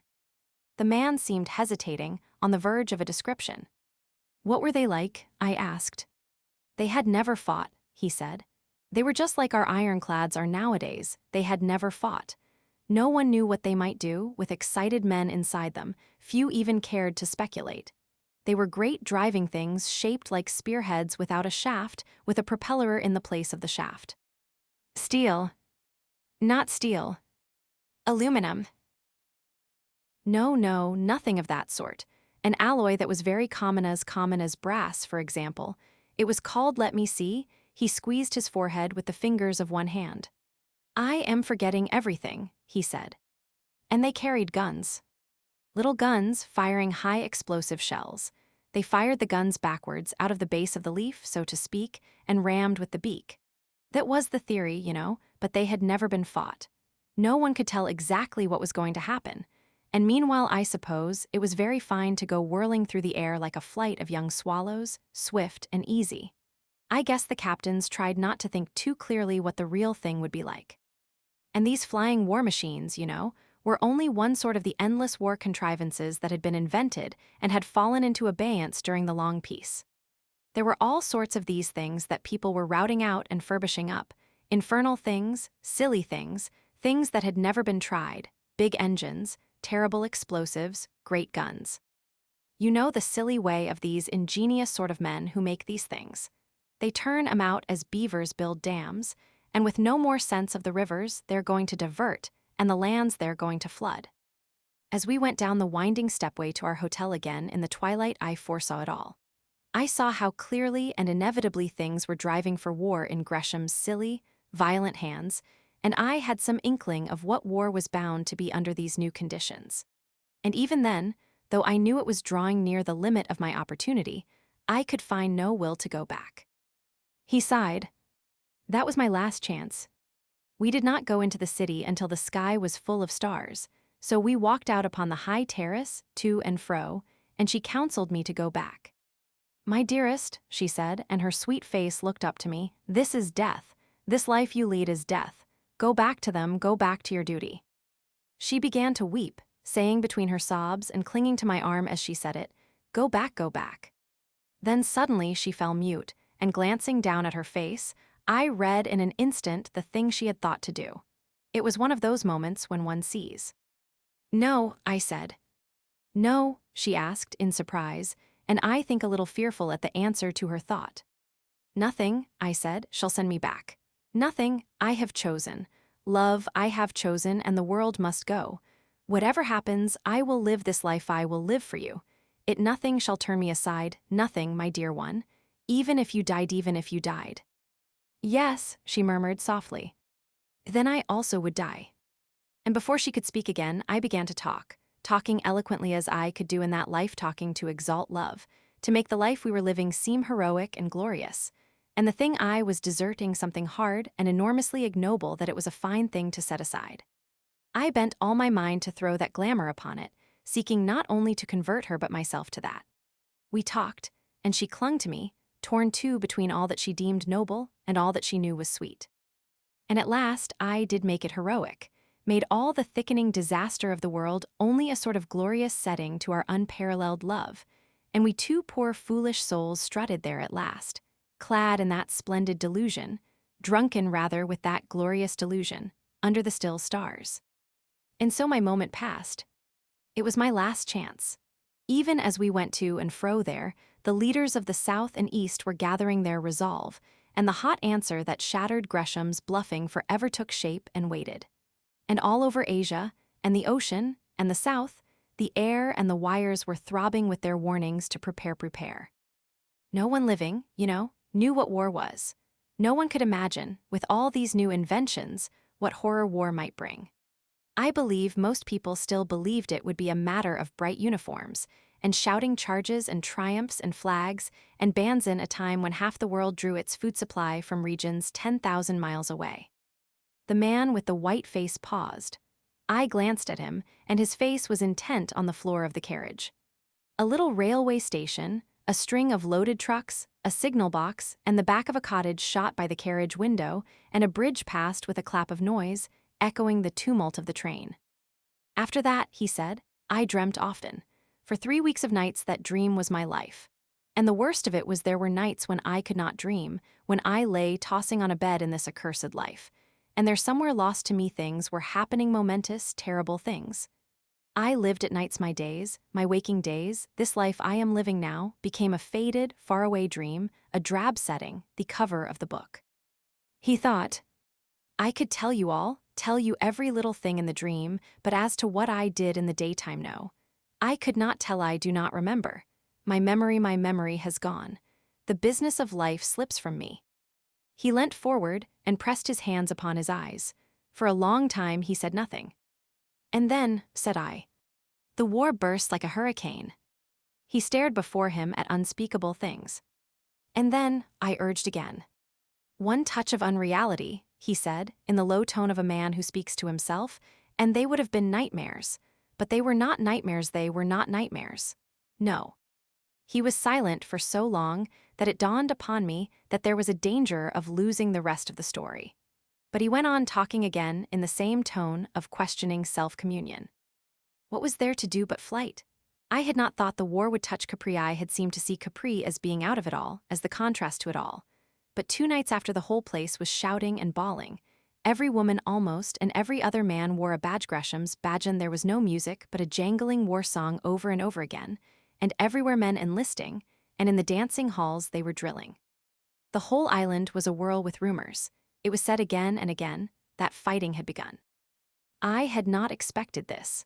I had seen so little of the life of pleasure that I had failed to reckon with this violence of the amateurs, and as for me, I was out of it. I was like a man who might have prevented the firing of a magazine. The time had gone. I was no one. The vainest stripling with a badge counted for more than I. The crowd jostled us and bawled in our ears. That accursed song deafened us. A woman shrieked at my lady because no badge was on her, and we too went back to our own place again, ruffled and insulted, my lady white and silent, and I a-quiver with rage. So furious was I could have quarreled with her if I could have found one shade of accusation in her eyes. All my magnificence had gone from me. I walked up and down our rock cell, and outside was the darkling sea and a light to the southward that flared and passed and came again. We must get out of this place, I said over and over. I have made my choice, and I will have no hand in these troubles. I will have nothing of this war. We have taken our lives out of all these things. This is no refuge for us. Let us go. And the next day, we were already in flight from the war that covered the world. And all the rest was flight, the rest was flight. He mused darkly. How much was there of it? He made no answer. How many days? His face was white and drawn, and his hands were clenched. He took no heed of my curiosity. I tried to draw him back to his story with questions. Where did you go? I said. When you left Capri. Southwest, he said, and glanced at me for a second. We went in a boat. But I should have thought an aeroplane. They had been seized. I questioned him no more. Presently, I thought he was beginning again. He broke out in an argumentative monotone. But why should it be? If indeed this battle, this slaughter and stress is life, why have we this craving for pleasure and beauty? If there is no refuge, if there is no place of peace, and if all our dreams of quiet places are a folly and a snare, why have we such dreams? Surely it was no ignoble cravings, no base intentions had brought us to this. It was love had isolated us. Love had come to me with her eyes and robed in her beauty, more glorious than all else in life, in the very shape and color of life, and summoned me away. I had silenced all the voices, I had answered all the questions, I had come to her. And suddenly there was nothing but war and death. I had an inspiration. After all, I said, it could have been only a dream. A dream, he cried, flaming upon me, a dream when, even now. For the first time he became animated. A faint flush crept into his cheek. He raised his open hand and clenched it and dropped it to his knee. He spoke, looking away from me, and for all the rest of the time he looked away. We are but phantoms, he said, and the phantoms of phantoms, desires like cloud shadows and wills of straw that eddy in the wind. The days pass, use and want carry us through as a train carries the shadow of its light, so be it. But one thing is real and certain, one thing is no dream stuff but eternal and enduring. It is the center of my life, and all other things about it are subordinate or altogether vain. I loved her, that woman of a dream, and she and I are dead together. A dream? How can it be a dream when it drenched a living life with unappeasable sorrow, when it makes all that I have lived for and cared for worthless and unmeaning. Until that very moment when she was killed, I believed we had still a chance of getting away, he said. All through the night and morning that we sailed across the sea from Capri to Salerno, we talked of escape. We were full of hope, and it clung about us to the end, hope for the life together we should lead, out of it all, out of the battle and struggle, the wild and empty passions, the empty, arbitrary thou shalt and thou shalt not of the world. We were uplifted, as though our quest was a holy thing, as though love for one another was a mission. Even when from our boat we saw the fair face of that great rock Capri, already scarred and gashed by the gun emplacements and hiding places that were to make it a fastness, we reckoned nothing of the imminent slaughter, though the fury of preparation hung about in puffs and clouds of dust at 100 points amidst the gray. But indeed, I made a text of that and talked. There, was the rock, still beautiful for all its scars, with its countless windows and arches and ways, tier upon tier, for 1,000 feet, a vast carving of gray, broken by vine-clad terraces and lemon and orange groves, and masses of agave and prickly pear, and puffs of almond blossom. And out under the archway that is built over the Piccola Marina, other boats were coming. And as we came round the cape and within sight of the mainland, another little string of boats came into view, driving before the wind towards the southwest. In a little while a multitude had come out, the remoter just little specks of ultramarine in the shadow of the eastward cliff. It is love and reason, I said, fleeing from all this madness of war. And though we presently saw a squadron of aeroplanes flying across the southern sky, we did not heed it. There it was, a line of little dots in the sky, and then more, dotting the southeastern horizon, and then still more, until all that quarter of the sky was stippled with blue specks. Now they were all thin little strokes of blue, and now one and now a multitude would heel and catch the sun and become short flashes of light. They came, rising and falling and growing larger, like some huge flight of gulls or rooks or such-like birds, moving with a marvelous uniformity, and ever as they drew nearer they spread over a greater width of sky. The southward wing flung itself in an arrow-headed cloud athwart the sun. And then suddenly they swept round to the eastward and streamed eastward, growing smaller and smaller and clearer again until they vanished from the sky. And after that we noted to the northward, and very high, Gresham's fighting machines hanging high over Naples like an evening swarm of gnats. It seemed to have no more to do with us than a flight of birds. Even the mutter of guns far away in the southeast seemed to us to signify nothing. Each day, each dream after that, we were still exalted, still seeking that refuge where we might live and love.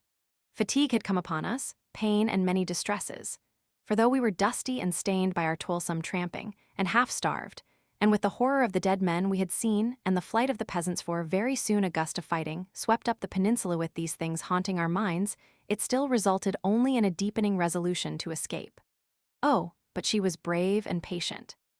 She who had never faced hardship and exposure had courage for herself and me. We went to and fro seeking an outlet, over a country all commandeered and ransacked by the gathering hosts of war. Always we went on foot. At first there were other fugitives, but we did not mingle with them. Some escaped northward, some were caught in the torrent of peasantry that swept along the main roads, many gave themselves into the hands of the soldiery and were sent northward. Many of the men were impressed. But we kept away from these things. We had brought no money to bribe a passage north, and I feared for my lady at the hands of these conscript crowds. We had landed at Salerno, and we had been turned back from Cava, and we had tried to cross towards Tarrant by a pass over Mount Alburno, but we had been driven back for want of food, and so we had come down among the marshes by Paestum, where those great temples stand alone. I had some vague idea that by Paestum it might be possible to find a boat or something and take once more to sea. And there, it was, the battle overtook us. A sort of soul blindness had me. Plainly, I could see that we were being hemmed in, that the great net of that giant warfare had us in its toils. Many times we had seen the levies that had come down from the north going to and fro, and had come upon them in the distance amidst the mountains, making ways for the ammunition and preparing the mounting of the guns. Once we fancied they had fired at us, taking us for spies. At any rate, a shot had gone shuddering over us. Several times we had hidden in woods from hovering aeroplanes. But all these things do not matter now, these nights of flight and pain. We were in an open place near those great temples at Paestum at last, on a blank stony place dotted with spiky bushes, empty and desolate, and so flat that a grove of eucalyptus far away showed to the feet of its stems. How I can see it. My lady was sitting down under a bush resting a little, for she was very weak and weary, and I was standing up watching to see if I could tell the distance of the firing that came and went. They were still, fighting far from each other, with these terrible new weapons that had never before been used. Guns that would carry beyond sight, and aeroplanes that would do what they would do no man could foretell. I knew that we were between the two armies and that they drew together. I knew we were in danger, and that we could not stop there and rest. Though all those things were in my mind, they were in the background, they seemed to be affairs beyond our concern. Chiefly, I was thinking of my lady. An aching distress filled me. For the first time she had owned herself beaten and had fallen a-weeping.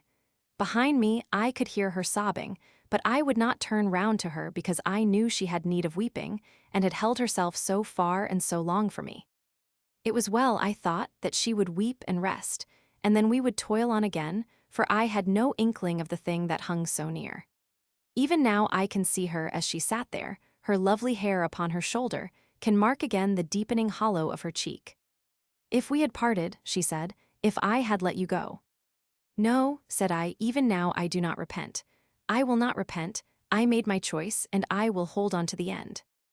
And then, overhead in the sky flashed something and burst, and all about us I heard the bullets making a noise like a handful of peas suddenly thrown. They chipped the stones about us, and whirled fragments from the bricks and passed. He put his hand to his mouth, and then moistened his lips. At the flash I had turned about. She stood up. She stood up, and moved a step towards me. As though she wanted to reach me. And she had been shot through the heart. He stopped and stared at me. I felt all that foolish incapacity an Englishman feels on such occasions.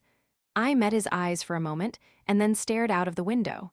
For a long space we kept silence. When at last I looked at him, he was sitting back in his corner, his arms folded and his teeth gnawing at his knuckles.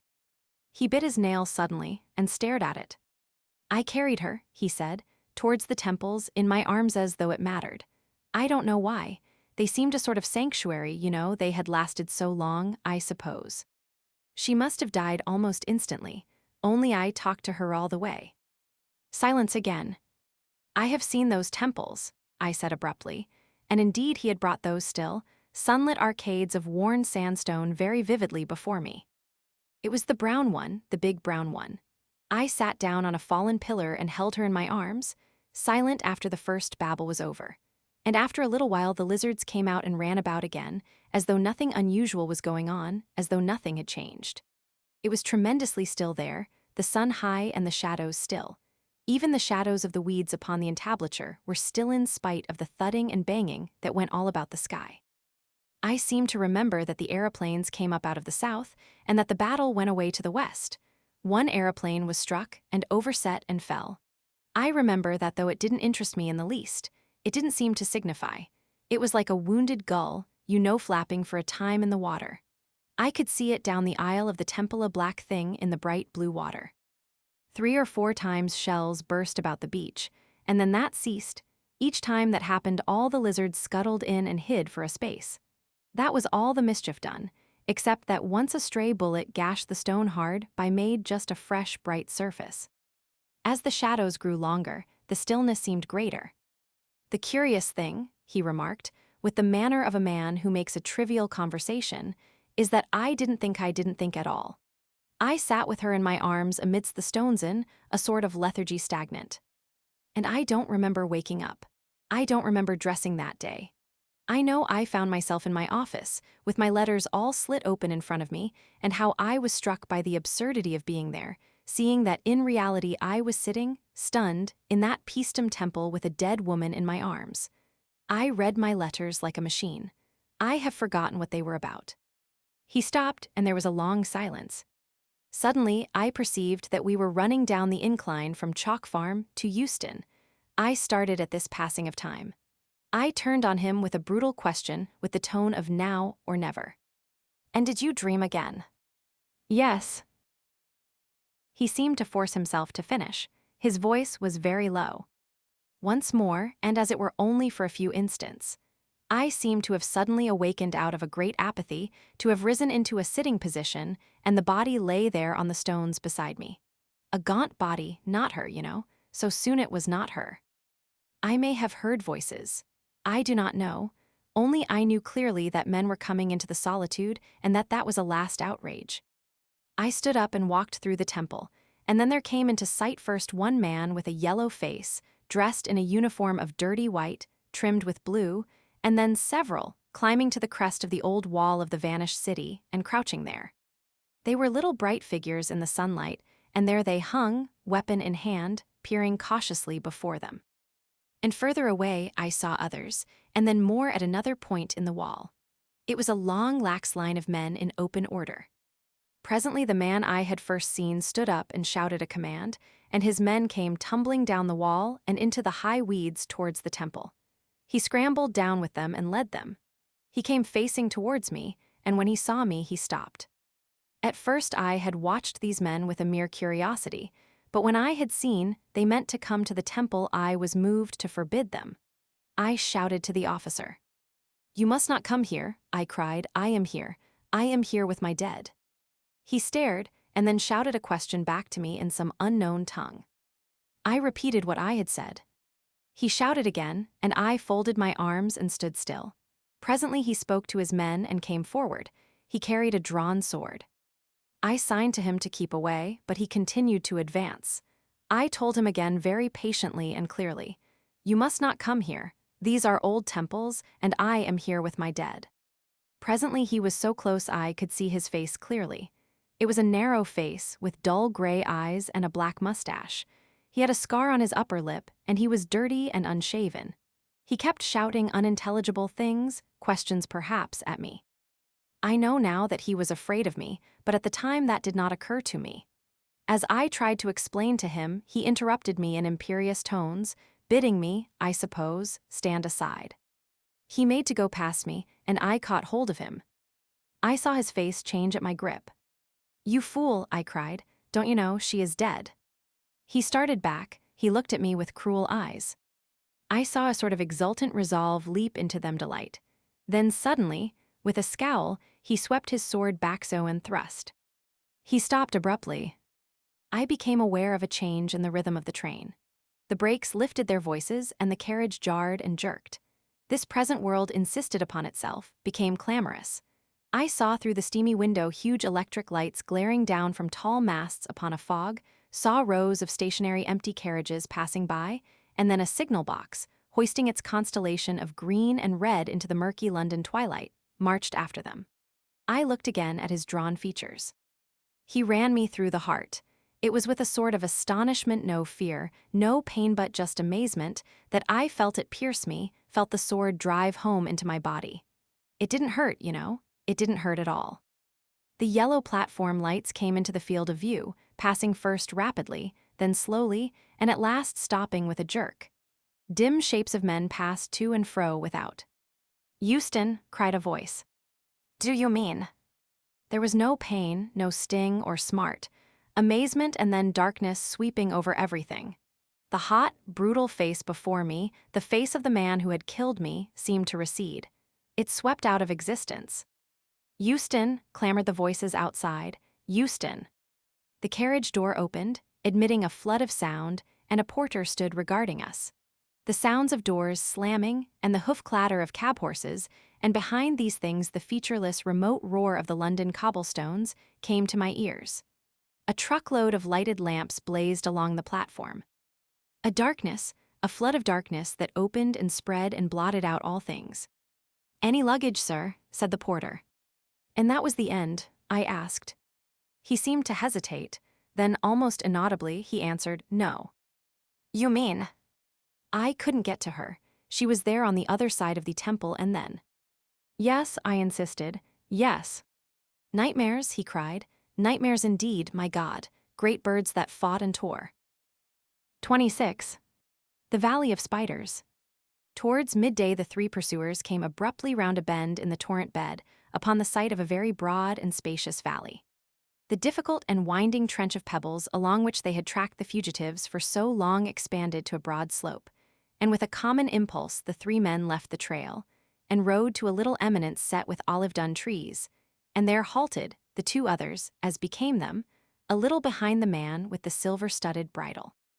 For a space they scanned the great expanse below them with eager eyes. It spread remoter and remoter, with only a few clusters of sere thorn bushes here and there, and the dim suggestions of some now waterless ravine to break its desolation of yellow grass. Its purple distances melted at last into the bluish slopes of the further hills. It might be of a greener kind, and above them, invisibly supported, and seeming indeed to hang in the blue, were the snow-clad summits of mountains that grew larger and bolder to the northwestward, as the sides of the valley drew together. And westward, the valley opened until a distant darkness under the sky told where the forests began. But the three men looked neither east nor west, but only steadfastly across the valley. The gaunt man with the scarred lip was the first to speak. "Nowhere," he said, with a sigh of disappointment in his voice. But after all, they had a full day's start. "They don't know we are after them," said the little man on the white horse. "She would know," said the leader bitterly, as if speaking to himself. "Even then they can't go fast. They've got no beast but the mule, and all today the girl's foot has been bleeding."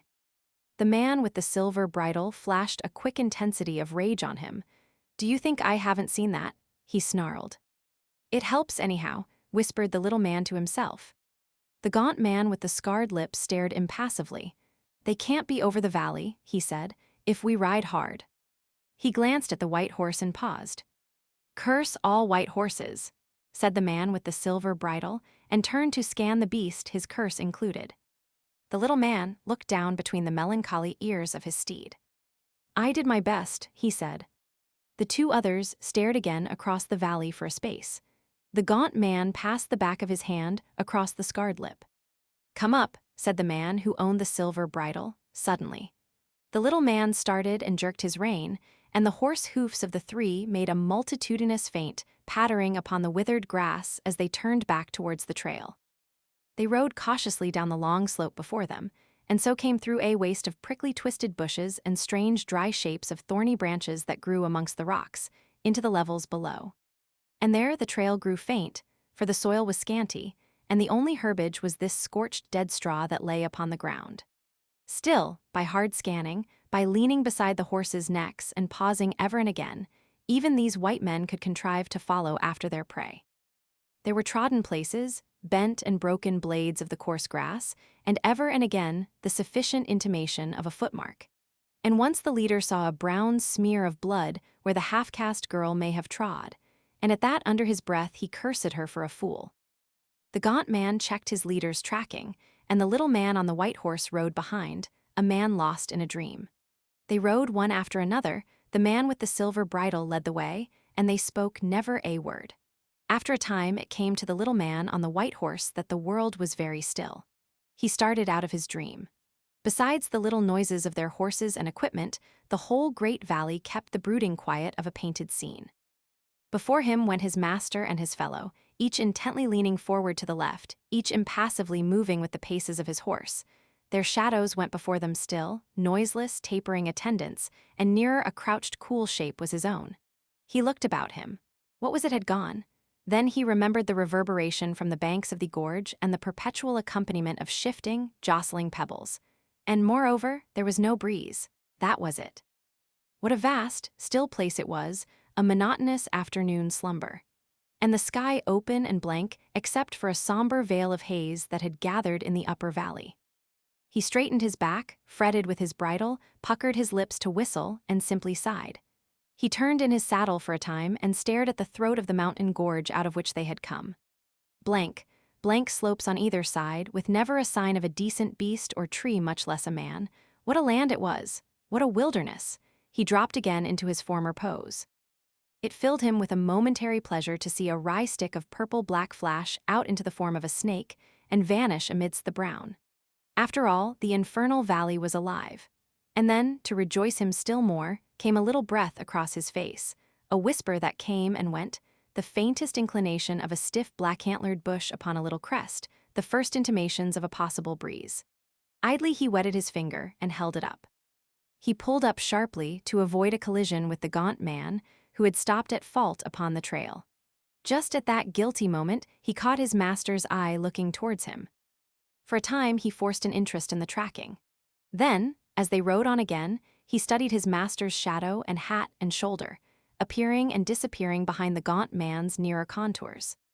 They had ridden 4 days out of the very limits of the world into this desolate place, short of water, with nothing but a strip of dried meat under their saddles, over rocks and mountains, where surely none but these fugitives had ever been before for that.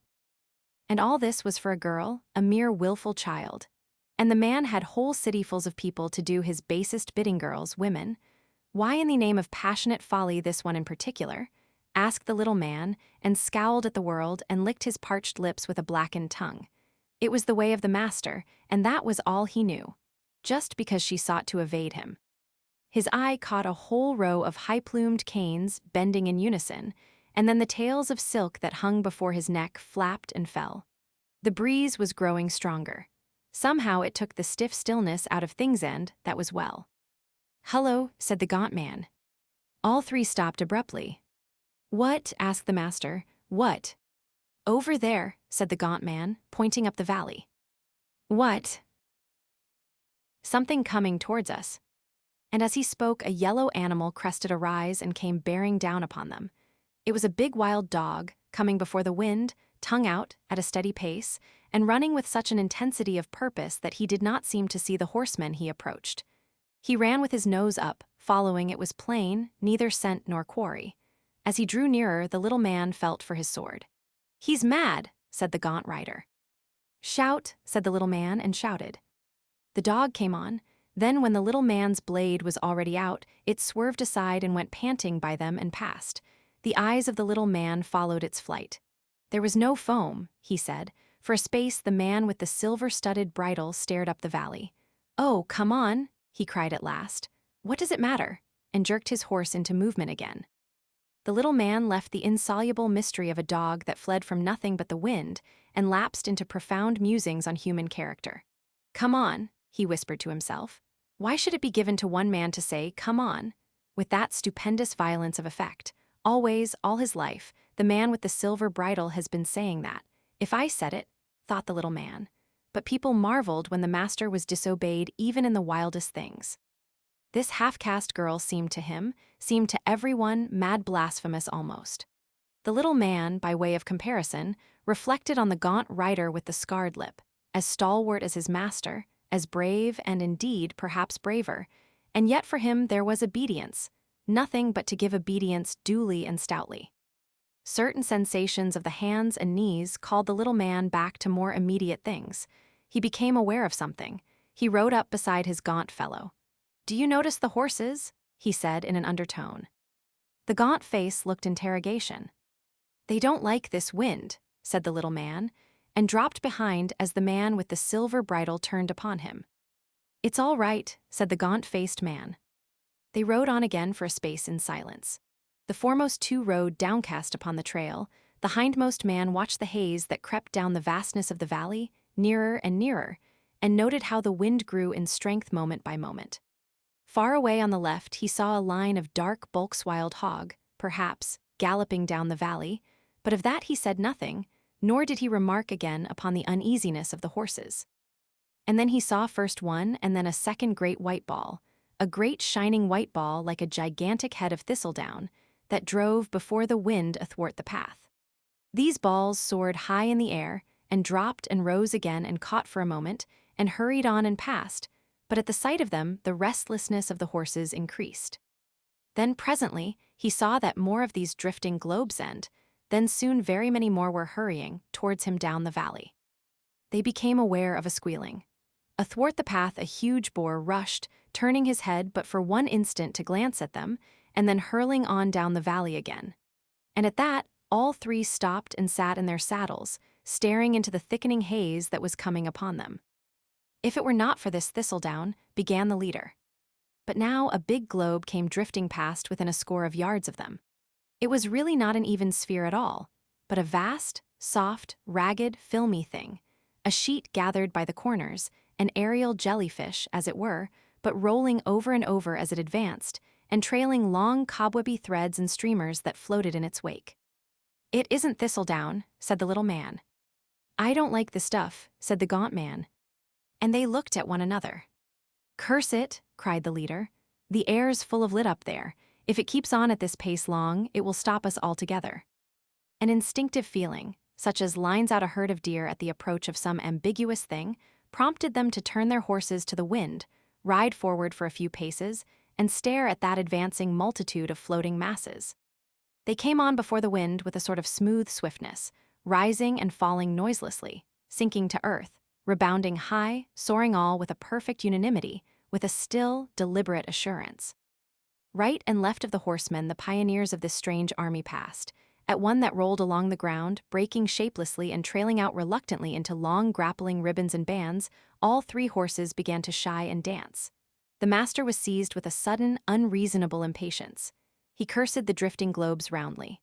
"Get on," he cried, "get on. What do these things matter? How can they matter? Back to the trail."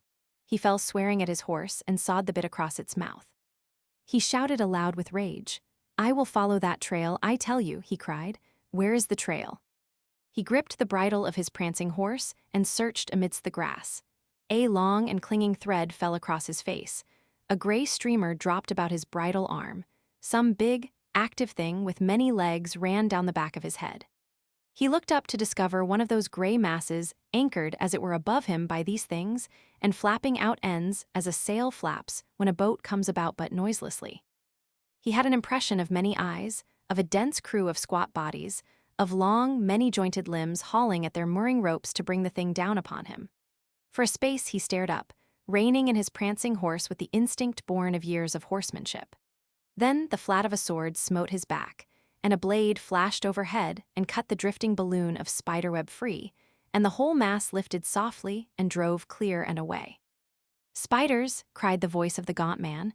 "The things are full of big spiders. Look, my lord."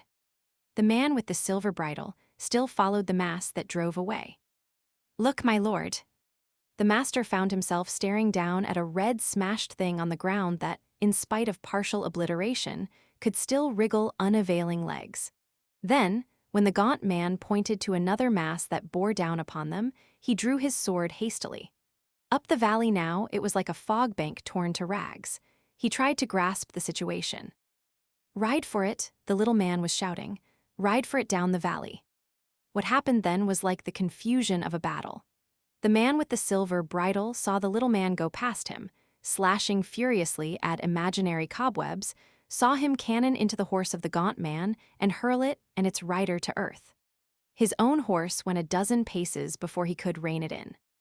Then he looked up to avoid imaginary dangers, and then back again to see a horse rolling on the ground, the gaunt man standing and slashing over it at a rent and fluttering mass of gray that streamed and wrapped about them both.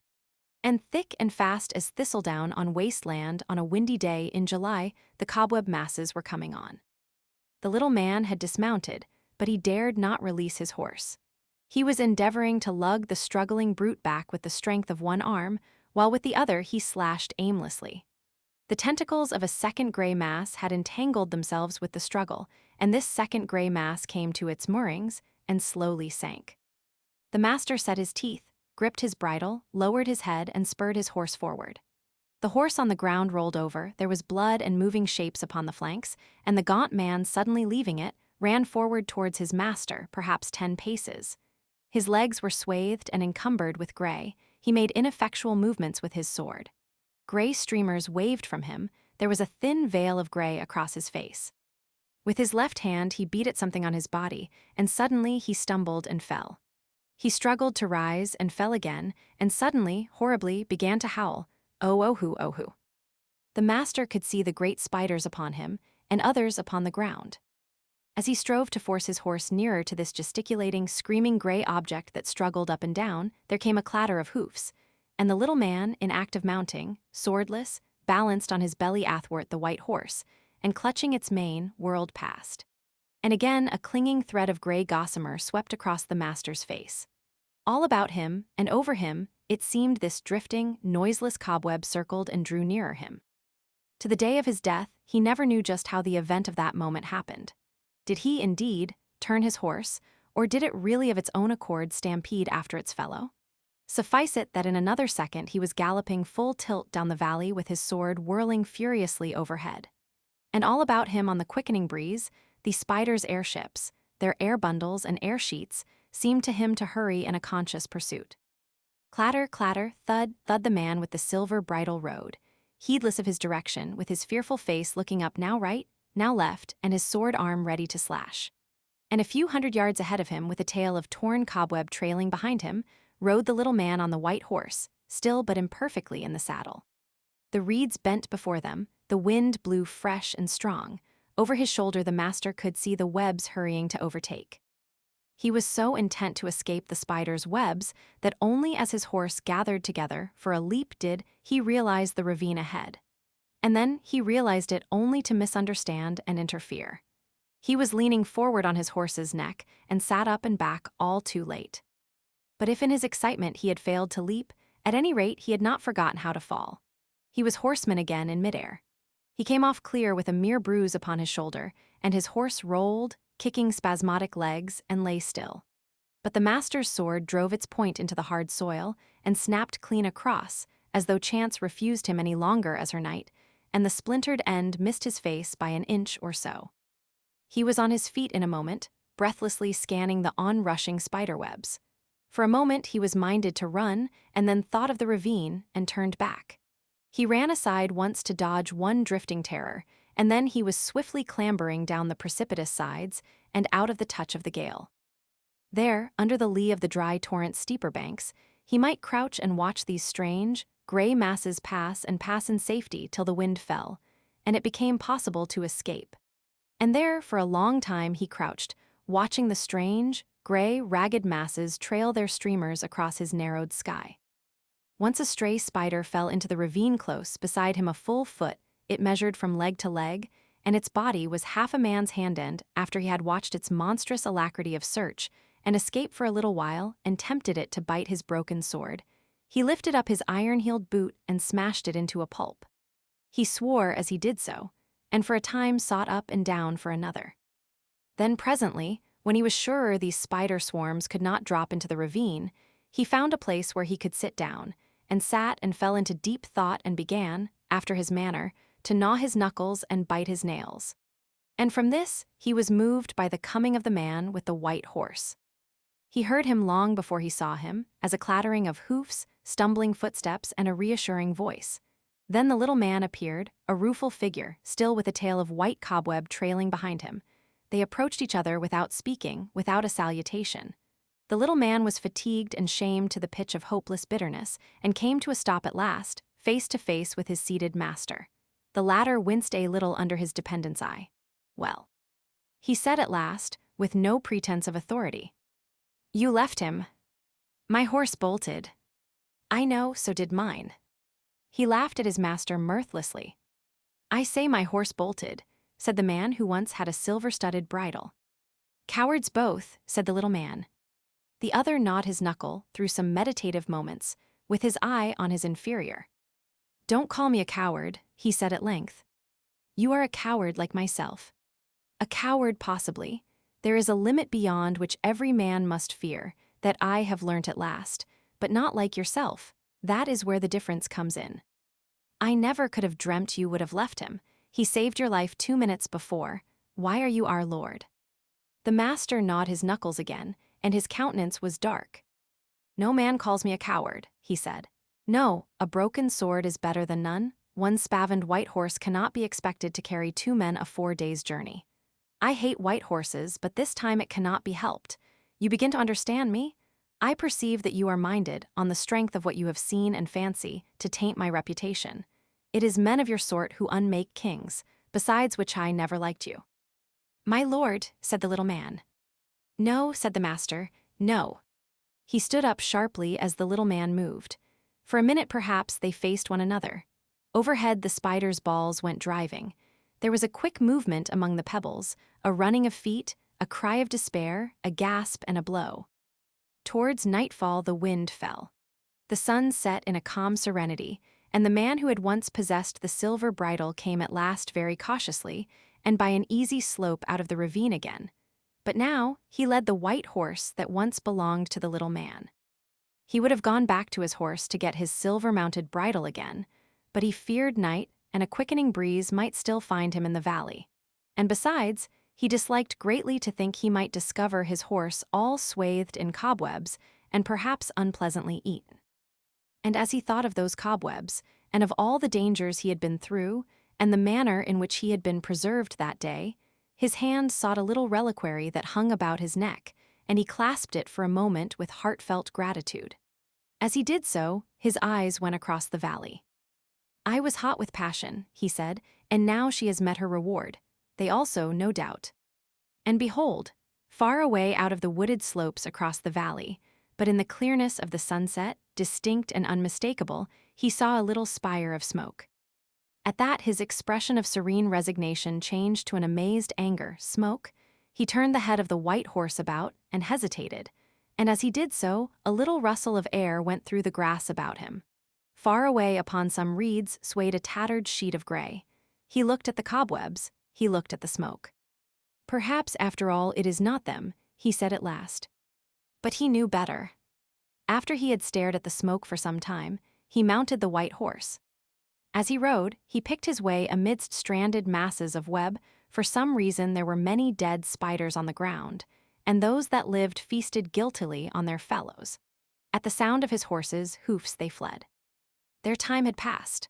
From the ground, without either a wind to carry them or a winding sheet ready, these things, for all their poison, could do him little evil. He flicked with his belt at those he fancied came too near. Once, where a number ran together over a bare place, he was minded to dismount and trample them with his boots, but this impulse he overcame.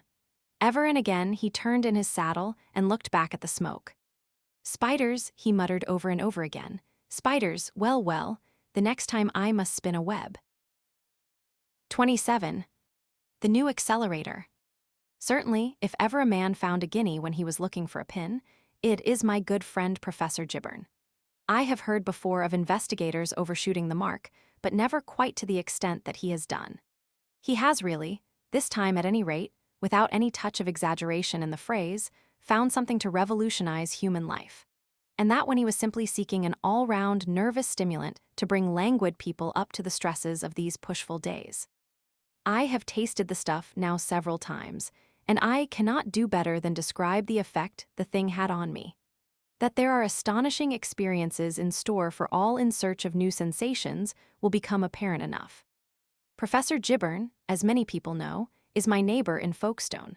Unless my memory plays me a trick, his portrait at various ages has already appeared in the Strand magazine Think Late in 1899, but I am unable to look it up because I have lent that volume to someone who has never sent it back. The reader may, perhaps, recall the high forehead and the singularly long black eyebrows that give such a Mephistophelian touch to his face. He occupies one of those pleasant little detached houses in the mixed style that make the western end of the upper Sandgate Road so interesting. His is the one with the Flemish gables and the Moorish portico, and it is in the little room with the mullioned bay window that he works when he is down here, and in which of an evening we have so often smoked and talked together. He is a mighty jester, but besides, he likes to talk to me about his work. He is one of those men who find a help and stimulus in talking, and so I have been able to follow the conception of the new accelerator right up from a very early stage. Of course, the greater portion of his experimental work is not done in Folkestone, but in Gower Street, in the fine new laboratory next to the hospital that he has been the first to use.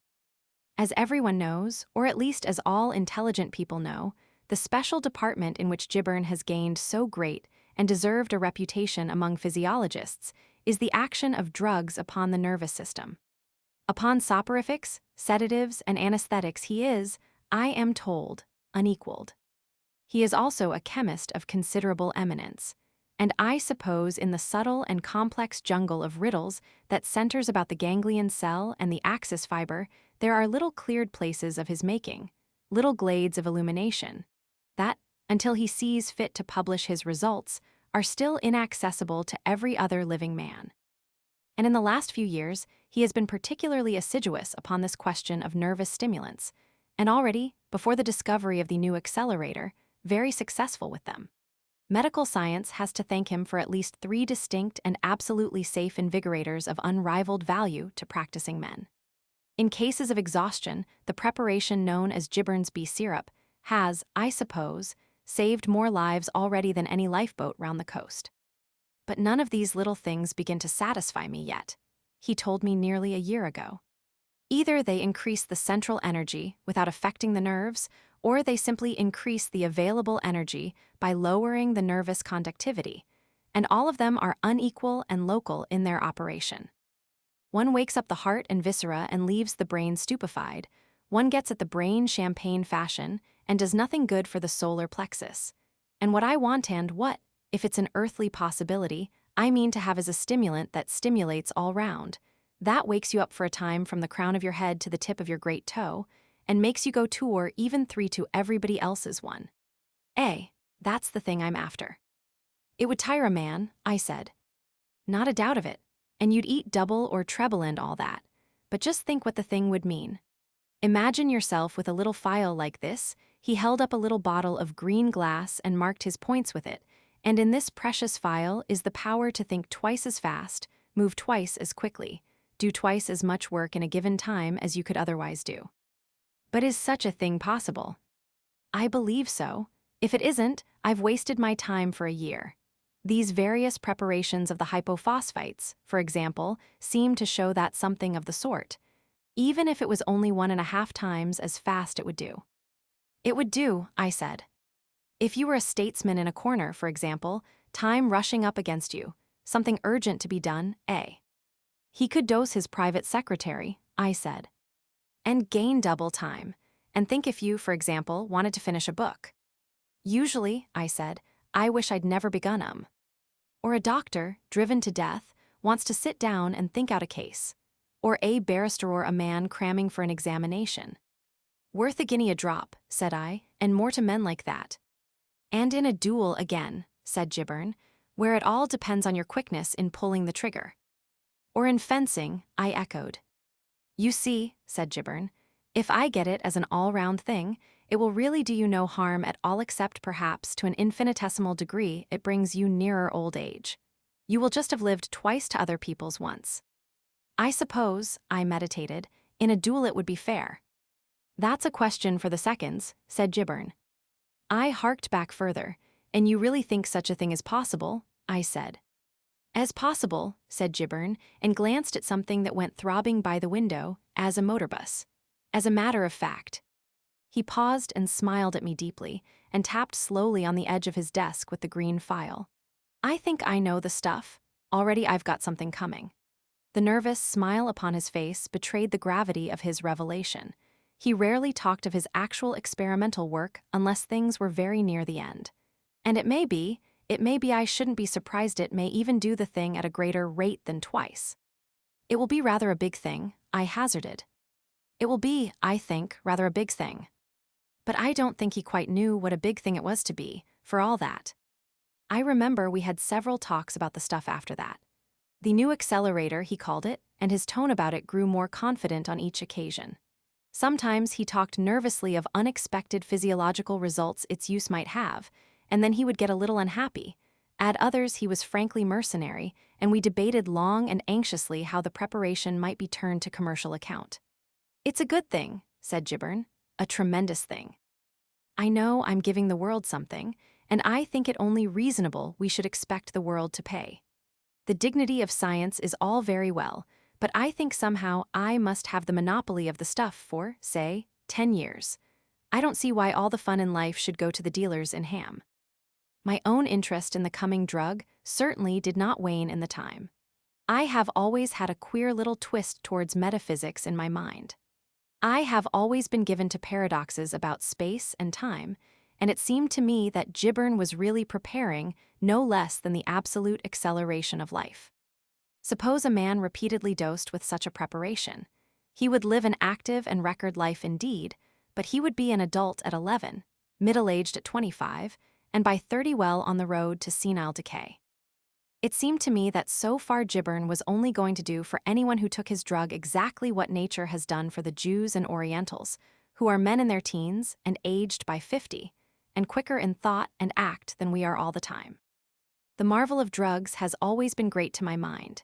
You can madden a man, calm a man, make him incredibly strong and alert or a helpless log, quicken this passion and allay that, all by means of drugs, and here was a new miracle to be added to this strange armory of files the doctors use.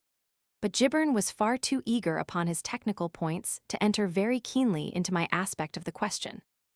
It was the 7th or 8th of August when he told me the distillation that would decide his failure or success for a time was going forward as we talked.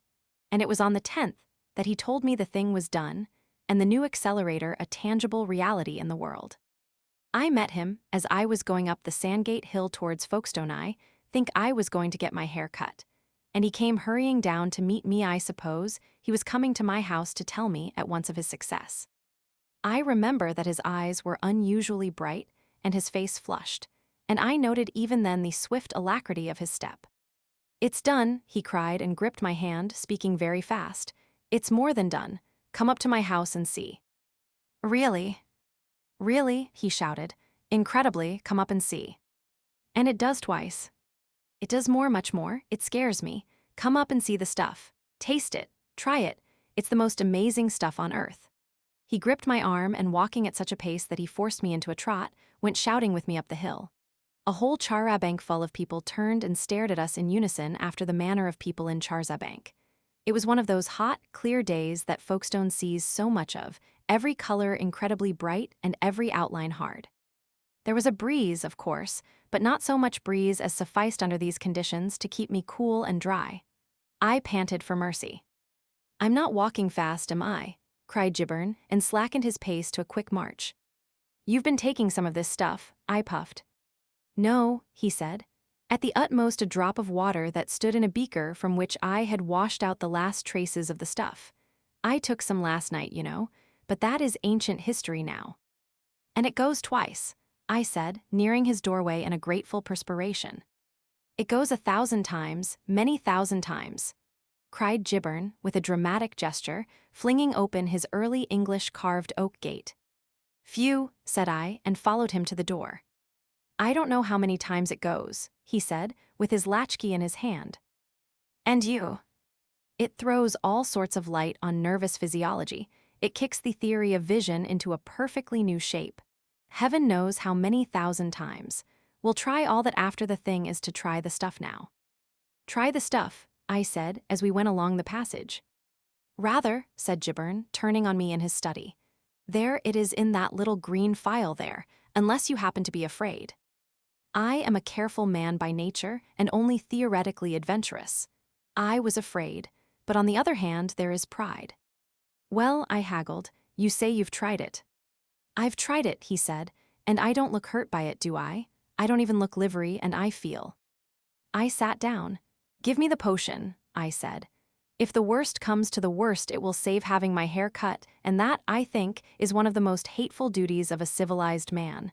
How do you take the mixture?" "With water," said Gibbern, whacking down a carafe. He stood up in front of his desk and regarded me in his easy chair. His manner was suddenly affected by a touch of the Harley Street specialist. "It's rum stuff, you know," he said. I made a gesture with my hand. "I must warn you, in the first place, as soon as you've got it down, to shut your eyes and open them very cautiously in a minute or so's time. One still sees. The sense of vision is a question of length of vibration and not of multitude of impacts, but there's a kind of shock to the retina, a nasty giddy confusion just at the time if the eyes are open. Keep 'em shut." "Shut," I said. "Good. And the next thing is, keep still. Don't begin to whack about. You may fetch something a nasty rap if you do.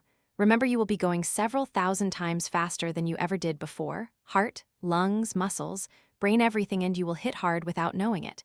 You won't know it, you know. You'll feel just as you do now. Only everything in the world will seem to be going ever so many thousand times slower than it ever went before. That's what makes it so deuced queer."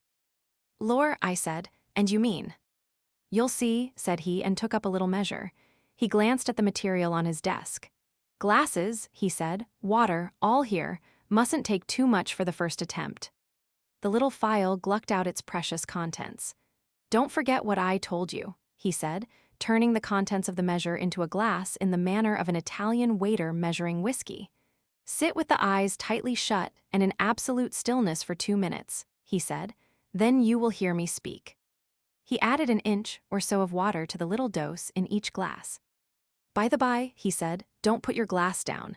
Keep it in your hand and rest your hand on your knee. Yes, so, and now." He raised his glass. "The new accelerator," I said. "The new accelerator," he answered, and we touched glasses and drank, and instantly I closed my eyes.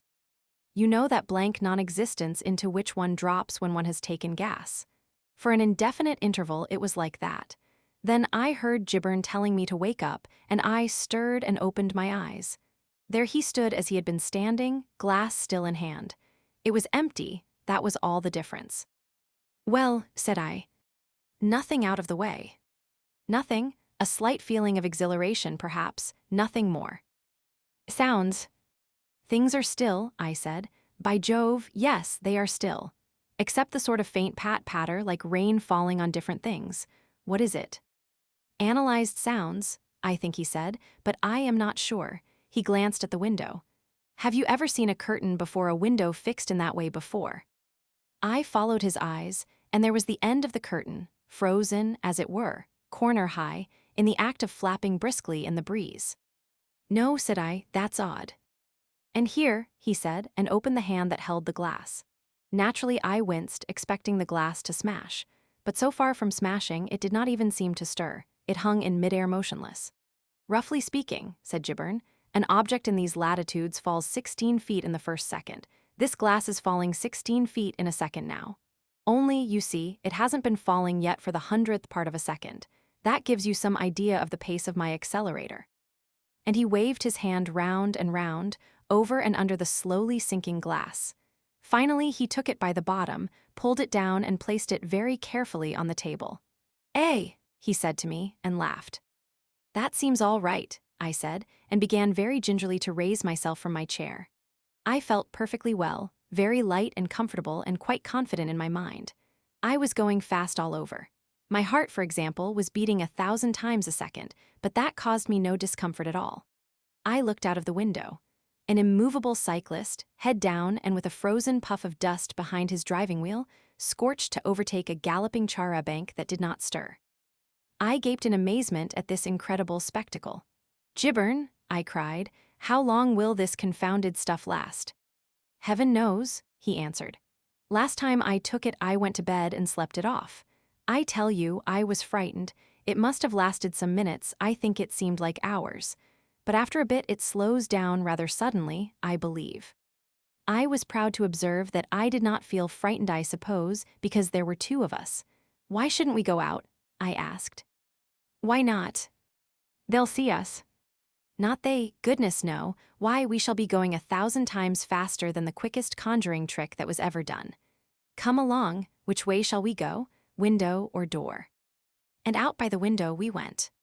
Assuredly, of all the strange experiences that I have ever had, or imagined, or read of other people having or imagining, that little raid I made with Gibbern on the Folkestone Leas, under the influence of the new accelerator, was the strangest and maddest of all. We went out by his gate into the road, and there we made a minute examination of the statuesque passing traffic. The tops of the wheels and some of the legs of the horses of this char-a-banc, the end of the whiplash and the lower jaw of the conductor who was just beginning to yawnward perceptibly in motion, but all the rest of the lumbering conveyance seemed still, and quite noiseless except for a faint rattling that came from one man's throat. And as parts of this frozen edifice there were a driver, you know, and a conductor, and 11 people. The effect as we walked about the thing began by being madly queer and ended by being disagreeable.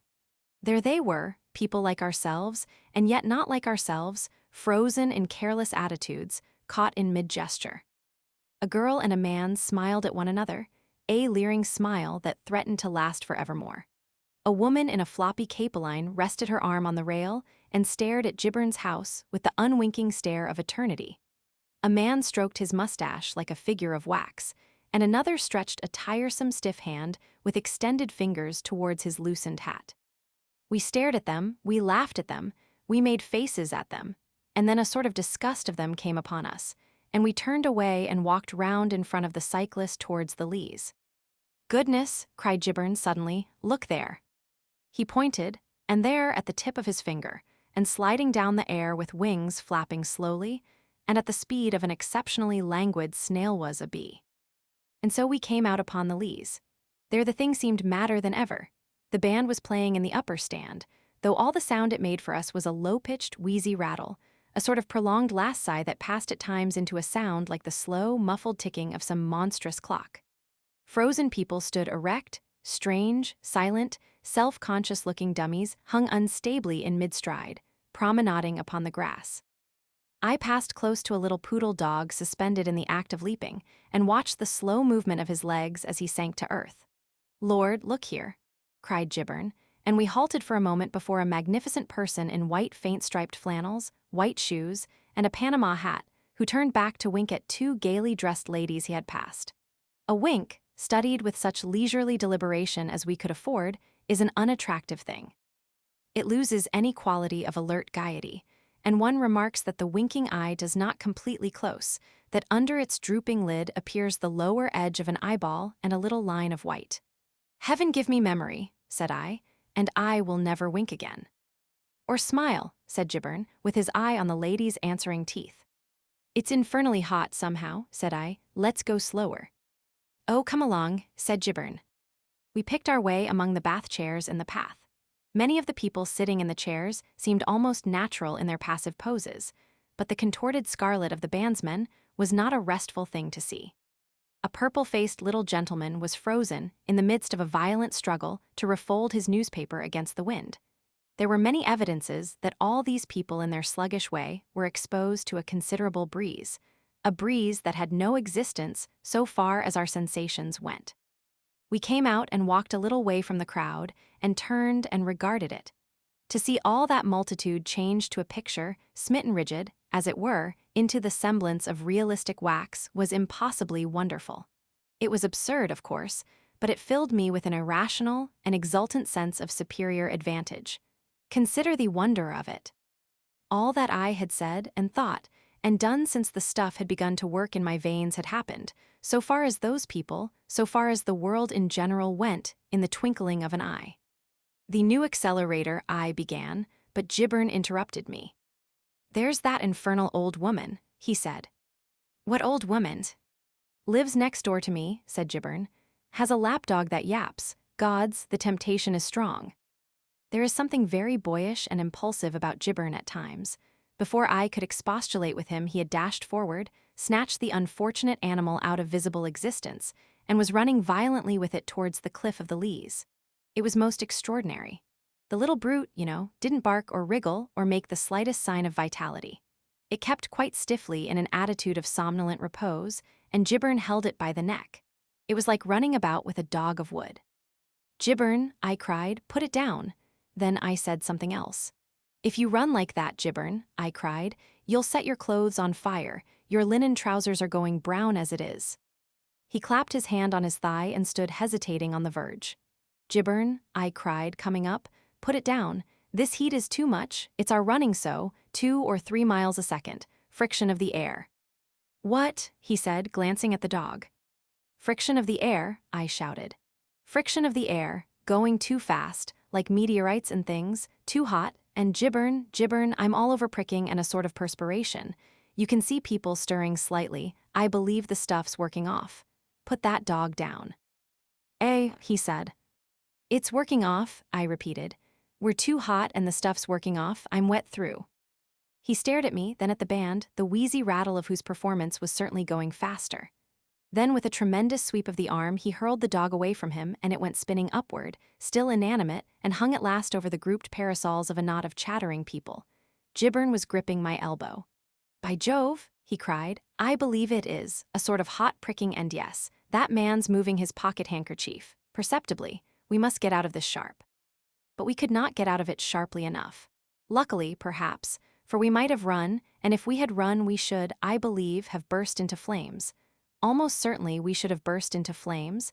We had neither of us thought of that. But before we could even begin to run, the action of the drug had ceased. It was the business of a minute fraction of a second. The effect of the new accelerator passed like the drawing of a curtain, vanished in the movement of a hand. I heard Gibbern's voice in infinite alarm. "Sit down," he said, and flop, down upon the turf at the edge of the leas I sat scorching as I sat. There is a patch of burnt grass there still where I sat down. The whole stagnation seemed to wake up as I did so.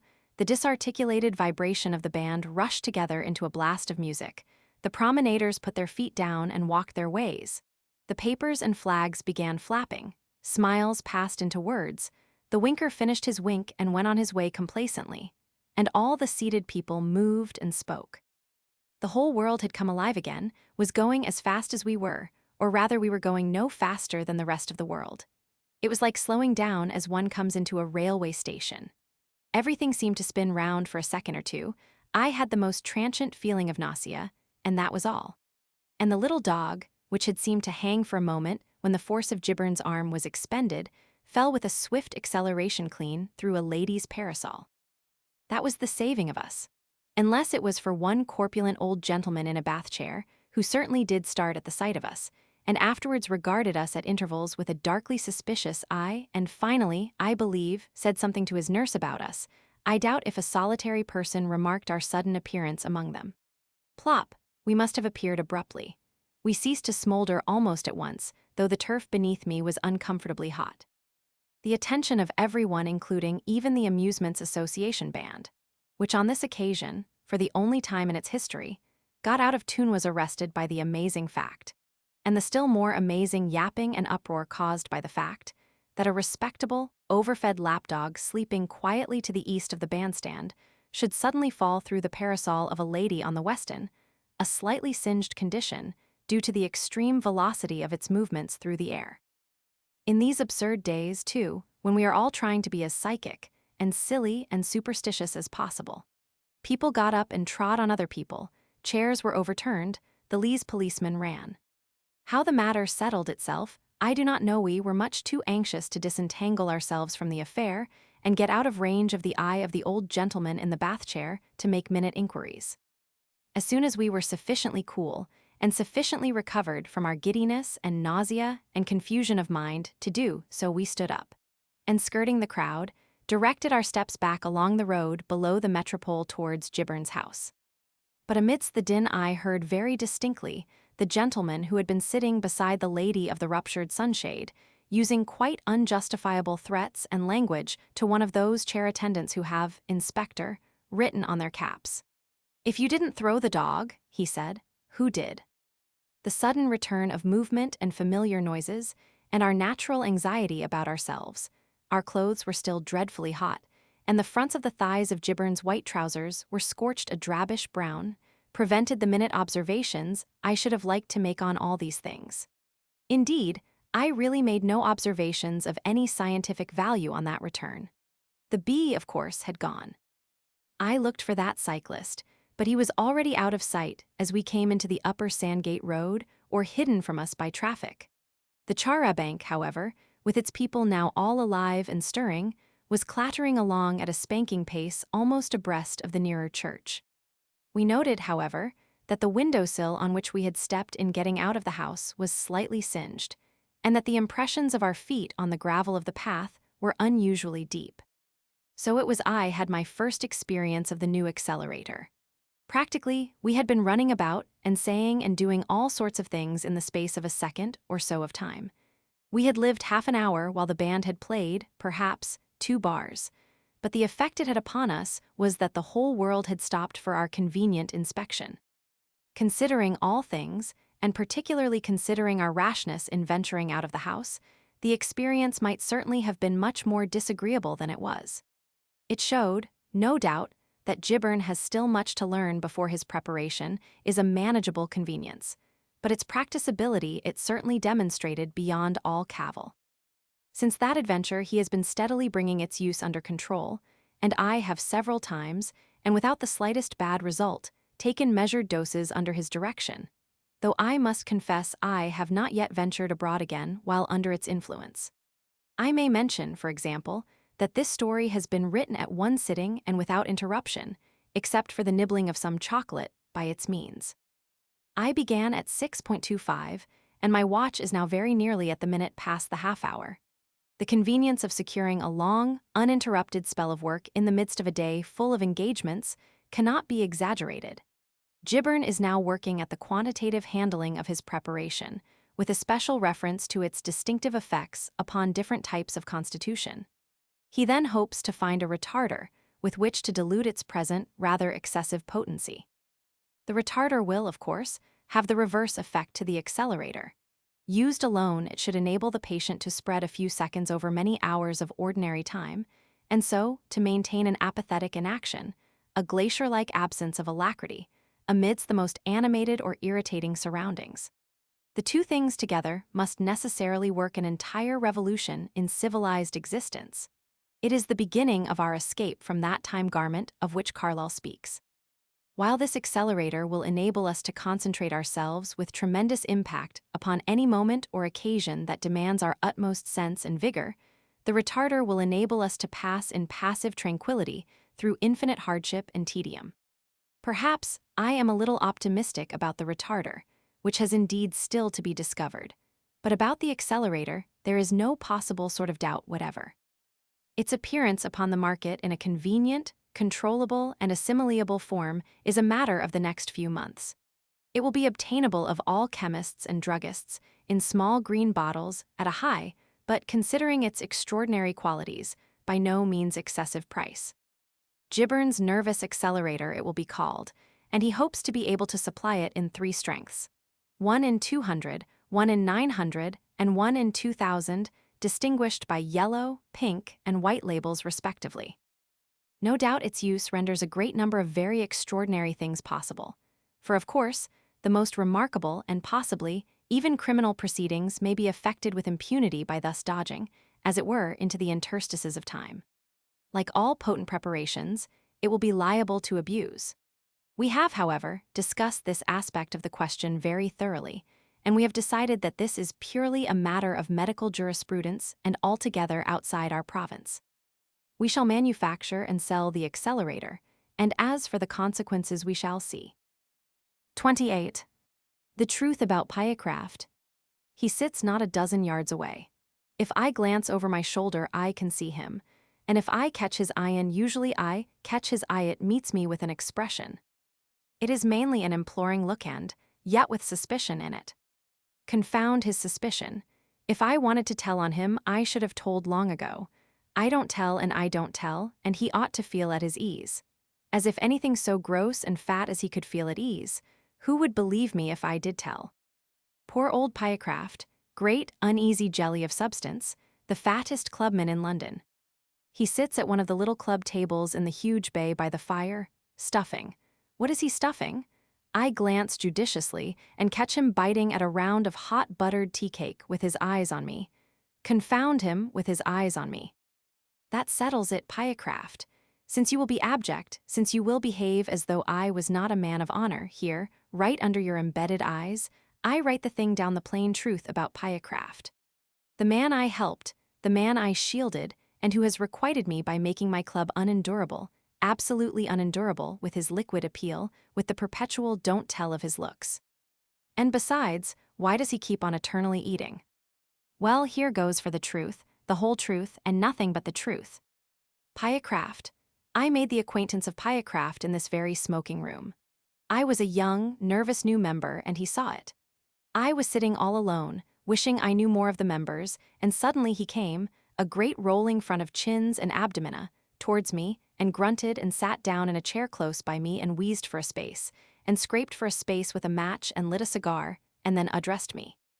I forget what he said, something about the matches not lighting properly, and afterwards, as he talked, he kept stopping the waiters one by one as they went by, and telling them about the matches in that thin, fluty voice he has.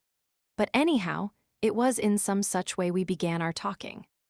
He talked about various things and came round to games, and thence to my figure and complexion. You ought to be a good cricketer, he said.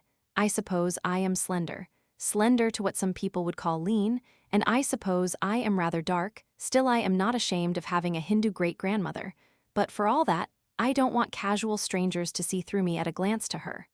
So that I was set against Pyecraft from the beginning. But he only talked about me in order to get to himself. I expect, he said, you take no more exercise than I do, and probably you eat no less. Like all excessively obese people, he fancied he ate nothing. Yet, and he smiled an oblique smile, we differ. And then he began to talk about his fatness and his fatness, all he did for his fatness and all he was going to do for his fatness, what people had advised him to do for his fatness and what he had heard of people doing for fatness similar to his. A priori, he said, one would think a question of nutrition could be answered by dietary and a question of assimilation by drugs. It was stifling. It was dumpling talk. It made me feel swelled to hear him. One stands that sort of thing once in a way at a club, but a time came when I fancied I was standing too much. He took to me altogether too conspicuously. I could never go into the smoking room, but he would come wallowing towards me, and sometimes he came and gormandized round and about me while I had my lunch. He seemed at times almost to be clinging to me. He was a bore, but not so fearful a bore as to be limited to me, and from the first there was something in his manner almost as though he knew. Almost as though he penetrated to the fact that that there was a remote, exceptional chance in me that no one else presented. I'd give anything to get it down, he would say anything, and peer at me over his vast cheeks and pant.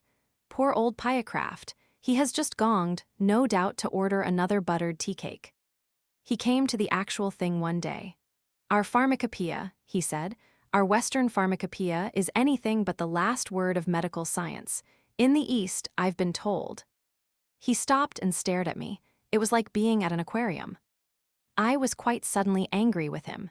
Look here, I said, who told you about my great-grandmother's recipes? Well, he fenced. Every time we've met for a week, I said, and we've met pretty often, you've given me a broad hint or so about that little secret of mine.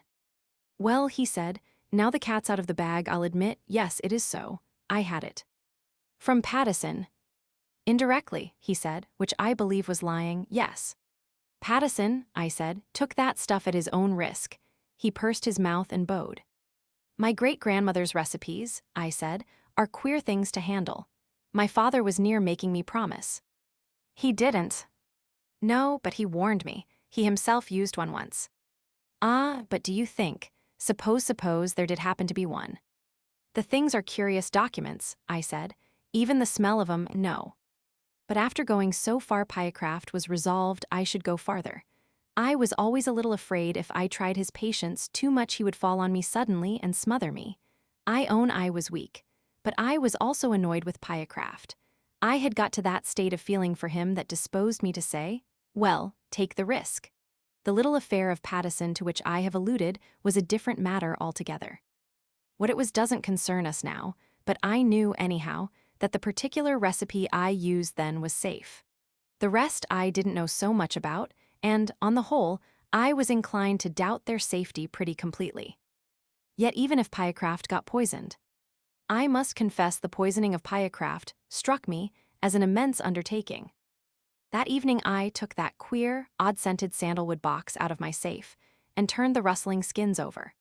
The gentleman who wrote the recipes for my great-grandmother evidently had a weakness for skins of a miscellaneous origin, and his handwriting was cramped to the last degree. Some of the things are quite unreadable to me, though my family, with its Indian Civil Service associations, has kept up a knowledge of Hindustani from generation to generation, and none are absolutely plain sailing. But I found the one that I knew was there soon enough, and sat on the floor by my safe for some time looking at it. Look here, said I to Pyecraft next day, and snatched the slip away from his eager grasp. So far as I can make it out, this is a recipe for loss of weight. Ah, said Pyecraft. I'm not absolutely sure, but I think it's that, and if you take my advice, you'll leave it alone. Because, you know, I blacken my blood in your interest. Pyecraft, my ancestors on that side were, so far as I can gather, a jolly queer lot. See. Let me try it, said Pyecraft. I leant back in my chair. My imagination made one mighty effort and fell flat within me. What in heaven's name, Pyecraft, I asked, do you think you'll look like when you get thin? He was impervious to reason. I made him promise never to say a word to me about his disgusting fatness again, whatever happened, never. And then I handed him that little piece of skin. It's nasty stuff, I said. No matter, he said and took it. He goggled at it, but he said. He had just discovered that it wasn't English. To the best of my ability, I said, I will do you a translation. I did my best. After that, we didn't speak for a fortnight. Whenever he approached me, I frowned and motioned him away, and he respected our compact, but at the end of the fortnight, he was as fat as ever. And then he got a word in. I must speak, he said. It isn't fair. There's something wrong. It's done me no good. You're not doing your great-grandmother justice. Where's the recipe? He produced it, gingerly, from his pocketbook. I ran my eye over the items. Was the egg addled? I asked. Number ought it to have been. That, I said, goes without saying in all my poor dear great-grandmother's recipes. When condition or quality is not specified, you must get the worst. She was drastic or nothing. And there's one or two possible alternatives to some of these other things. You got fresh rattlesnake venom. I got a rattlesnake from Jamretch's. It cost. That's your affair anyhow, this last item. I know a man who. Yes, well, I'll write the alternatives down. So far as I know the language, the spelling of this recipe is particularly atrocious. By the by, dog here probably means pariah dog. For a month after that, I saw Pyecraft constantly at the club and as fat and anxious as ever. He kept our treaty, but at times he broke the spirit of it by shaking his head despondently. Then one day in the cloakroom he said, Your great-grandmother. Not a word against her, I said, and he held his peace. I could have fancied he had desisted, and I saw him one day talking to 3 new members about his fatness as though he was in search of other recipes. And then, quite unexpectedly, his telegram came. Mr. Formalin, bawled a pageboy under my nose, and I took the telegram and opened it at once. For heaven's sake come, Pyecraft. Said I, and to tell the truth I was so pleased at the rehabilitation of my great-grandmother's reputation. This evidently promised that I made a most excellent lunch. I got Pyecraft's address from the hall porter. Pyecraft inhabited the upper half of a house in Bloomsbury, and I went there so soon as I had done my coffee and Trappistine. I did not wait to finish my cigar. Mr. Pyecraft, said I at the front door. They believed he was ill. He hadn't been out for 2 days. He expects me, said I, and they sent me up. I rang the bell at the lattice door upon the landing. He shouldn't have tried it anyhow, I said to myself. A man who eats like a pig ought to look like a pig. An obviously worthy woman, with an anxious face and a carelessly placed cap, came and surveyed me through the lattice. I gave my name, and she let me in a dubious fashion. Well, said I, as we stood together inside Pyecraft's piece of the landing. E said you was to come in if you came, she said, and regarded me, making no motion to show me anywhere. And then, confidentially, E's locked in, sir. Locked in. Locked himself in yesterday morning and hasn't let anyone in since, sir, and ever and again swearing. Oh my. I stared at the door she indicated by her glances. In there? I said. Yes, sir. What's up? She shook her head sadly. E keeps on calling for victuals, sir. Evie victuals E wants. I get I am what I can. Pork E's had, suet puddin', sausages, new bread, everything like that. Left outside, if you please, and me go away. E's eaten, sir, something awful. There came a piping bawl from inside the door. That Formalin. That you, Pyecraft, I shouted and went and banged the door. Tell her to go away. I did. Then I could hear a curious pattering upon the door, almost like someone feeling for the handle in the dark, and Pyecraft's familiar grunts. It's all right, I said, she's gone. But for a long time, the door didn't open. I heard the key turn, then Pyecraft's voice said, Come in. I turned the handle and opened the door. Naturally, I expected to see Pyecraft. Well, he wasn't there. I never had such a shock in my life. There was his sitting room in a state of untidy disorder, plates and dishes among the books and writing things, and several chairs overturned, but Pyecraft. It's all right, old man, shut the door, he said, and then I discovered him. There he was, right up close to the cornice in the corner by the door, as though someone had glued him to the ceiling. His face was anxious and angry. He panted and gesticulated. Shut the door, he said, if that woman gets hold of it. I shut the door and went and stood away from him and stared. If anything gives way and you tumble down, I said, you'll break your neck, Pyecraft. I wish I could, he wheezed. A man of your age and weight getting up to kiddish gymnastics. Don't, he said, and looked agonized. I'll tell you, he said, and gesticulated. How the deuce, said I, are you holding on up there? And then abruptly I realized that he was not holding on at all, that he was floating up there just as a gas-filled bladder might have floated in the same position. He began a struggle to thrust himself away from the ceiling and to clamber down the wall to me. It's that prescription, he panted, as he did so. Your great-gran. He took hold of a framed engraving rather carelessly as he spoke, and it gave way, and he flew back to the ceiling again, while the picture smashed onto the sofa. Bump, he went against the ceiling, and I knew then why he was all over white on the more salient curves and angles of his person. He tried again more carefully, coming down by way of the mantel. It was really a most extraordinary spectacle, that great, fat, apoplectic-looking man upside down and trying to get from the ceiling to the floor. That prescription, he said, too successful. How? Loss of weight almost complete. And then, of course, I understood.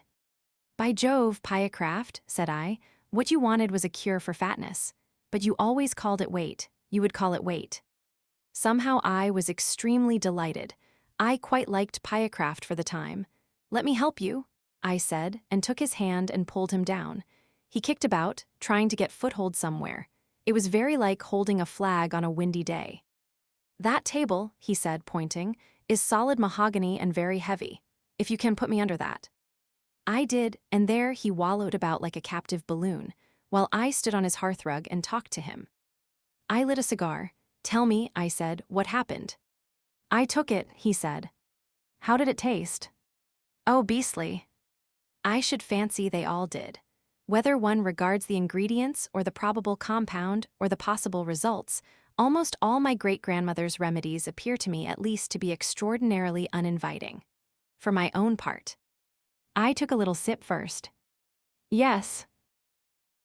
And as I felt lighter and better after an hour, I decided to take the draught. My dear Pyecraft, I held my nose, he explained, and then I kept on getting lighter and helpless, you know. He gave way suddenly to a burst of passion. What the goodness am I to do? He said. There's one thing pretty evident, I said, that you mustn't do. If you go out of doors, you'll go up and up. I waved an arm upward. They'd have to send Santos Dumont after you to bring you down again. I suppose it will wear off. I shook my head. I don't think you can count on that, I said. And then there was another burst of passion, and he kicked out at adjacent chairs and banged the floor. He behaved just as I should have expected a great, fat, self-indulgent man to behave under trying circumstances, that is to say, very badly. He spoke of me and of my great-grandmother with an utter want of discretion. I never asked you to take the stuff, I said. And generously disregarding the insults he was putting upon me, I sat down in his armchair and began to talk to him in a sober, friendly fashion. I pointed out to him that this was a trouble he had brought upon himself, and that it had almost an air of poetical justice. He had eaten too much. This he disputed, and for a time we argued the point. He became noisy and violent, so I desisted from this aspect of his lesson. And then, said I, you committed the sin of euphuism. You called it not fat, which is just and inglorious, but weight. You. He interrupted to say that he recognized all that. What was he to do? I suggested he should adapt himself to his new conditions, so we came to the really sensible part of the business. I suggested that it would not be difficult for him to learn to walk about on the ceiling with his hands. I can't sleep, he said. But that was no great difficulty. It was quite possible, I pointed out, to make a shake-up under a wire mattress, fasten the underthings on with tapes, and have a blanket, sheet, and coverlet to button at the side. He would have to confide in his housekeeper, I said, and after some squabbling he agreed to that. Afterwards it was quite delightful to see the beautifully matter-of-fact way with which the good lady took all these amazing inversions. He could have a library ladder in his room, and all his meals could be laid on the top of his bookcase. We also hit on an ingenious device by which he could get to the floor whenever he wanted, which was simply to put the British Encyclopedia, 10th edition, on the top of his open shelves. He just pulled out a couple of volumes and held on, and down he came. And we agreed there must be iron staples along the skirting, so that he could cling to those whenever he wanted to get about the room on the lower level. As we got on with the thing, I found myself almost keenly interested. It was I who called in the housekeeper and broke matters to her, and it was I chiefly who fixed up the inverted bed. In fact, I spent 2 whole days at his flat. I am a handy, interfering sort of man with a screwdriver, and I made all sorts of ingenious adaptations for him. Ran a wire to bring his bells within reach, turned all his electric lights up instead of down, and so on. The whole affair was extremely curious and interesting to me, and it was delightful to think of Pyecraft like some great, fat blowfly crawling about on his ceiling and clambering round the lintel of his doors from one room to another, and never coming to the club anymore. Then, my fatal ingenuity got the better of me. I was sitting by his fire drinking his whiskey, and he was up in his favorite corner by the cornice, tacking a Turkey carpet to the ceiling, when the idea struck me. By Jove, Pyecraft, I said, all this is totally unnecessary. And before I could calculate the complete consequences of my notion, I blurted it out. Lead underclothing, said I, and the mischief was done. Pyecraft received the thing almost in tears. To be right ways up again, he said. I gave him the whole secret before I saw where it would take me. Buy sheet lead, I said, stamp it into discs, sew 'em all over your underclothes until you have enough. Have lead-soled boots, carry a bag of solid lead, and the thing is done. Instead of being a prisoner here, you may go abroad again, Pyecraft, you may travel. A still happier idea came to me. You need never fear a shipwreck. All you need do is just slip off some or all of your clothes, take the necessary amount of luggage in your hand, and float up in the air. In his emotion, he dropped the tack hammer within an ace of my head. By Jove, he said, I shall be able to come back to the club again. The thing pulled me up short. By Jove, I said faintly. Yes, of course you will. He does. There he sits behind me now, stuffing as I live a third go of buttered tea cake. And no one in the whole world knows except his housekeeper and me that he weighs practically nothing, that he is a mere boring mass of assimilatory matter, mere clouds in clothing, neat, nefas, the most inconsiderable of men. There he sits watching until I have done this writing. Then, if he can, he will waylay me. He will come billowing up to me. He will tell me over again all about it, how it feels, how it doesn't feel, how he sometimes hopes it is passing off a little. And always somewhere in that fat, abundant discourse he will say, the secret's keeping, eh? If anyone knew of it, I should be so ashamed. Makes a fellow look such a fool, crawling about on a ceiling and all that. And now to elude Pyecraft, occupying, as he does, an admirable strategic position between me and the door. 29. The magic shop. I had seen the magic shop from afar several times.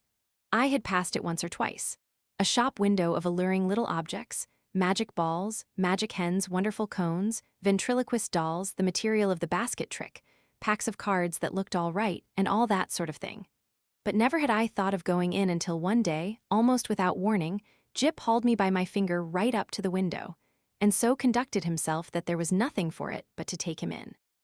I had not thought the place was there, to tell the truth, a modest-sized frontage in Regent Street, between the picture shop and the place, where the chicks run about just out of patent incubators, but there, it was sure enough. I had fancied it was down nearer the circus, or round the corner in Oxford Street, or even in Holborn. Always over the way, and a little inaccessible it had been, with something of the mirage in its position. But here it was now quite indisputably, and the fat end of Jip's pointing finger made a noise upon the glass. If I was rich, said Jip, dabbing a finger at the disappearing egg, I'd buy myself that.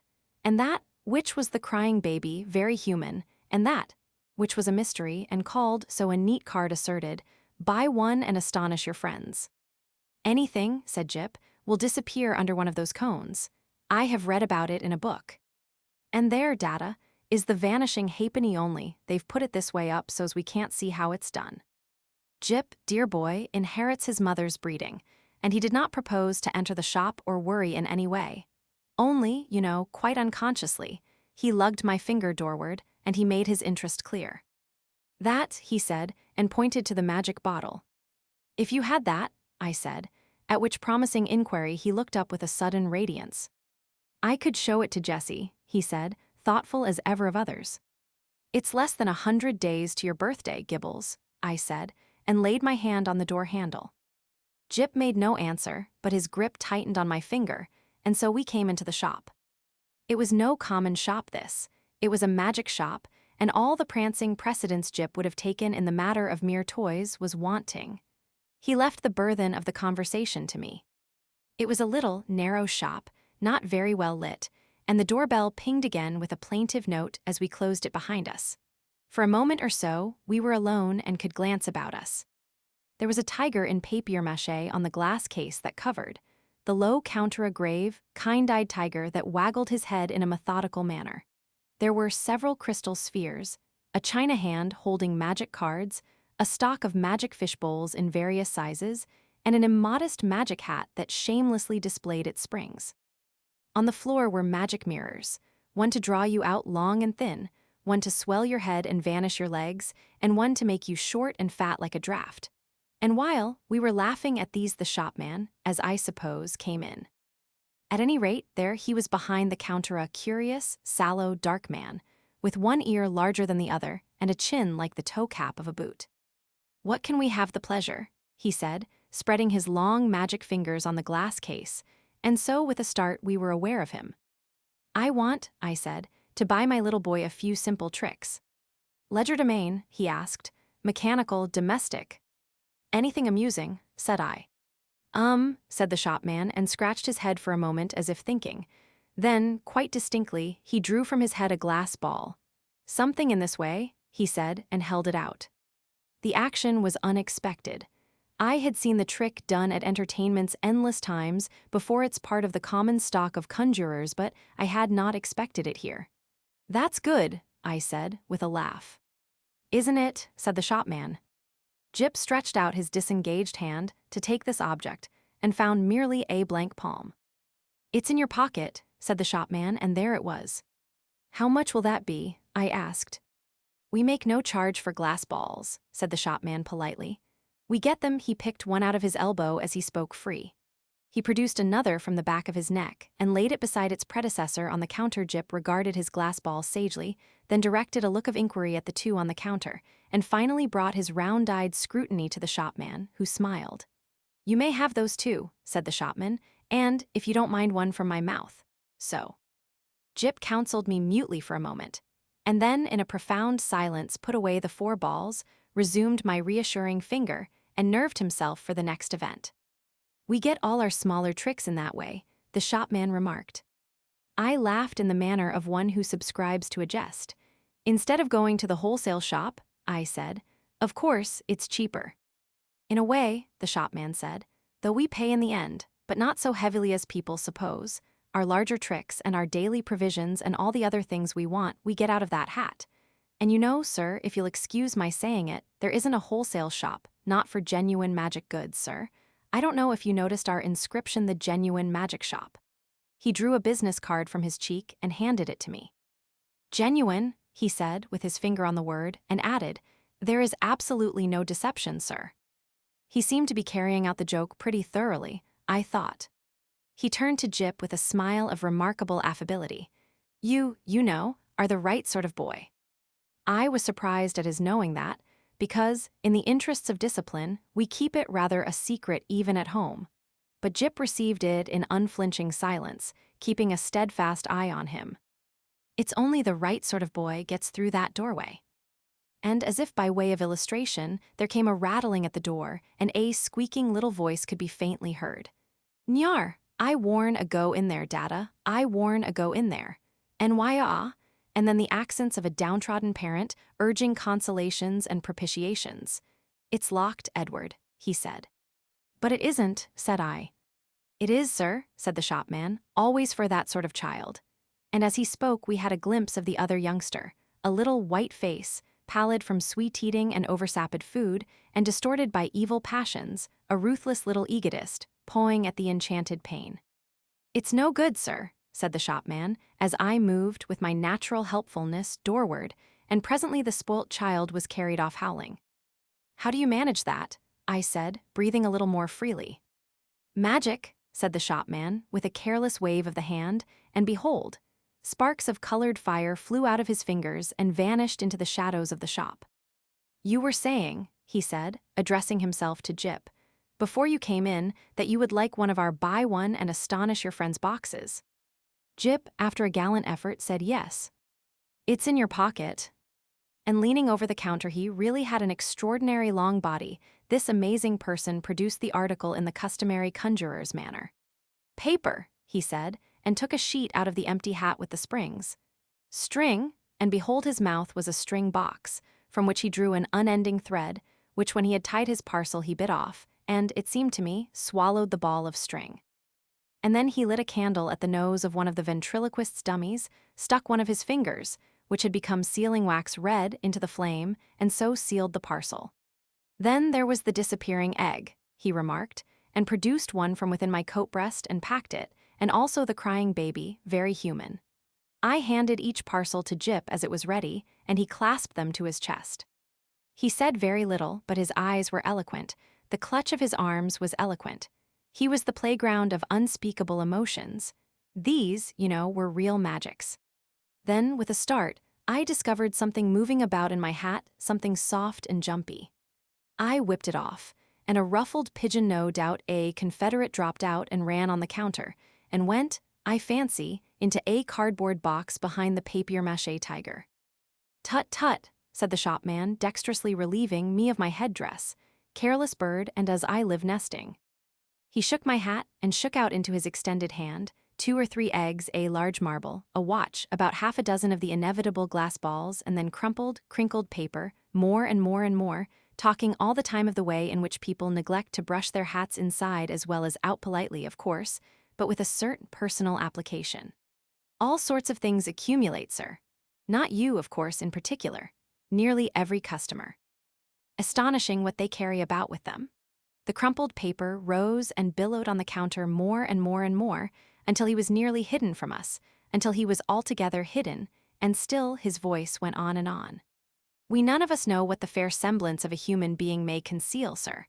Are we all then no better than brushed exteriors, whited sepulchres?" His voice stopped exactly like when you hit a neighbor's gramophone with a well-aimed brick. The same instant silence, and the rustle of the paper stopped, and everything was still. "Have you done with my hat?" I said after an interval. There was no answer. I stared at Jip, and Jip stared at me, and there were our distortions in the magic mirrors, looking very rum and grave and quiet. "I think we'll go now," I said. "Will you tell me how much all this comes to?" I said on a rather louder note, "I want the bill and my hat, please." It might have been a sniff from behind the paper pile. "Let's look behind the counter, Jip," I said. "He's making fun of us." I led Jip round the head-wagging tiger, and what do you think there was behind the counter? No one at all. Only my hat on the floor, and a common conjurer's lop-eared white rabbit lost in meditation, and looking as stupid and crumpled as only a conjurer's rabbit can do. I resumed my hat, and the rabbit lolloped a lollop or so out of my way. "Data," said Jip in a guilty whisper. "What is it, Jip?" said I.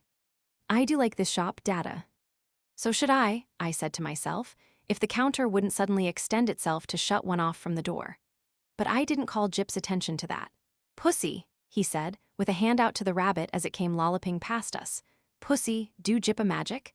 And his eyes followed it as it squeezed through a door I had certainly not remarked a moment before. Then this door opened wider, and the man with one ear larger than the other appeared again. He was smiling still, but his eye met mine with something between amusement and defiance. "You'd like to see our showroom, sir?" he said, with an innocent suavity.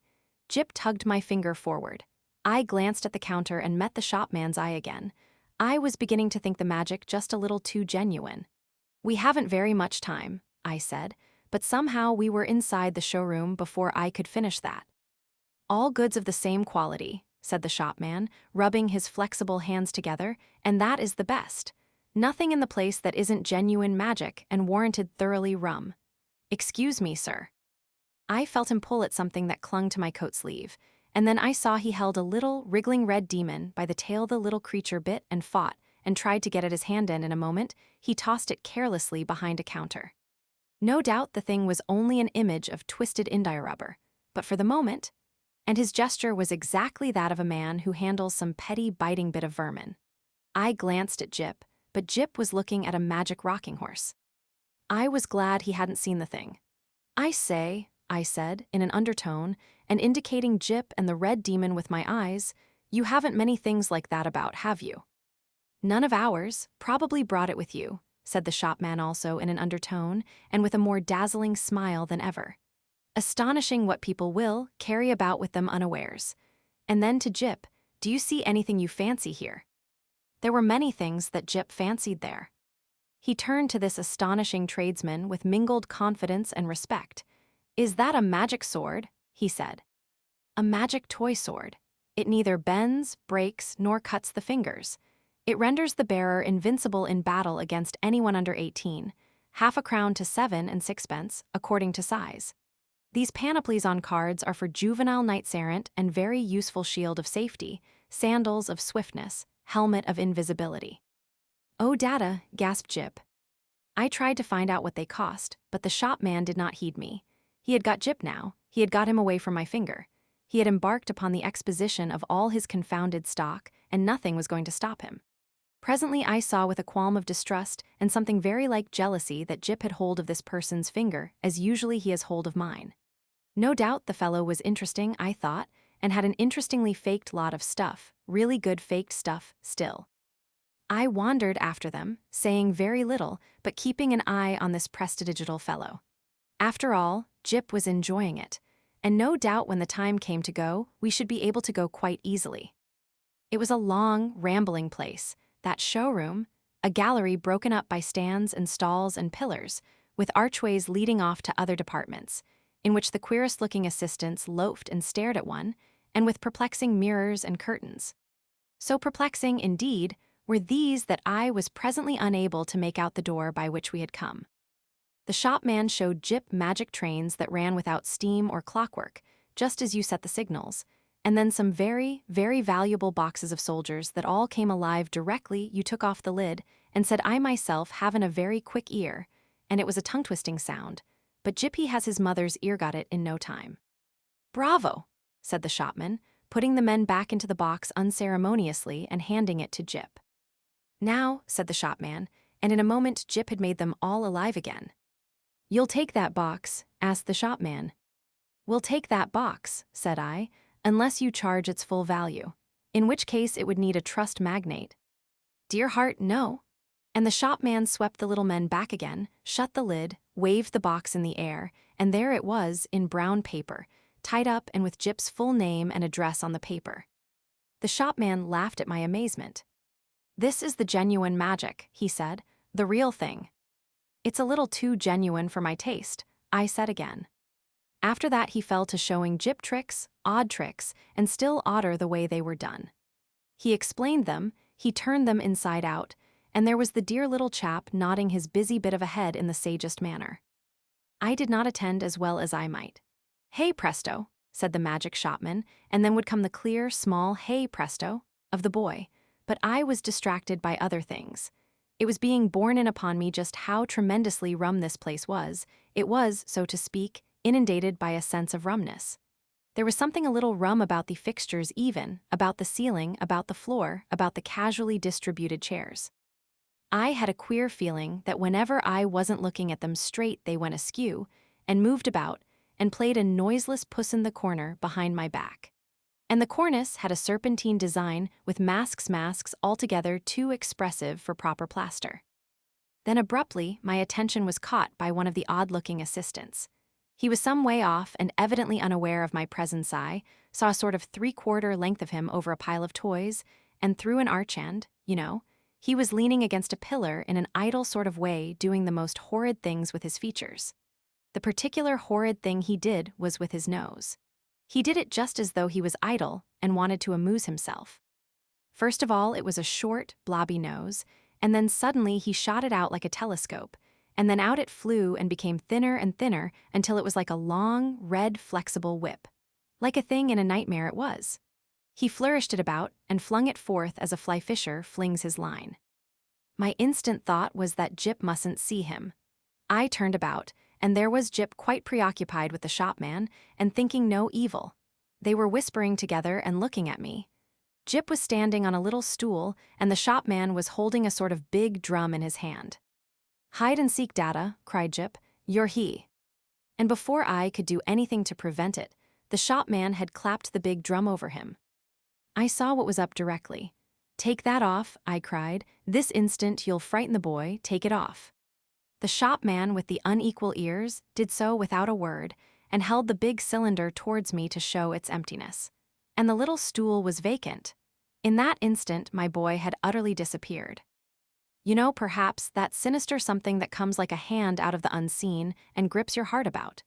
You know, it takes your common self away and leaves you tense and deliberate, neither slow nor hasty, neither angry nor afraid. So it was with me. I came up to this grinning shopman and kicked his stool aside. "Stop this folly," I said. "Where is my boy?" "You see," he said, still displaying the drum's interior, "there is no deception." I put out my hand to grip him, and he eluded me by a dexterous movement. I snatched again, and he turned from me and pushed open a door to escape. "Stop," I said, and he laughed, receding. I leapt after him into utter darkness. Thud. "Lor bless my eart, I didn't see you coming, sir." I was in Regent Street, and I had collided with a decent-looking working man, and a yard away, perhaps, and looking a little perplexed with himself, was Jip. There was some sort of apology, and then Jip had turned and come to me with a bright little smile, as though for a moment he had missed me. And he was carrying 4 parcels in his arm. He secured immediate possession of my finger. For the second I was rather at a loss. I stared round to see the door of the magic shop, and behold, it was not there. There was no door, no shop, nothing, only the common pilaster between the shop where they sell pictures and the window with the chicks. I did the only thing possible in that mental tumult. I walked straight to the curbstone and held up my umbrella for a cab. "Ansoms," said Jip, in a note of culminating exultation. I helped him in, recalled my address with an effort, and got in also. Something unusual proclaimed itself in my tailcoat pocket, and I felt and discovered a glass ball. With a petulant expression, I flung it into the street. Jip said nothing. For a space neither of us spoke. "Dada," said Jip at last, "that was a proper shop." I came round with that to the problem of just how the whole thing had seemed to him. He looked completely undamaged, so far, good. He was neither scared nor unhinged. He was simply tremendously satisfied with the afternoon's entertainment, and there in his arms were the 4 parcels. Confound it, what could be in them? I said, "little boys can't go to shops like that every day." He received this with his usual stoicism, and for a moment I was sorry I was his father and not his mother, and so couldn't suddenly there, coram publico, in our hansom, kiss him. After all, I thought, the thing wasn't so very bad. But it was only when we opened the parcels that I really began to be reassured. 3 of them contained boxes of soldiers, quite ordinary lead soldiers, but of so good a quality as to make Jip altogether forget that originally these parcels had been magic tricks of the only genuine sort. And the 4th contained a kitten, a little living white kitten, in excellent health and appetite and temper. I saw this unpacking with a sort of provisional relief. I hung about in the nursery for quite an unconscionable time. That happened 6 months ago, and now I am beginning to believe it is all right. The kitten had only the magic natural to all kittens, and the soldiers seemed as steady a company as any colonel could desire. And Jip.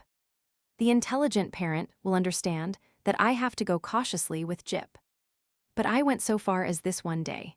I said, "How would you like your soldiers to come alive, Jip, and march about by themselves?" "Mine do," said Jip. "I just have to say a word I know before I open the lid. Then they march about alone." "Oh, quite, Dada. I shouldn't like them if they didn't do that." I displayed no unbecoming surprise, and since then I have taken occasion to drop in upon him once or twice, unannounced, when the soldiers were about. But so far I have never discovered them performing in anything like a magical manner. It's so difficult to tell. There's also a question of finance. I have an incurable habit of paying bills. I have been up and down Regent Street several times looking for that shop. I am inclined to think, indeed, that in that matter honor is satisfied, and that, since Gyp's name and address are known to them, I may very well leave it to these people, whoever they may be, to send in their bill in their own time. 30. The Empire of the Ants. When Captain Gerillo received instructions to take his new gunboat, the Benjamin Constant, to Badama on the Batimo arm of the Garamadma, and there assist the inhabitants against a plague of ants, he suspected the authorities of mockery. His promotion had been romantic and irregular.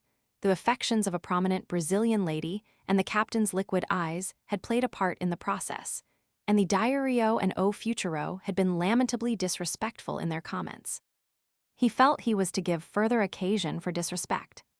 He was a Creole, his conceptions of etiquette and discipline were pure-blooded Portuguese, and it was only to Holroyd, the Lancashire engineer who had come over with the boat, and as an exercise in the use of English his, th, sounds were very uncertain that he opened his heart.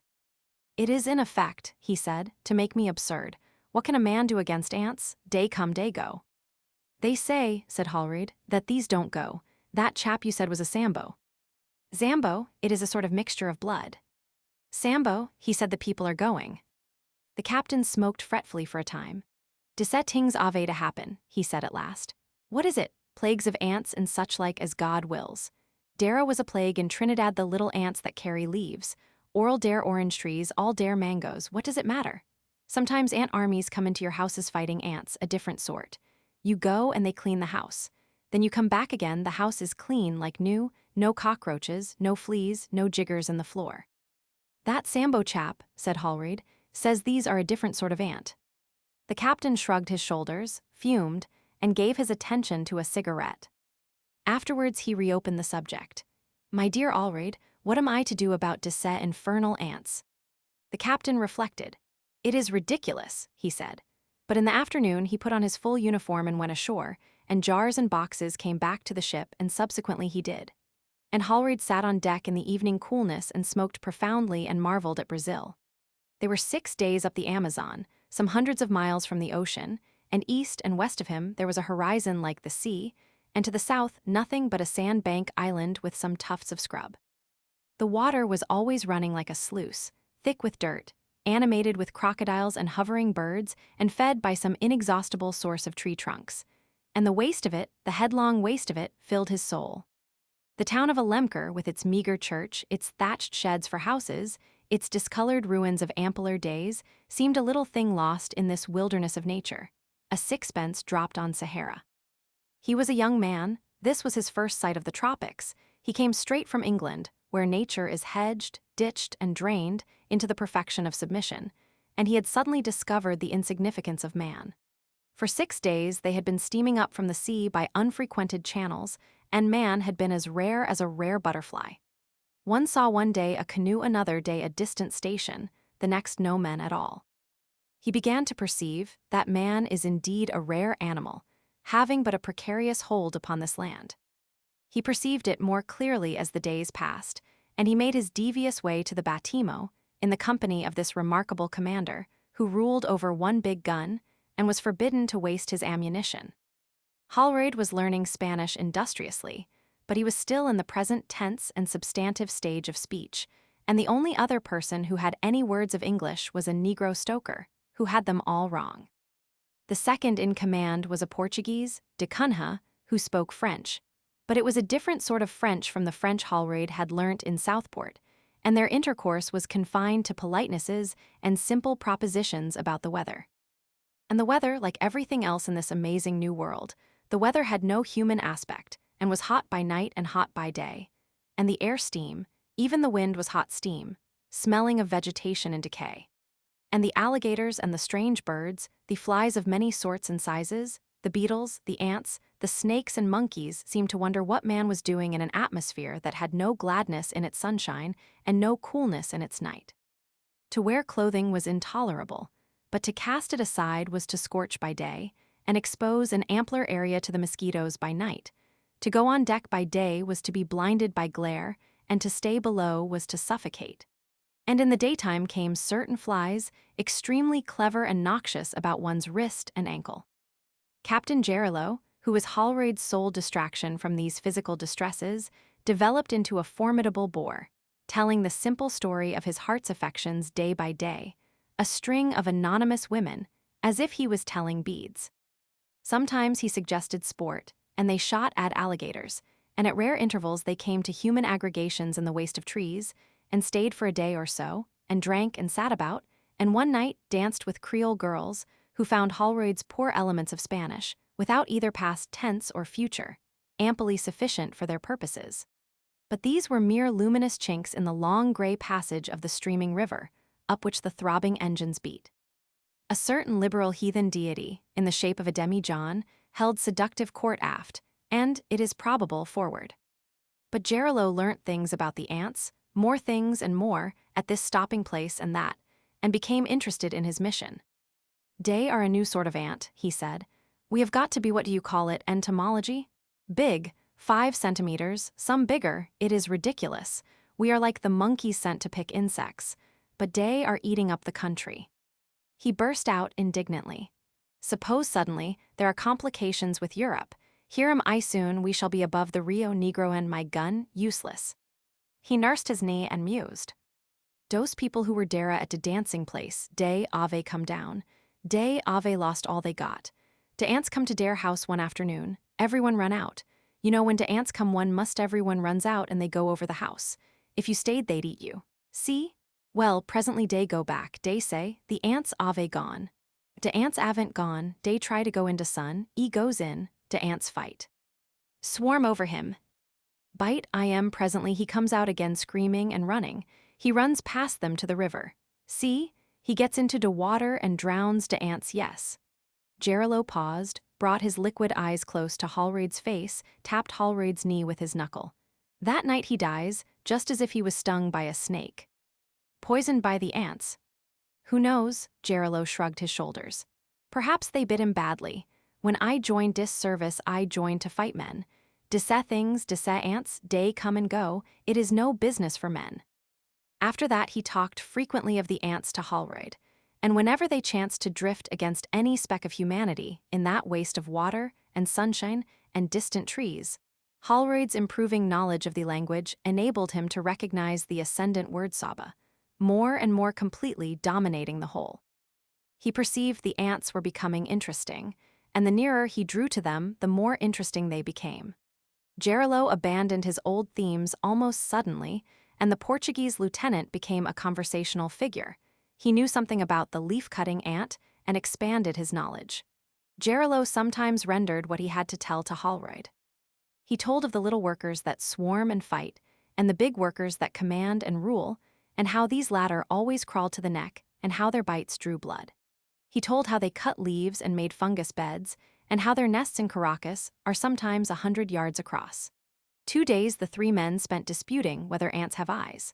The discussion grew dangerously heated on the second afternoon, and Holroyd saved the situation by going ashore in a boat to catch ants and see.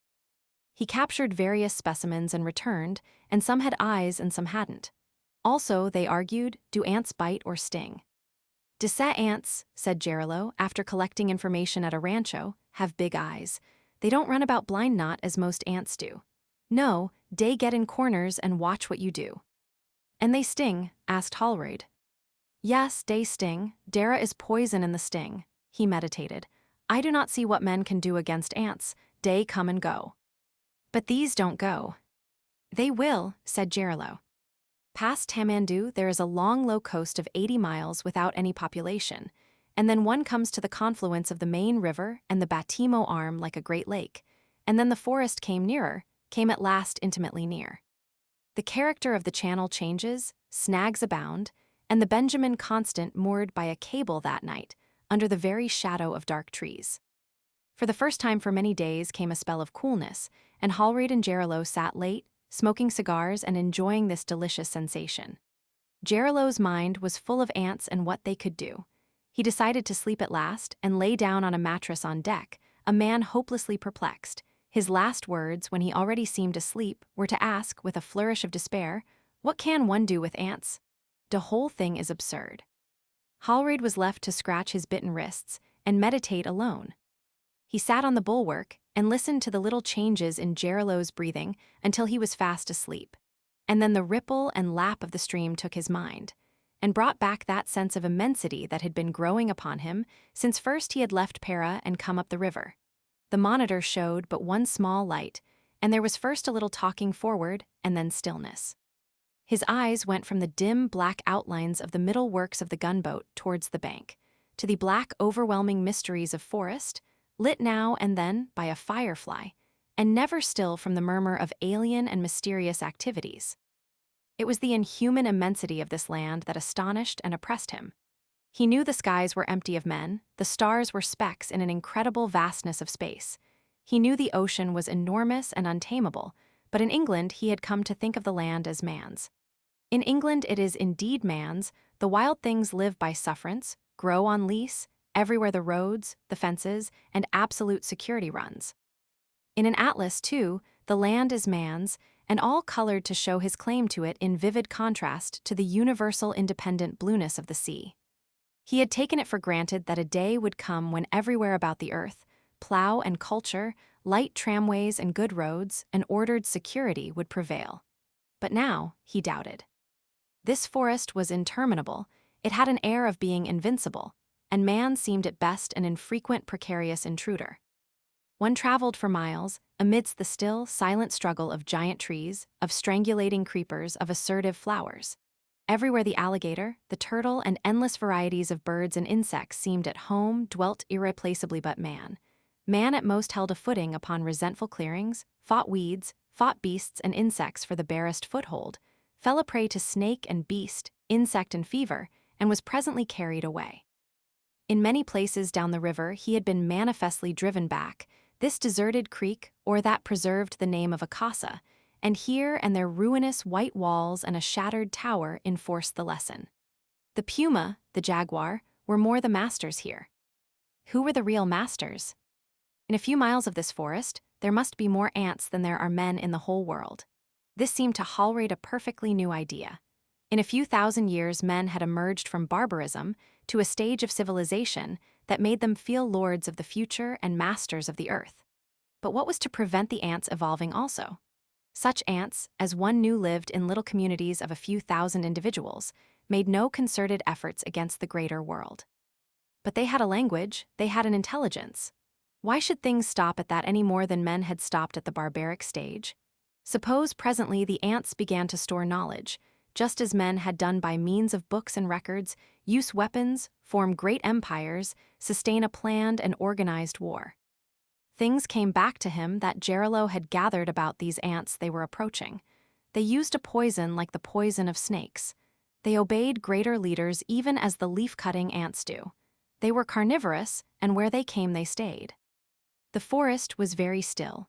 The water lapped incessantly against the side. About the lantern overhead there eddied a noiseless whirl of phantom moths. Gerillo stirred in the darkness and sighed. "What can one do?" he murmured, and turned over and was still again. Hallraid was roused from meditations that were becoming sinister by the hum of a mosquito. 2. The next morning Hallraid learnt they were within 40 kilometers of Badama, and his interest in the banks intensified. He came up whenever an opportunity offered to examine his surroundings. He could see no signs of human occupation whatever, save for a weedy ruin of a house and the green-stained facade of the long-deserted monastery at Maju, with a forest tree growing out of a vacant window space and great creepers netted across its vacant portals. Several flights of strange yellow butterflies with semi-transparent wings crossed the river that morning, and many alighted on the monitor and were killed by the men. It was towards afternoon that they came upon the derelict Cuberta. She did not at first appear to be derelict. Both her sails were set and hanging slack in the afternoon calm, and there was the figure of a man sitting on the fore planking beside the ship's sweeps. Another man appeared to be sleeping face downwards on the sort of longitudinal bridge these big canoes have in the waist. But it was presently apparent, from the sway of her rudder and the way she drifted into the course of the gunboat, that something was out of order with her. Gerillo surveyed her through a field glass and became interested in the queer darkness of the face of the sitting man, a red-faced man he seemed, Without a nose, crouching he was rather than sitting. And the longer the captain looked, the less he liked to look at him, and the less able he was to take his glasses away. But he did so at last, and went a little way to call up Hallraid. Then he went back to hail the cuberta. He hailed her again, and so she drove past him. Santa Rosa stood out clearly as her name. As she came by and into the wake of the monitor, she pitched a little, and suddenly the figure of the crouching man collapsed as though all its joints had given way. His hat fell off, his head was not nice to look at, and his body flopped lax and rolled out of sight behind the bulwarks. "Caramba!" cried Gerillo, and resorted to Hallraid forthwith. Hallraid was halfway up the companion. "Did you see dat?" said the captain. "Dead," said Hallraid. "Yes, you'd better send a boat aboard, there's something wrong." "Did you by any chance see his face?" "What was it like?" "It was ugh, I have no words." And the captain suddenly turned his back on Hallraid and became an active and strident commander. The gunboat came about, steamed parallel to the erratic course of the canoe, and dropped the boat with Lieutenant de Cunha and 3 sailors to board her. Then the curiosity of the captain made him draw up almost alongside as the lieutenant got aboard, so that the whole of the Santa Rosa, deck and hold, was visible to Hallraid. He saw now clearly that the sole crew of the vessel was these 2 dead men. And though he could not see their faces, he saw by their outstretched hands, which were all of ragged flesh, that they had been subjected to some strange, exceptional process of decay. For a moment, his attention concentrated on those 2 enigmatical bundles of dirty clothes and laxly flung limbs, and then his eyes went forward to discover the open hold piled high with trunks and cases, and aft to where the little cabin gaped inexplicably empty. Then he became aware that the planks of the middle decking were dotted with moving black specks. His attention was riveted by these specks. They were all walking in directions radiating from the fallen man in a manner the image came unsought to his mind like the crowd dispersing from a bullfight. He became aware of Gerillo beside him. "Capo," he said, "have you your glasses? Can you focus as closely as those planks there?" Gerillo made an effort, grunted, and handed him the glasses. There followed a moment of scrutiny. "It's ants," said the Englishman, and handed the focused field glass back to Gerillo. His impression of them was of a crowd of large black ants, very like ordinary ants except for their size, and for the fact that some of the larger of them bore a sort of clothing of gray. But at the time his inspection was too brief for particulars. The head of Lieutenant de Cunha appeared over the side of the cuberta, and a brief colloquy ensued. "You must go aboard," said Gerillo. The lieutenant objected that the boat was full of ants. "You have your boots," said Gerillo. The lieutenant changed the subject. "How did these men die?" he asked. Captain Gerillo embarked upon speculations that Hallraid could not follow, and the 2 men disputed with a certain increasing vehemence. Hallraid took up the field glass and resumed his scrutiny, first of the ants and then of the dead man amidships. "He has described these ants to me very particularly. He says they were as large as any ants he has ever seen, black and moving with a steady deliberation, very different from the mechanical fussiness of the common ant. About 1 in 20 was much larger than its fellows, and with an exceptionally large head. These reminded him at once of the master workers who are said to rule over the leaf-cutter ants. Like them, they seemed to be directing and coordinating the general movements. They tilted their bodies back in a manner altogether singular, as if they made some use of the 4 feet.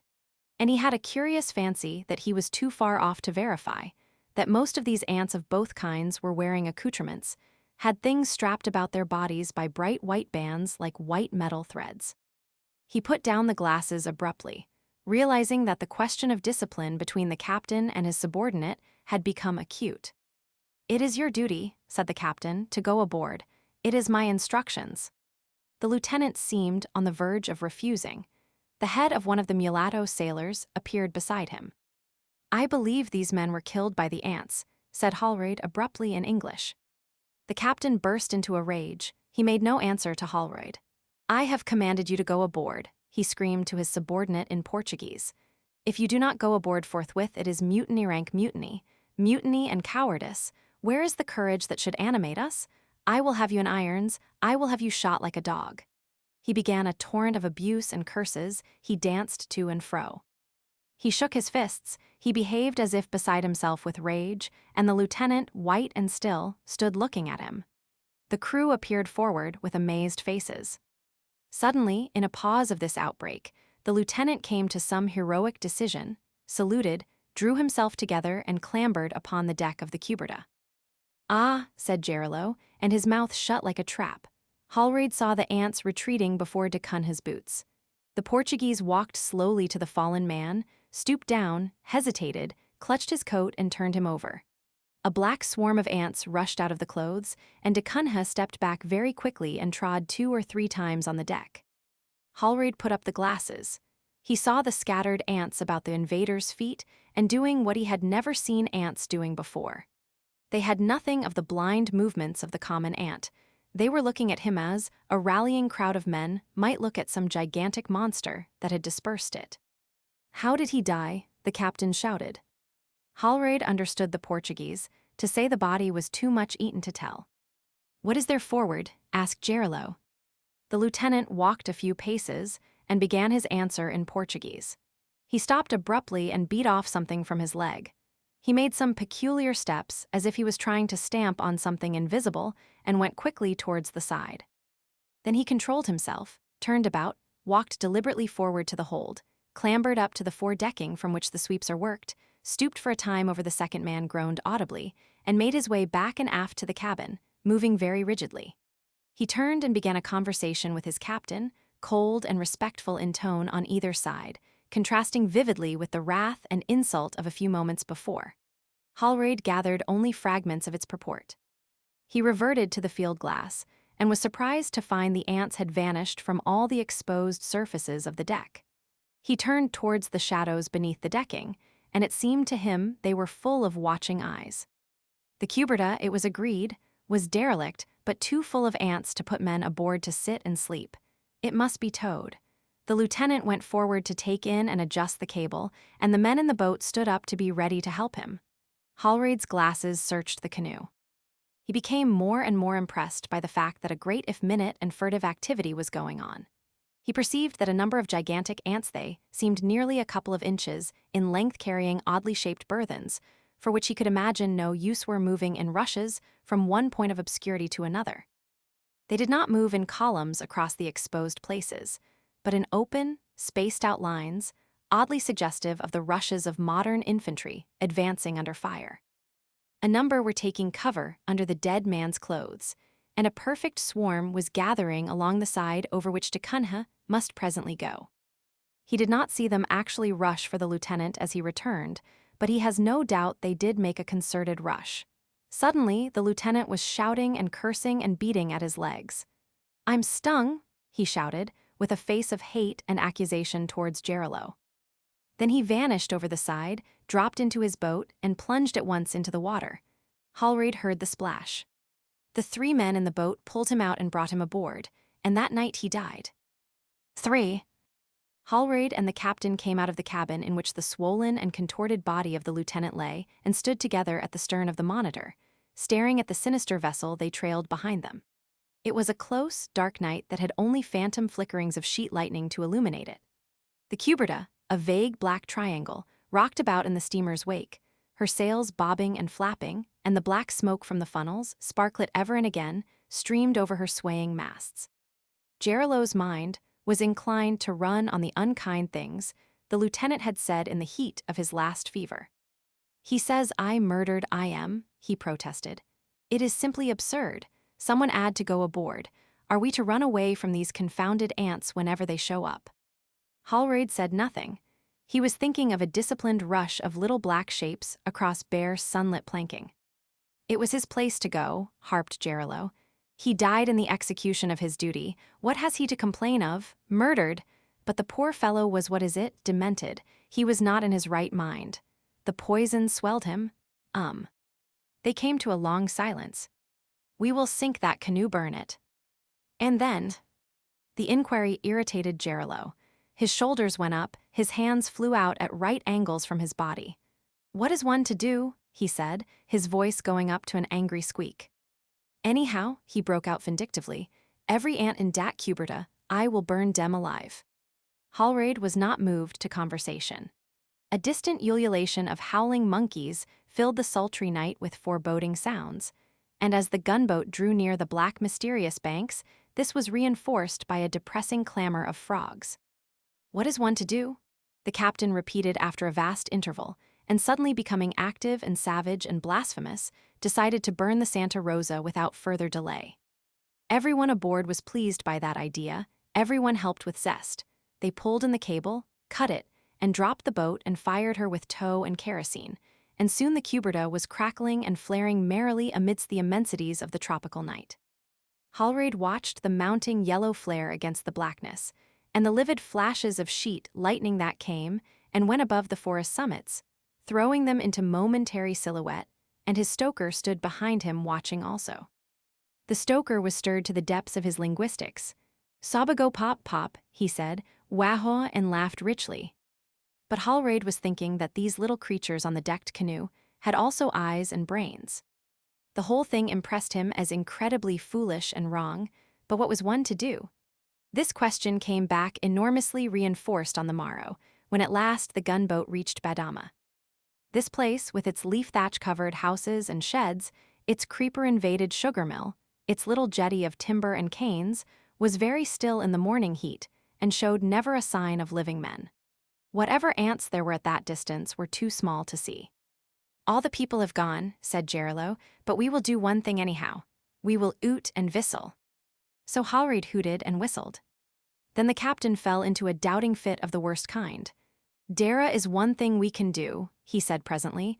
"What's that?" said Hallraid. "Oot and whistle again." So they did. The captain walked his deck and gesticulated to himself. He seemed to have many things on his mind. Fragments of speeches came from his lips. He appeared to be addressing some imaginary public tribunal either in Spanish or Portuguese. Hallraid's improving ear detected something about ammunition. He came out of these preoccupations suddenly into English. "My dear Hallraid," he cried, and broke off with, "But what can one do?" They took the boat and the field glasses and went close in to examine the place. They made out a number of big ants, whose still postures had a certain effect of watching them, dotted about the edge of the rude embarkation jetty. Gerillo tried ineffectual pistol shots at these. Hallraid thinks he distinguished curious earthworks running between the nearer houses that may have been the work of the insect conquerors of those human habitations. The explorers pulled past the jetty and became aware of a human skeleton wearing a loin cloth and very bright and clean and shining, lying beyond. They came to a pause regarding this. "I have all those lives to consider," said Gerillo suddenly. Hallraid turned and stared at the captain, realizing slowly that he referred to the unappetizing mixture of races that constituted his crew. To send a landing party it is impossible. They will be poisoned, they will swell up and abuse me and die. It is totally impossible. If we land, I must land alone in thick boots and with my life in my hand. Perhaps I should live, or again I might not land. I do not know. Hallraid thought he did, but he said nothing. "De whole thing," said Gerillo suddenly, "has been got up to make me ridiculous. De whole thing." They paddled about and regarded the clean white skeleton from various points of view, and then they returned to the gunboat. Then Gerillo's indecisions became terrible. Steam was got up, and in the afternoon the Monitor went on up the river with an air of going to ask somebody something, and by sunset came back again and anchored. A thunderstorm gathered and broke furiously, and then the night became beautifully cool and quiet, and everyone slept on deck. Except Gerillo, who tossed about and muttered. In the dawn he awakened Hallraid. "Lord," said Hallraid, "what now?" "I have decided," said the captain. "What a land," said Hallraid, sitting up brightly. "No," said the captain, and was for a time very reserved. "I have decided," he repeated, and Hallraid manifested symptoms of impatience. "Well, yes," said the captain, "I shall fire a big gun." And he did. Heaven knows what the ants thought of it, but he did. He fired it twice with great sternness and ceremony. All the crew had wadding in their ears, and there was an effect of going into action about the whole affair, and first they hit and wrecked the old sugar mill, and then they smashed the abandoned store behind the jetty. And then Gerillo experienced the inevitable reaction. "It is no good," he said to Hallraid. "No good at all, no sort of bally good. We must go back for instructions." Dara will be de devil of a row about disammunitiono. De devil of a row? You don't know, all right. He stood regarding the world, in infinite perplexity for a space. But what else was there to do? He cried. In the afternoon, the monitor started downstream again. And in the evening, A landing, party took the body of the lieutenant and buried it on the bank upon which the new ants have so far not appeared. 4. I heard this story in a fragmentary state from Holroyd not 3 weeks ago. These new ants have got into his brain, and he has come back to England with the idea, as he says, of exciting people about them before it is too late. He says they threaten British Guiana, which cannot be much over a trifle of 1,000 miles from their present sphere of activity, and that the Colonial Office ought to get to work upon them at once. He declaims with great passion, "These are intelligent ants. Just think what that means." There can be no doubt they are a serious pest, and that the Brazilian government is well advised in offering a prize of £500 for some effectual method of extirpation. It is certain, too, that since they first appeared in the hills beyond Badama, about 3 years ago, they have achieved extraordinary conquests. The whole of the south bank of the Batimo River, for nearly 60 miles, they have in their effectual occupation. They have driven men out completely, occupied plantations and settlements, and boarded and captured at least one ship. It is even said they have in some inexplicable way bridged the very considerable Capurana arm and pushed many miles towards the Amazon itself. There can be little doubt that they are far more reasonable and with a far better social organization than any previously known ant species. Instead of being in dispersed societies, they are organized into what is in effect a single nation. But their peculiar and immediate formidableness lies not so much in this as in the intelligent use they make of poison against their larger enemies.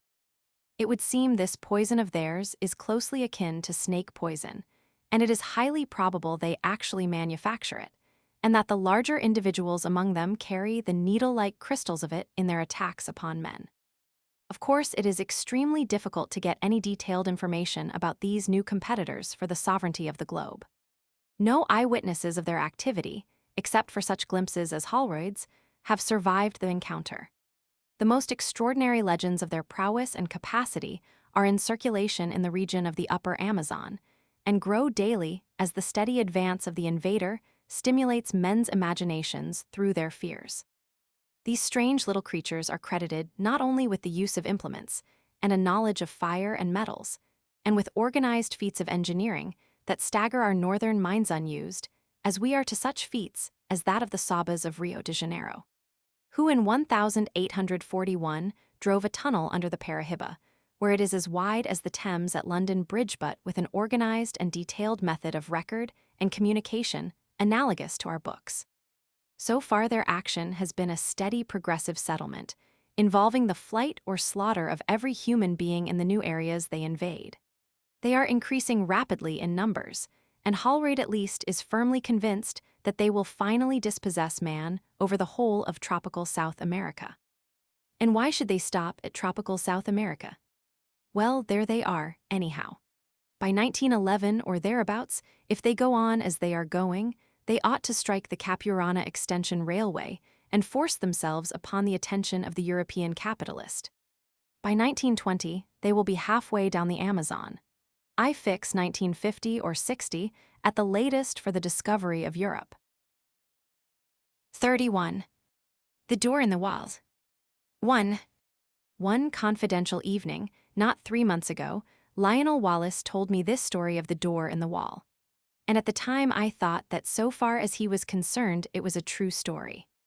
He told it me with such a direct simplicity of conviction that I could not do otherwise than believe in him. But in the morning, in my own flat, I woke to a different atmosphere, and as I lay in bed and recalled the things he had told me, stripped of the glamour of his earnest, slow voice, denuded of the focused, shaded table light, the shadowy atmosphere that wrapped about him and me, and the pleasant, bright things, the dessert and glasses and napery of the dinner we had shared, making them for the time a bright little world quite cut off from everyday realities, I saw it all as frankly incredible. He was mystifying, I said, and then, how well he did it. It isn't quite the thing I should have expected him, of all people, to do well. Afterwards, as I sat up in bed and sipped my morning tea, I found myself trying to account for the flavor of reality that perplexed me in his impossible reminiscences, by supposing they did in some way suggest, present, convey I hardly know which word to use experiences it was otherwise impossible to tell. Well, I don't resort to that explanation now. I have got over my intervening doubts. I believe now, as I believed at the moment of telling, that Wallace did to the very best of his ability strip the truth of his secret for me. But whether he himself saw, or only thought he saw, whether he himself was the possessor of an inestimable privilege or the victim of a fantastic dream, I cannot pretend to guess. Even the facts of his death, which ended my doubts forever, throw no light on that. That much the reader must judge for himself. I forget now what chance comment or criticism of mine moved so reticent a man to confide in me. He was, I think, defending himself against an imputation of slackness and unreliability I had made in relation to a great public movement in which he had disappointed me. But he plunged suddenly. "I have," he said, "a preoccupation. I know," he went on after a pause, "I have been negligent. The fact is it isn't a case of ghosts or apparitions, but it's an odd thing to tell of. Redmond, I am haunted.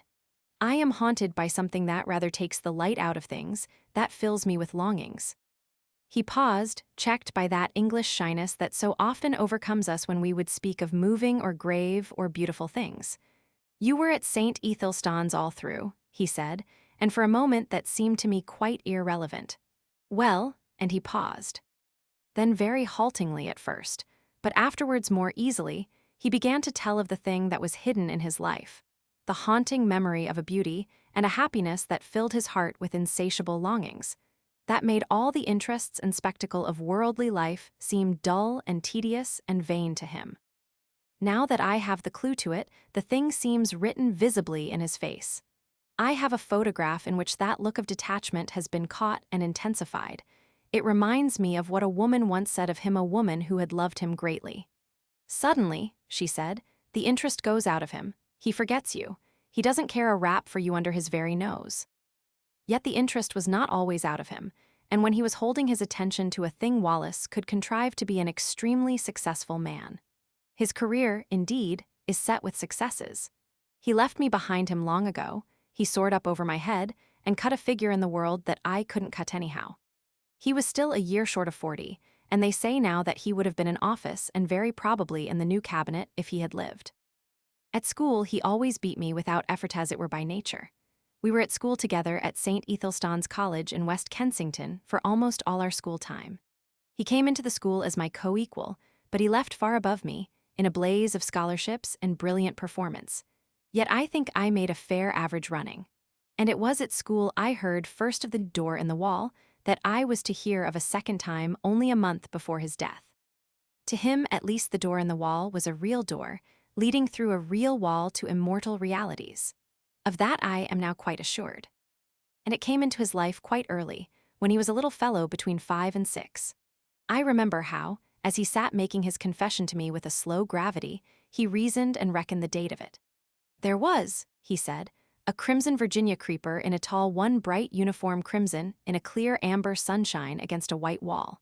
That came into the impression somehow, though I don't clearly remember how, and there were horse-chestnut leaves upon the clean pavement outside the green door. They were blotched yellow and green, not brown nor dirty, so that they must have been new fallen. I take it that means October. I look out for horse-chestnut leaves every year, and I ought to know. If I'm right in that, I was about 5 years and 4 months old. He was," he said, "rather a precocious little boy. He learnt to talk at an abnormally early age, and he was so sane and old-fashioned, as people say, that he was permitted an amount of initiative that most children scarcely attain by 7 or 8. His mother died when he was 2, and he was under the less vigilant and authoritative care of a nursery governess. His father was a stern, preoccupied lawyer who gave him little attention and expected great things of him. For all his brightness, he found life a little gray and dull, I think, and one day he wandered. He could not recall the particular neglect that enabled him to get away, nor the course he took among the West Kensington roads. All that had faded among the incurable blurs of memory, but the white wall and the green door stood out quite distinctly. As his memory of that childish experience ran, he did at the very first sight of that door experience a peculiar emotion, an attraction, a desire to get to the door and open it and walk in. And at the same time, he had the clearest conviction that either it was unwise or it was wrong of him. He could not tell which to yield to this attraction. He insisted upon it as a curious thing that he knew from the very beginning, unless memory has played him the queerest trick, that the door was unfastened, and that he could go in as he chose. I seemed to see the figure of that little boy, drawn and repelled. And it was very clear in his mind, too, though why it should be so was never explained, that his father would be very angry if he went in through that door. Wallace described all these moments of hesitation to me with the utmost particularity. He went right past the door, and then, with his hands in his pockets and making an infantile attempt to whistle, strolled right along beyond the end of the wall. There he recalls a number of mean, dirty shops, and particularly that of a plumber and decorator with a dusty disorder of earthenware pipes, sheet lead, ball taps, pattern books of wallpaper, and tins of enamel. He stood pretending to examine these things, and coveting, passionately desiring, the green door. Then, he said, he had a gust of emotion. He made a run for it, lest hesitation should grip him again. He went plump with outstretched hand through the green door and let it slam behind him. And so, in a trice, he came into the garden that has haunted all his life. It was very difficult for Wallace to give me his full sense of that garden into which he came. There was something in the very air of it that exhilarated, that gave one a sense of lightness and good happening and well-being. There was something in the sight of it that made all its color clean and perfect and subtly luminous. In the instant of coming into it, one was exquisitely glad, as only in rare moments, and when one is young and joyful one can be glad in this world. And everything was beautiful there. Wallace mused before he went on telling me. "You see," he said, with the doubtful inflection of a man who pauses at incredible things, "there were 2 great panthers there. Yes, spotted panthers. And I was not afraid. There was a long, wide path with marble-edged flower borders on either side, and these 2 huge velvety beasts were playing there with a ball. One looked up and came towards me, a little curious as it seemed. It came right up to me, rubbed its soft round ear very gently against the small hand I held out, and purred. It was, I tell you, an enchanted garden. I know, and the size? Oh, it stretched far and wide this way and that. I believe there were hills far away. Heaven knows where West Kensington had suddenly got to, and somehow it was just like coming home. You know, in the very moment the door swung to behind me, I forgot the road with its fallen chestnut leaves, its cabs and tradesmen's carts. I forgot the sort of gravitational pull back to the discipline and obedience of home. I forgot all hesitations and fear, forgot discretion, forgot all the intimate realities of this life. I became in a moment a very glad and wonder-happy little boy in another world. It was a world with a different quality, a warmer, more penetrating and mellower light, with a faint, clear gladness in its air, and wisps of sun-touched cloud in the blueness of its sky. And before me ran this long, wide path, invitingly, with weedless beds on either side, rich with untended flowers, and these 2 great panthers. I put my little hands fearlessly on their soft fur, and caressed their round ears and the sensitive corners under their ears, and played with them, and it was as though they welcomed me home. There was a keen sense of homecoming in my mind, and when presently a tall, fair girl appeared in the pathway and came to meet me, smiling, and said, "Well," to me, and lifted me, and kissed me, and put me down, and led me by the hand, there was no amazement, but only an impression of delightful rightness, of being reminded of happy things that had in some strange way been overlooked. There were broad red steps, I remember, that came into view between spikes of delphinium, and up these we went to a great avenue between very old and shady dark trees. All down this avenue, you know, between the red chap stems, were marble seats of honor and statuary, and very tame and friendly white doves. Along this cool avenue my girlfriend led me. Looking down I recall the pleasant lines, the finely modeled chin of her sweet kind face asking me questions in a soft, agreeable voice, and telling me things, pleasant things I know, though what they were I was never able to recall. Presently a little capuchin monkey, very clean, with a fur of ruddy brown and kindly hazel eyes, came down a tree to us and ran beside me, looking up at me and grinning, and presently leapt to my shoulder. So we 2 went on our way in great happiness. He paused. "Go on," I said. "I remember little things." We passed an old man musing among laurels, I remember, and a place gay with paracase, and came through a broad, shaded colonnade to a spacious, cool palace, full of pleasant fountains, full of beautiful things, full of the quality and promise of heart's desire. And there were many things and many people, some that still seem to stand out clearly and some that are a little vague, but all these people were beautiful and kind. In some way, I don't know how it was conveyed to me that they all were kind to me, glad to have me there, and filling me with gladness by their gestures, by the touch of their hands, by the welcome and love in their eyes. Yes. He mused for a while. Playmates I found there. That was very much to me, because I was a lonely little boy. They played delightful games in a grass-covered court where there was a sundial set about with flowers, and as one played, one loved. But it's odd there's a gap in my memory. I don't remember the games we played.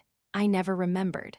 Afterwards, as a child, I spent long hours trying, even with tears, to recall the form of that happiness. I wanted to play it all over again in my nursery by myself. No, all I remember is the happiness and two dear playfellows who were most with me.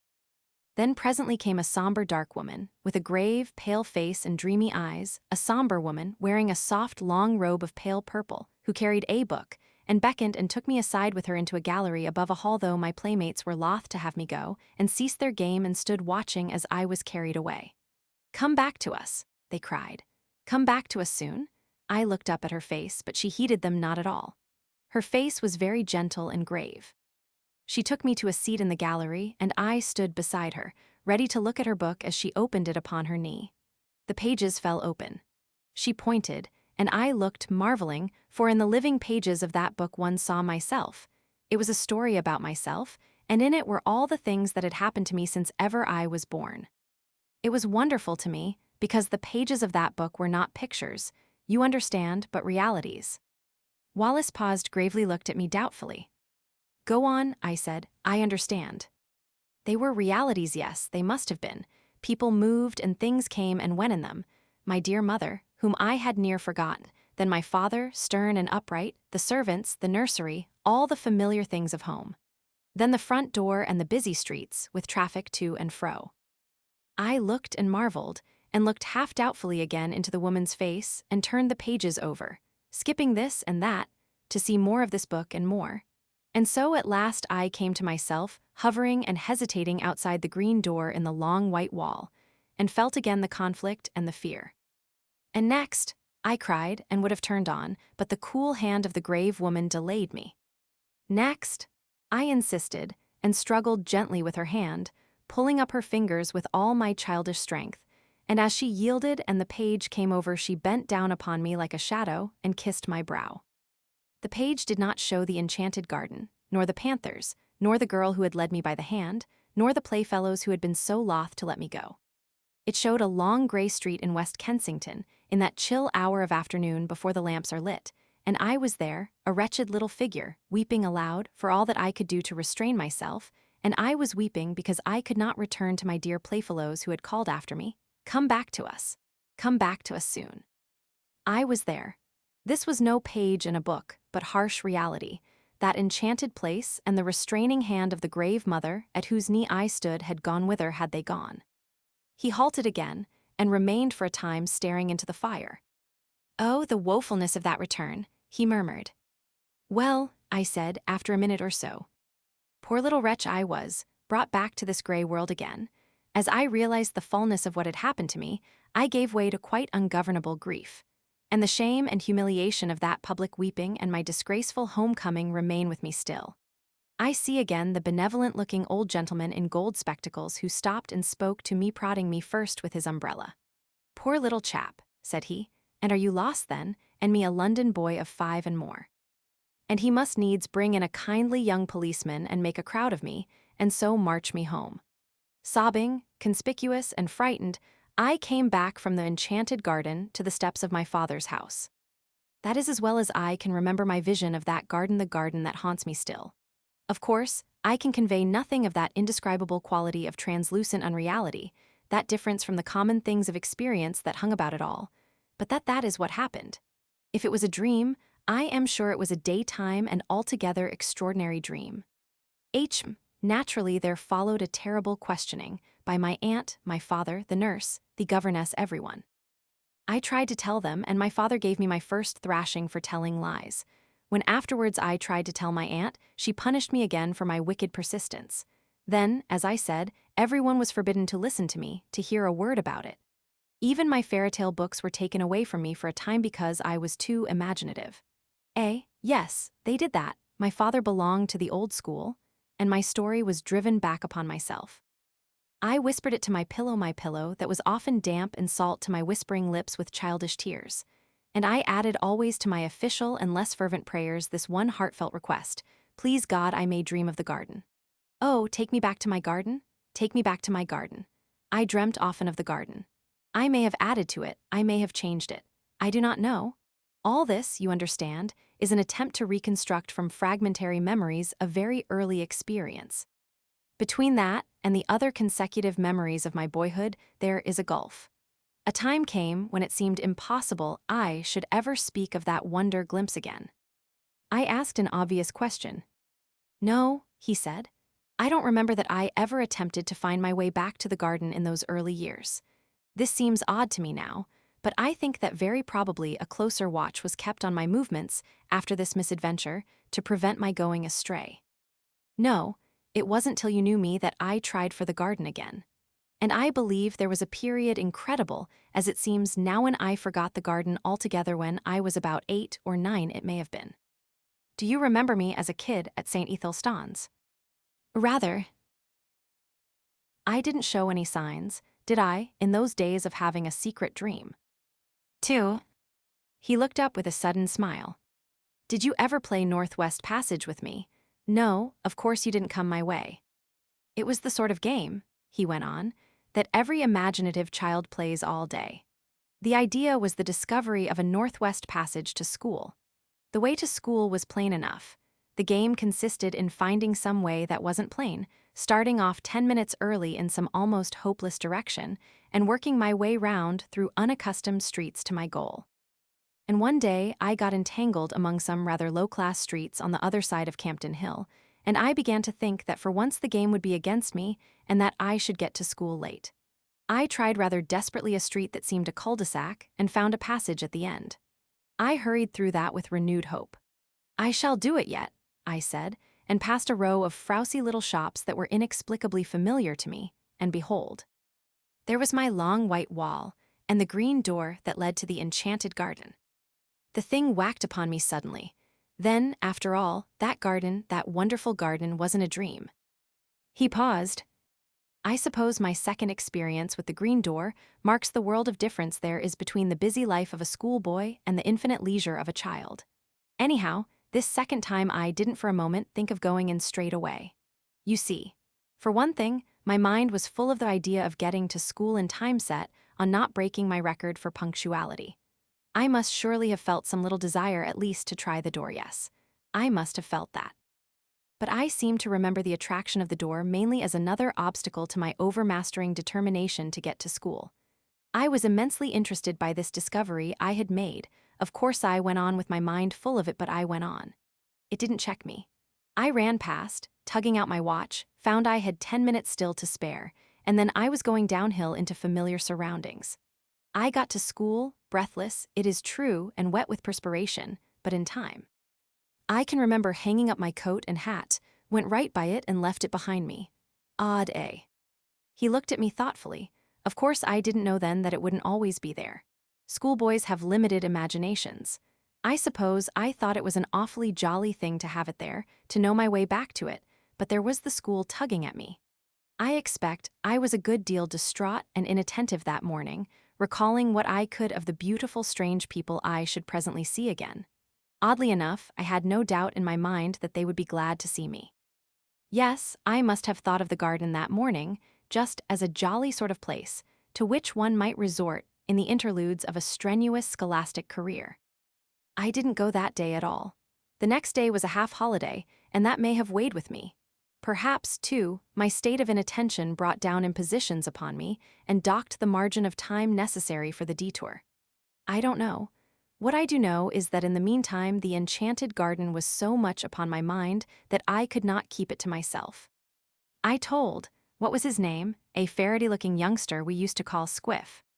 Young Hopkins, said I. Hopkins it was. I did not like telling him. I had a feeling that in some way it was against the rules to tell him, but I did. He was walking part of the way home with me, he was talkative, and if we had not talked about the enchanted garden, we should have talked of something else, and it was intolerable to me to think about any other subject. So I blabbed. Well, he told my secret. The next day in the play interval, I found myself surrounded by half a dozen bigger boys, half teasing, and wholly curious to hear more of the enchanted garden. There was that big Fawcett, you remember him, and Carnaby and Morley Reynolds. You weren't there by any chance?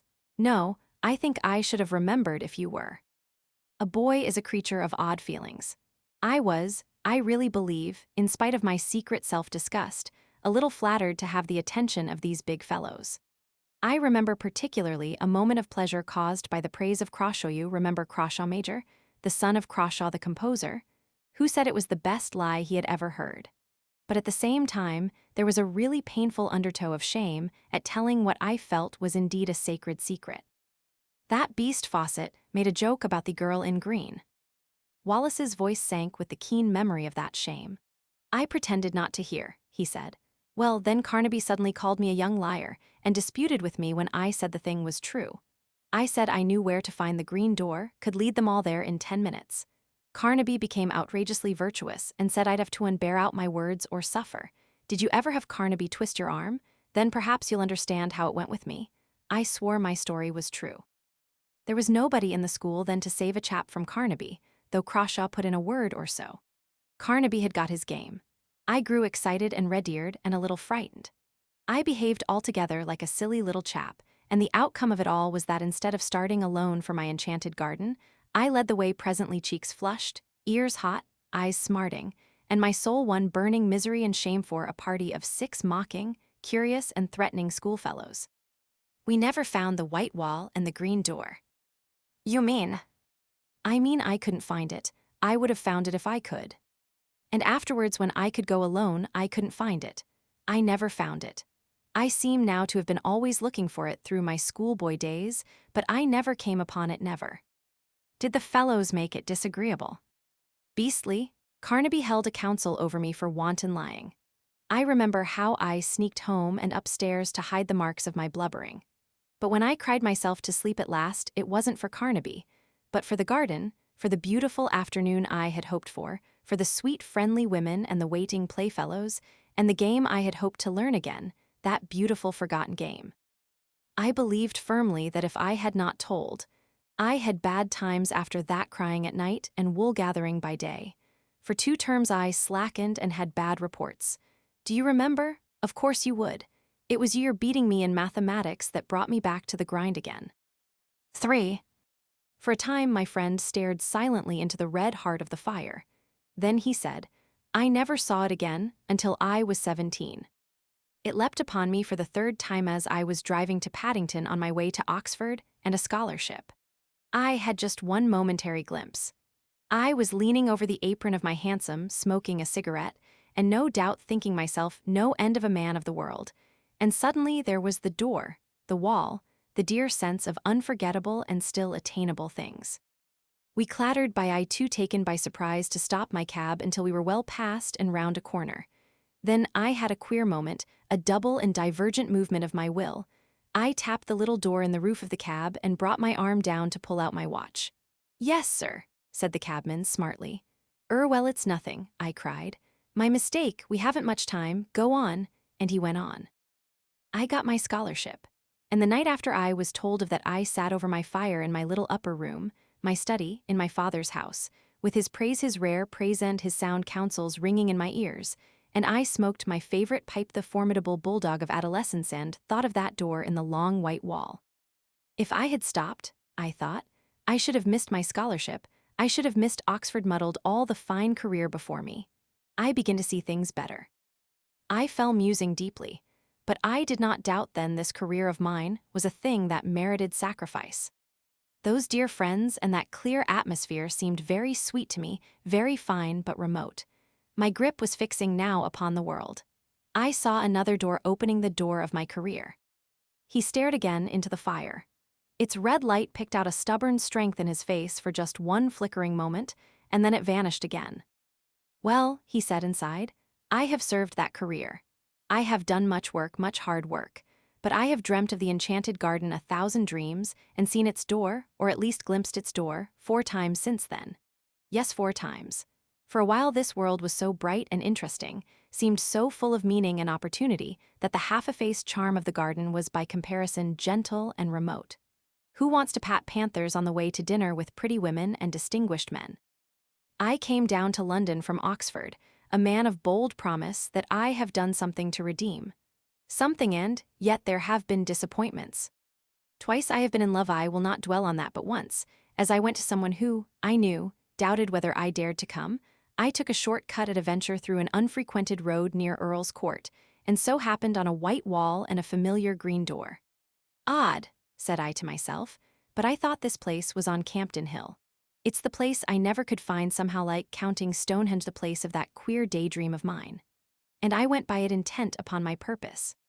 It had no appeal to me that afternoon. I had just a moment's impulse to try the door. 3 steps aside were needed at the most, though I was sure enough in my heart that it would open to me, and then I thought that doing so might delay me on the way to that appointment in which I thought my honor was involved. Afterwards, I was sorry, for my punctuality might at least have peeped in, I thought, and waved a hand to those panthers, but I knew enough by this time not to seek again belatedly that which is not found by seeking. Yes, that time made me very sorry. Years of hard work after that, and never a sight of the door. It's only recently it has come back to me. With it there has come a sense as though some thin tarnish had spread itself over my world. I began to think of it as a sorrowful and bitter thing that I should never see that door again. Perhaps I was suffering a little from overwork. Perhaps it was what I've heard spoken of as the feeling of 40. I don't know. But certainly the keen brightness that makes effort easy has gone out of things recently, and that just at a time with all these new political developments when I ought to be working. Odd, isn't it? But I do begin to find life toilsome, its rewards, as I come near them, cheap. I began a little while ago to want the garden quite badly. Yes, and I've seen it 3 times. The garden. No, the door, and I haven't gone in. He leant over the table to me, with an enormous sorrow in his voice as he spoke. Thrice I have had my chance, thrice. If ever that door offers itself to me again, I swore I will go in, out of this dust and heat, out of this dry glitter of vanity, out of these toilsome futilities. I will go and never return. This time I will stay. I swore it, and when the time came I didn't go. 3 times in 1 year have I passed that door and failed to enter. 3 times in the last year. The first time was on the night of the snatch division on the tenants' redemption bill, on which the government was saved by a majority of 3. You remember. No one on our side, perhaps very few on the opposite side, expected the end that night. Then the debate collapsed like eggshells. I and Hotchkiss were dining with his cousin at Brentford. We were both unpaired, and we were called up by telephone and set off at once in his cousin's motor. We got in barely in time, and on the way we passed my wall and door livid in the moonlight, blotched with hot yellow as the glare of our lamps lit it, but unmistakable. "My God!" cried I. "What?" said Hotchkiss. "Nothing," I answered, and the moment passed. "I've made a great sacrifice," I told the whip as I got in. "They all have," he said, and hurried by. I do not see how I could have done otherwise then. And the next occasion was as I rushed to my father's bedside to bid that stern old man farewell. Then, too, the claims of life were imperative. But the 3rd time was different. It happened a week ago. It fills me with hot remorse to recall it. I was with Gurker, and Ralph's. It's no secret now, you know, that I've had my talk with Gurker. We had been dining at Frobisher's, and the talk had become intimate between us. The question of my place in the reconstructed ministry lay always just over the boundary of the discussion. Yes, that's all settled. It needn't be talked about yet, but there's no reason to keep a secret from you. Yes, thanks, but let me tell you my story. Then, on that night, things were very much in the air. My position was a very delicate one. I was keenly anxious to get some definite word from Gurker, but was hampered by Ralph's presence. I was using the best power of my brain to keep that light and careless talk not too obviously directed to the point that concerned me. I had to. Ralph's behavior since has more than justified my caution. Ralph's, I knew, would leave us beyond the Kensington High Street, and then I could surprise Gurker by a sudden frankness. One has sometimes to resort to these little devices.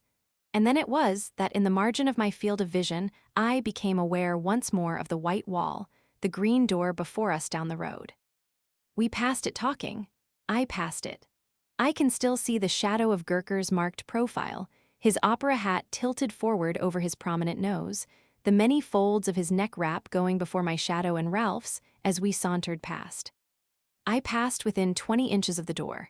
If I say good night to them and go in, I asked myself, what will happen? And I was all a-tingle for that word with Gurker. I could not answer that question in the tangle of my other problems. They will think me mad, I thought. And suppose I vanish now, amazing disappearance of a prominent politician? That weighed with me. 1,000 inconceivably petty worldlinesses weighed with me in that crisis. Then he turned on me with a sorrowful smile, and speaking slowly, "Here I am," he said. "Here I am," he repeated, "and my chance has gone from me.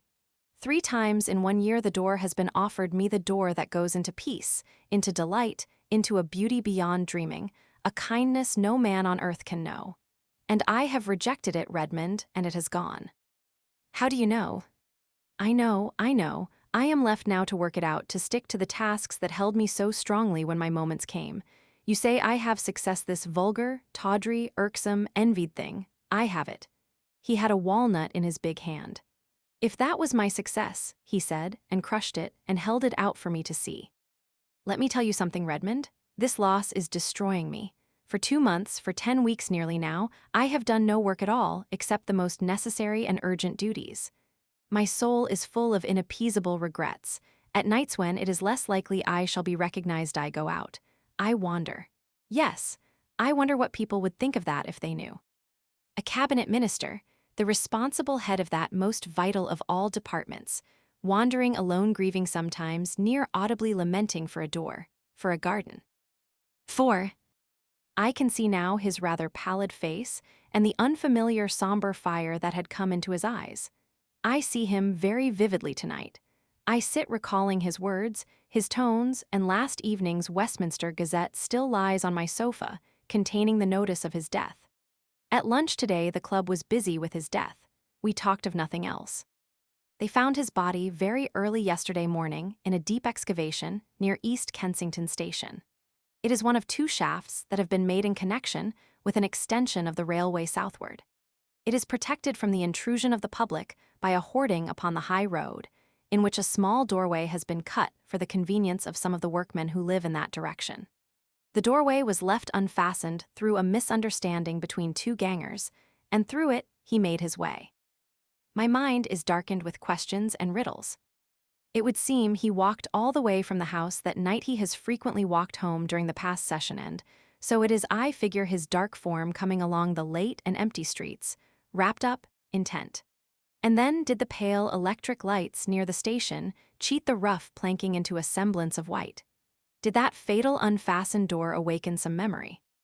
Was there, after all, ever any green door in the wall at all? I do not know. I have told his story as he told it to me. There are times when I believe that Wallace was no more than the victim of the coincidence between a rare but not unprecedented type of hallucination and a careless trap.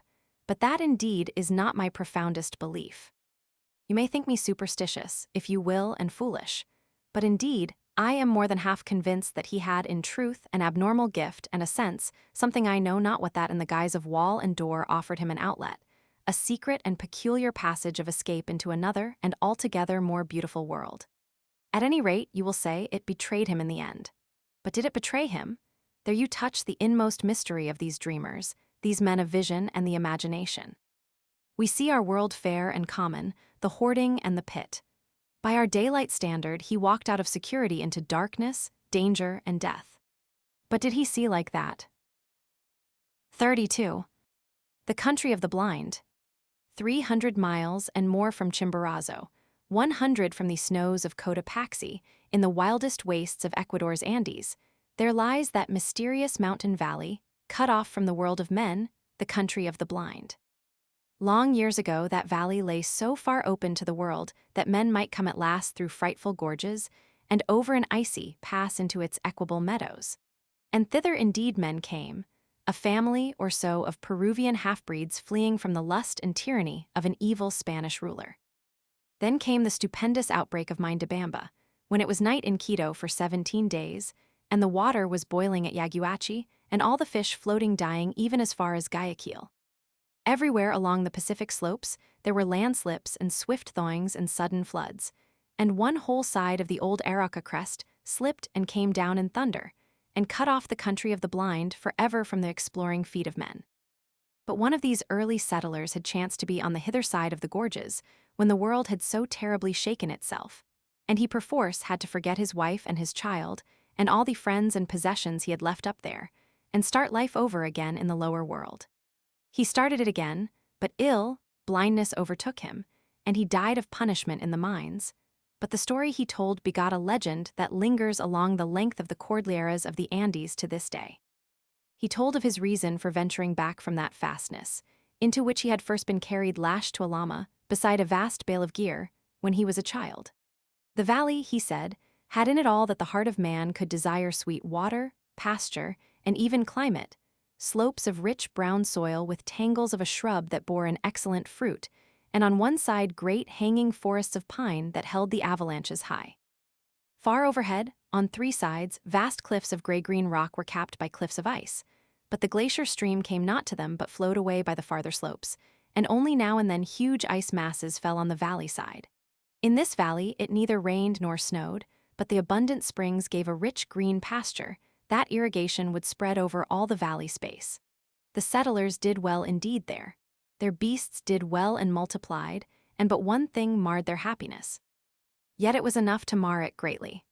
A strange disease had come upon them, and had made all the children born to them there, and, indeed, several older children also blind.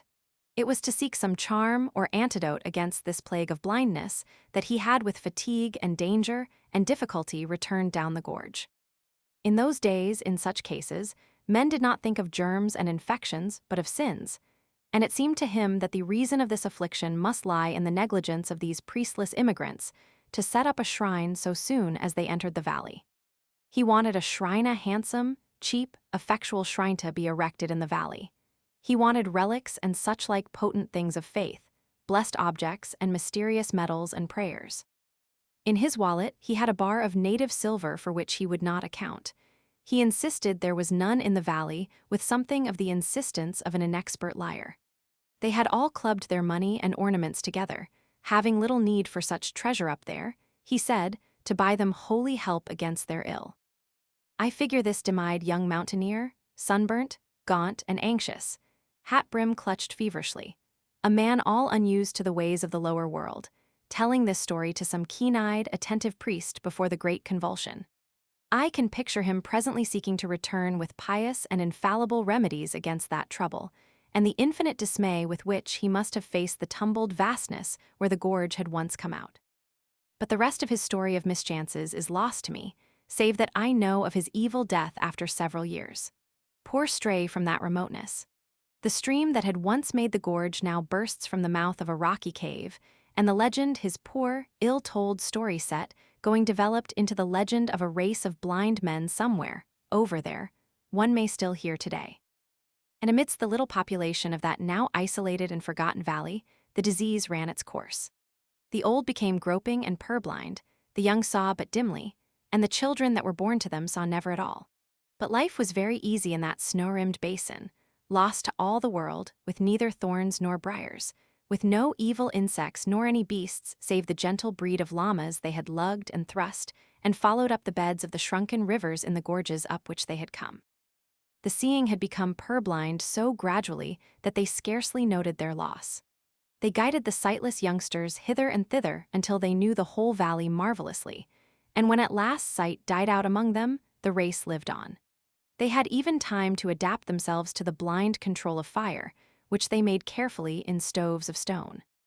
They were a simple strain of people at the first, unlettered, only slightly touched with the Spanish civilization, but with something of a tradition of the arts of old Peru and of its lost philosophy. Generation followed generation. They forgot many things, they devised many things. Their tradition of the greater world they came from became mythical in color and uncertain. In all things save sight they were strong and able, and presently the chance of birth and heredity sent one who had an original mind and who could talk and persuade among them, and then afterwards another. These two passed, leaving their effects, and the little community grew in numbers and in understanding, and met and settled social and economic problems that arose. Generation followed generation. Generation followed generation. There came a time when a child was born who was 15 generations from that ancestor, who went out of the valley with a bar of silver to seek God's aid, and who never returned. Thereabouts it chanced that a man came into this community from the outer world. And this is the story of that man. He was a mountaineer from the country near Quito, a man who had been down to the sea and had seen the world, a reader of books in an original way, an acute and enterprising man, and he was taken on by a party of Englishmen who had come out to Ecuador to climb mountains, to replace one of their 3 Swiss guides who had fallen ill. He climbed here and he climbed there, and then came the attempt on Parascotopetl, the Matterhorn of the Andes, in which he was lost to the outer world. The story of the accident has been written a dozen times. Pointer's narrative is the best. He tells how the little party worked their difficult and almost vertical way up to the very foot of the last and greatest precipice, and how they built a night shelter amidst the snow upon a little shelf of rock, and with a touch of real dramatic power, how presently they found Nunez had gone from them. They shouted, and there was no reply, shouted and whistled, and for the rest of that night they slept no more. As the morning broke, they saw the traces of his fall. It seems impossible he could have uttered a sound. He had slipped eastward towards the unknown side of the mountain. Far below, he had struck a steep slope of snow and plowed his way down it in the midst of a snow avalanche. His track went straight to the edge of a frightful precipice, and beyond that everything was hidden. Far, far below, and hazy with distance, they could see trees rising out of a narrow, shut-in valley, the lost country of the blind. But they did not know it was the lost country of the blind, nor distinguish it in any way from any other narrow streak of upland valley. Unnerved by this disaster, they abandoned their attempt in the afternoon, and Pointer was called away to the war before he could make another attack. To this day, Parascotopetl lifts an unconquered crest, and Pointer's shelter crumbles unvisited amidst the snows. And the man who fell survived. At the end of the slope, he fell 1,000 feet, and came down in the midst of a cloud of snow upon a snow slope even steeper than the one above.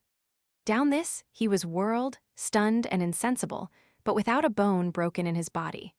And then at last came to gentler slopes, and at last rolled out and lay still, buried amidst a softening heap of the white masses that had accompanied and saved him. He came to himself with a dim fancy that he was ill in bed, then realized his position with a mountaineer's intelligence, and worked himself loose and after a rest or so, out until he saw the stars. He rested flat upon his chest for a space, wondering where he was and what had happened to him. He explored his limbs, and discovered that several of his buttons were gone and his coat turned over his head. His knife had gone from his pocket, and his hat was lost, though he had tied it under his chin. He recalled that he had been looking for loose stones to raise his piece of the shelter wall. His eye sacks had disappeared. He decided he must have fallen, and looked up to see, exaggerated by the ghastly light of the rising moon, the tremendous flight he had taken. For a while he lay, gazing blankly at that vast pale cliff towering above, rising moment by moment out of a subsiding tide of darkness. Its phantasmal, mysterious beauty held him for a space, and then he was seized with a paroxysm of sobbing laughter. After a great interval of time, he became aware that he was near the lower edge of the snow. Below, down what was now a moonlit and practicable slope, he saw the dark and broken appearance of rock-strewn turf. He struggled to his feet, aching in every joint and limb, got down painfully from the heaped loose snow about him, went downward until he was on the turf, and there dropped rather than lay beside a boulder, drank deep from the flask in his inner pocket, and instantly fell asleep. He was awakened by the singing of birds in the trees far below. He sat up and perceived he was on a little alp at the foot of a vast precipice that was grooved by the gully down which he and his snow had come. Over against him, another wall of rock reared itself against the sky. The gorge between these precipices ran east and west and was full of the morning sunlight, which lit to the westward the mass of fallen mountain that closed the descending gorge. Below him, it seemed there was a precipice equally steep, but behind the snow in the gully, he found a sort of chimney cleft dripping with snow water down which a desperate man might venture. He found it easier than it seemed, and came at last to another desolate alp, and then, after a rock climb of no particular difficulty, to a steep slope of trees. He took his bearings and turned his face up the gorge, for he saw it opened out above upon green meadows, among which he now glimpsed quite distinctly a cluster of stone huts of unfamiliar fashion. At times his progress was like clambering along the face of a wall, and after a time the rising sun ceased to strike along the gorge, the voices of the singing birds died away, and the air grew cold and dark about him. But the distant valley with its houses was all the brighter for that. He came presently to Talus, and among the rocks he noted for, he was an observant mannan unfamiliar fern that seemed to clutch out of the crevices with intense green hands. He picked a frond or so, and gnawed its stalk, and found it helpful. About midday he came at last out of the throat of the gorge into the plain and the sunlight. He was stiff and weary. He sat down in the shadow of a rock, filled up his flask with water from a spring and drank it down, and remained for a time resting before he went on to the houses. They were very strange to his eyes, and indeed the whole aspect of that valley became, as he regarded it, queerer and more unfamiliar. The greater part of its surface was lush green meadow, starred with many beautiful flowers, irrigated with extraordinary care, and bearing evidence of systematic cropping piece by piece. High up and ringing the valley about was a wall, and what appeared to be a circumferential water channel, from which the little trickles of water that fed the meadow plants came, and on the higher slopes above this flocks of llamas cropped the scanty herbage. Sheds, apparently shelters or feeding places for the llamas, stood against the boundary wall here and there. The irrigation streams ran together into a main channel down the center of the valley, and this was enclosed on either side by a wall breast high. This gave a singularly urban quality to this secluded place, a quality that was greatly enhanced by the fact that a number of paths paved with black and white stones, and each with a curious little curb at the side, ran hither and thither in an orderly manner. The houses of the central village were quite unlike the casual and higgledy-piggledy agglomeration of the mountain villages he knew. They stood in a continuous row on either side of a central street of astonishing cleanness. Here and there their party-colored facade was pierced by a door, and not a solitary window broke their even frontage. They were party-colored with extraordinary irregularity, smeared with a sort of plaster that was sometimes gray, sometimes drab, sometimes slate-colored or dark brown, and it was the sight of this wild plastering first brought the word blind into the thoughts of the explorer. The good man who did that, he thought, must have been as blind as a bat. He descended a steep place, and so came to the wall and channel that ran about the valley, near where the latter spouted out its surplus contents into the deeps of the gorge in a thin and wavering thread of cascade. He could now see a number of men and women resting on piled heaps of grass, as if taking a siesta, in the remoter part of the meadow, and nearer the village a number of recumbent children, and then nearer at hand 3 men carrying pails on yokes along a little path that ran from the encircling wall towards the houses. These latter were clad in garments of llama cloth and boots and belts of leather, and they wore caps of cloth with back and ear flaps. They followed one another in single file, walking slowly and yawning as they walked, like men who have been up all night. There was something so reassuringly prosperous and respectable in their bearing that after a moment's hesitation, Nunez stood forward as conspicuously as possible upon his rock, and gave vent to a mighty shout that echoed round the valley. The 3 men stopped and moved their heads as though they were looking about them. They turned their faces this way and that, and Nunez gesticulated with freedom. But they did not appear to see him for all his gestures, and after a time, directing themselves towards the mountains far away to the right, they shouted as if in answer. Nunez bawled again, and then once more, and as he gestured ineffectually, the word blind came up to the top of his thoughts. "The fools must be blind," he said. When at last, after much shouting and wrath, Nunez crossed the stream by a little bridge, came through a gate in the wall, and approached them, he was sure that they were blind. He was sure that this was the country of the blind of which the legends told. Conviction had sprung upon him, and a sense of great and rather enviable adventure. The 3 stood side by side, not looking at him, but with their ears directed towards him, judging him by his unfamiliar steps. They stood close together like men a little afraid, and he could see their eyelids closed and sunken, as though the very balls beneath had shrunk away. There was an expression near awe on their faces.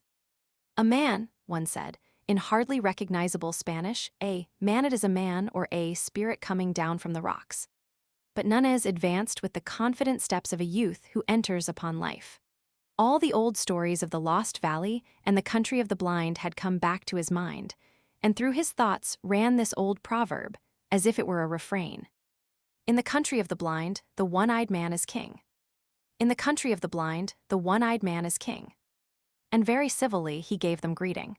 He talked to them and used his eyes. "Where does he come from, Brother Pedro?" asked one. "Down out of the rocks." "Over the mountains I come," said Nunez, "out of the country beyond there where men can see. From near Bogota, where there are 100,000 of people, and where the city passes out of sight." "Sight," muttered Pedro, "sight." "He comes," said the second blind man, "out of the rocks." The cloth of their coats Nunez saw was curiously fashioned, each with a different sort of stitching. They startled him by a simultaneous movement towards him, each with a hand outstretched. He stepped back from the advance of these spread fingers. "Come hither," said the third blind man, following his motion and clutching him neatly. And they held Nunez and felt him over, saying no word further until they had done so. "Carefully," he cried, with a finger in his eye, and found they thought that organ, with its fluttering lids, a queer thing in him. They went over it again. "A strange creature, Correa," said the one called Pedro. "Feel the coarseness of his hair, like a llama's hair." "Rough he is as the rocks that begot him," said Correa, investigating Nunez's unshaven chin with a soft and slightly moist hand. "Perhaps he will grow finer." Nunez struggled a little under their examination, but they gripped him firm. "Carefully," he said again. "He speaks," said the third man. "Certainly he is a man." "Aye," said Pedro at the roughness of his coat. "And you have come into the world?" asked Pedro. "Out of the world, over mountains and glaciers, right over above there, halfway to the sun. Out of the great big world that goes down 12 days' journey to the sea." They scarcely seemed to heed him. "Our fathers have told us men may be made by the forces of nature," said Correa. "It is the warmth of things and moisture and rottenness. "Let us lead him to the elders," said Pedro. "Shout first," said Correa, "lest the children be afraid. This is a marvelous occasion." So they shouted, and Pedro went first and took Nunez by the hand to lead him to the houses. He drew his hand away. "I can see," he said. "See," said Correa. "Yes, see," said Nunez, turning towards him, and stumbled against Pedro's pail. "His senses are still imperfect," said the third blind man. "He stumbles and talks unmeaning words. Lead him by the hand." "As you will," said Nunez, and was led along laughing. It seemed they knew nothing of sight. Well, all in good time he would teach them. He heard people shouting, and saw a number of figures gathering together in the middle roadway of the village. He found it tax his nerve and patience more than he had anticipated, that first encounter with the population of the country of the blind. The place seemed larger as he drew near to it, and the smeared plasterings queerer, and a crowd of children and men and women. The women and girls, he was pleased to note, had some of them quite sweet faces, for all that their eyes were shut and sunken, came about him, holding on to him, touching him with soft, sensitive hands, smelling at him, and listening at every word he spoke. Some of the maidens and children, however, kept aloof as if afraid, and indeed his voice seemed coarse and rude beside their softer notes. They mobbed him. His three guides kept close to him with an effect of proprietorship, and said again and again, "A wild man out of the rock." "Bogota," he said, "Bogota over the mountain crests." "A wild man using wild words," said Pedro. "Did you hear that, Bogota? His mind is hardly formed yet. He has only the beginnings of speech." A little boy nipped his hand. "Bogota," he said mockingly. "I, a city to your village. I come from the great world where men have eyes and see." "His name's Bogota," they said. "He stumbled," said Correa, "stumbled twice as we came hither." "Bring him to the elders." And they thrust him suddenly through a doorway into a room as black as pitch, save at the end there faintly glowed a fire. The crowd closed in behind him and shut out all but the faintest glimmer of day, and before he could arrest himself, he had fallen headlong over the feet of a seated man. His arm, outflung, struck the face of someone else as he went down. He felt the soft impact of features and heard a cry of anger, and for a moment he struggled against a number of hands that clutched him. It was a one-sided fight. An inkling of the situation came to him, and he lay quiet. "I fell down," he said. "I couldn't see in this pitchy darkness." There was a pause, as if the unseen persons about him tried to understand his words. Then the voice of Korea said, "He is but newly formed. He stumbles as he walks and mingles words that mean nothing with his speech." Others also said things about him that he heard or understood imperfectly. "May I sit up?" he asked in a pause. "I will not struggle against you again." They consulted and let him rise. The voice of an older man began to question him, and Nunez found himself trying to explain the great world out of which he had fallen, and the sky and mountains and sight and such-like marvels, to these elders who sat in darkness in the country of the blind. And they would believe and understand nothing whatever he told them, a thing quite outside his expectation. They would not even understand many of his words. For 14 generations, these people had been blind and cut off from all the seeing world. The names for all the things of sight had faded and changed.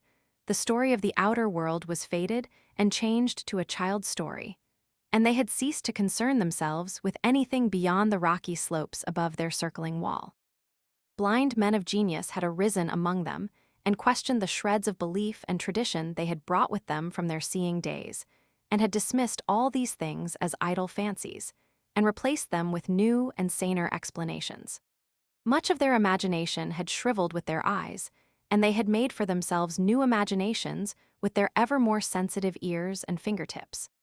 Slowly Nunez realized this, that his expectation of wonder and reverence at his origin and his gifts was not to be borne out. And after his poor attempt to explain sight to them had been set aside as the confused version of a new maid being describing the marvels of his incoherent sensations, he subsided, a little dashed, into listening to their instruction. And the eldest of the blind men explained to him life and philosophy and religion, how that the world, meaning their valley, had been first an empty hollow in the rocks, and then had come, first, inanimate things without the gift of touch, and llamas and a few other creatures that had little sense, and then men, and at last angels, whom one could hear singing and making fluttering sounds, but whom no one could touch at all, which puzzled Nunez greatly until he thought of the birds. He went on to tell Nunez how this time had been divided into the warm and the cold, which are the blind equivalents of day and night, and how it was good to sleep in the warm and work during the cold, so that now, but for his advent, the whole town of the blind would have been asleep. He said Nunez must have been specially created to learn and serve the wisdom they had acquired, and that for all his mental incoherency and stumbling behavior he must have courage, and do his best to learn, and at that all the people in the doorway murmured encouragingly. He said the night for the blind call their day night was now far gone, and it behoved everyone to go back to sleep. He asked Nunez if he knew how to sleep, and Nunez said he did, but that before sleep he wanted food. They brought him food llama's milk in a bowl, and rough salted bread and led him into a lonely place to eat out of their hearing, and afterwards to slumber until the chill of the mountain evening roused them to begin their day again. But Nunez slumbered not at all. Instead, he sat up in the place where they had left him, resting his limbs and turning the unanticipated circumstances of his arrival over and over in his mind. Every now and then he laughed, sometimes with amusement and sometimes with indignation. "Unformed mind," he said, "got no senses yet. They little know they've been insulting their heaven-sent king and master. I see I must bring them to reason. Let me think, let me think." He was still thinking when the sun set. Nunez had an eye for all beautiful things, and it seemed to him that the glow upon the snowfields and glaciers that rose about the valley on every side was the most beautiful thing he had ever seen. His eyes went from that inaccessible glory to the village and irrigated fields, fast sinking into the twilight, and suddenly a wave of emotion took him, and he thanked God from the bottom of his heart that the power of sight had been given him. He heard a voice calling to him from out of the village, "Yeho there, Bogota, come hither." At that he stood up smiling. He would show these people once and for all what sight would do for a man. They would seek him, but not find him. "You move not, Bogota," said the voice. He laughed noiselessly, and made 2 stealthy steps aside from the path. "Trample not on the grass, Bogota, that is not allowed." Nunez had scarcely heard the sound he made himself. He stopped amazed. The owner of the voice came running up the piebald path towards him. He stepped back into the pathway. "Here I am," he said. "Why did you not come when I called you?" said the blind man. "Must you be led like a child? Cannot you hear the path as you walk?" Nunez laughed. "I can see it," he said. "There is no such word as see," said the blind man after a pause. "Cease this folly and follow the sound of my feet." Nunez followed, a little annoyed. "My time will come," he said. "You'll learn," the blind man answered. "There is much to learn in the world. Has no one told you, in the country of the blind the one-eyed man is king?" "What is blind?" asked the blind man carelessly over his shoulder. 4 days passed, and the 5th found the king of the blind still incognito, as a clumsy and useless stranger among his subjects. It was, he found, much more difficult to proclaim himself than he had supposed, and in the meantime, while he meditated his coup d'etat, he did what he was told and learnt the manners and customs of the country of the blind. He found working and going about at night a particularly irksome thing, and he decided that that should be the first thing he would change. They led a simple, laborious life, these people, with all the elements of virtue and happiness as these things can be understood by men. They toiled, but not oppressively. They had food and clothing sufficient for their needs. They had days and seasons of rest. They made much of music and singing, and there was love among them and little children. It was marvelous with what confidence and precision they went about their ordered world. Everything, you see, had been made to fit their needs. Each of the radiating paths of the valley area had a constant angle to the others, and was distinguished by a special notch upon its curbing. All obstacles and irregularities of path or meadow had long since been cleared away. All their methods and procedure arose naturally from their special needs. Their senses had become marvelously acute.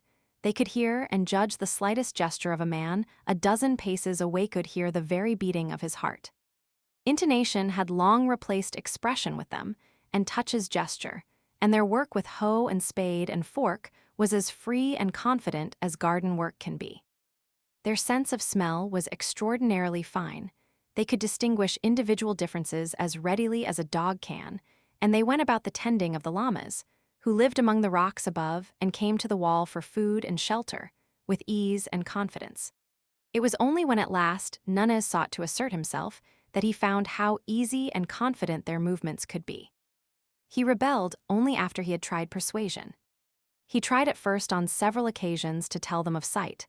"Look you here, you people," he said, "there are things you do not understand in me." Once or twice 1 or 2 of them attended to him.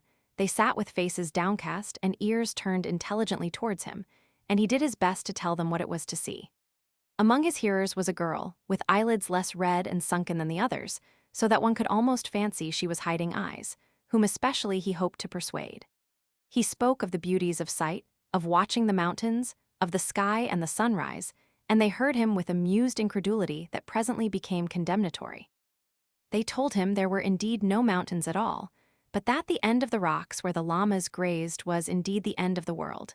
Thence sprang a cavernous roof of the universe, from which the dew and the avalanches fell. And when he maintained stoutly the world had neither end nor roof such as they supposed, they said his thoughts were wicked. So far as he could describe sky and clouds and stars to them, it seemed to them a hideous void, a terrible blankness in the place of the smooth roof to things in which they believed it was an article of faith with them, that the cavern roof was exquisitely smooth to the touch. He saw that in some manner he shocked them, and gave up that aspect of the matter altogether, and tried to show them the practical value of sight. One morning he saw Pedro in the path called 17 and coming towards the central houses, but still too far off for hearing or scent, and he told them as much. "In a little while," he prophesied, "Pedro will be here."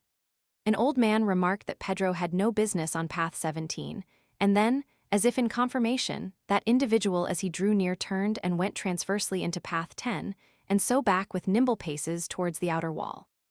They mocked Nunez when Pedro did not arrive, and afterwards, when he asked Pedro questions to clear his character, Pedro denied and outfaced him, and was afterwards hostile to him.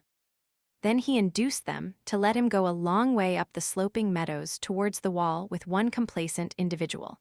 And to him, he promised to describe all that happened among the houses. He noted certain goings and comings, but the things that really seemed to signify to these people happened inside of or behind the windowless houses. The only things they took note of to test him beyond of these he could see or tell nothing. And it was after the failure of this attempt, and the ridicule they could not repress, that he resorted to force. He thought of seizing a spade and suddenly smiting one or two of them to earth, and so, in fair combat, showing the advantage of eyes. He went so far with that resolution as to seize his spade, and then he discovered a new thing about himself, and that was that it was impossible for him to hit a blind man in cold blood. He hesitated and found them all aware that he had snatched up the spade. They stood alert, with their heads on one side, and bent ears towards him for what he would do next. "Put that spade down," said one, and he felt a sort of helpless horror. He came near obedience. Then he thrust one backwards against a house wall, and fled past him and out of the village. He went athwart one of their meadows, leaving a track of trampled grass behind his feet, and presently sat down by the side of one of their ways. He felt something of the buoyancy that comes to all men in the beginning of a fight, but more perplexity. He began to realize that you cannot even fight happily with creatures who stand upon a different mental basis to yourself. Far away, he saw a number of men carrying spades and sticks come out of the street of houses and advance in a spreading line along the several paths towards him. They advanced slowly, speaking frequently to one another, and ever and again the whole cordon would halt and sniff the air and listen. The first time they did this Nunez laughed, but afterwards he did not laugh. One struck his trail in the meadow grass and came stooping and feeling his way along it. For 5 minutes he watched the slow extension of the cordon, and then his vague disposition to do something forthwith became frantic.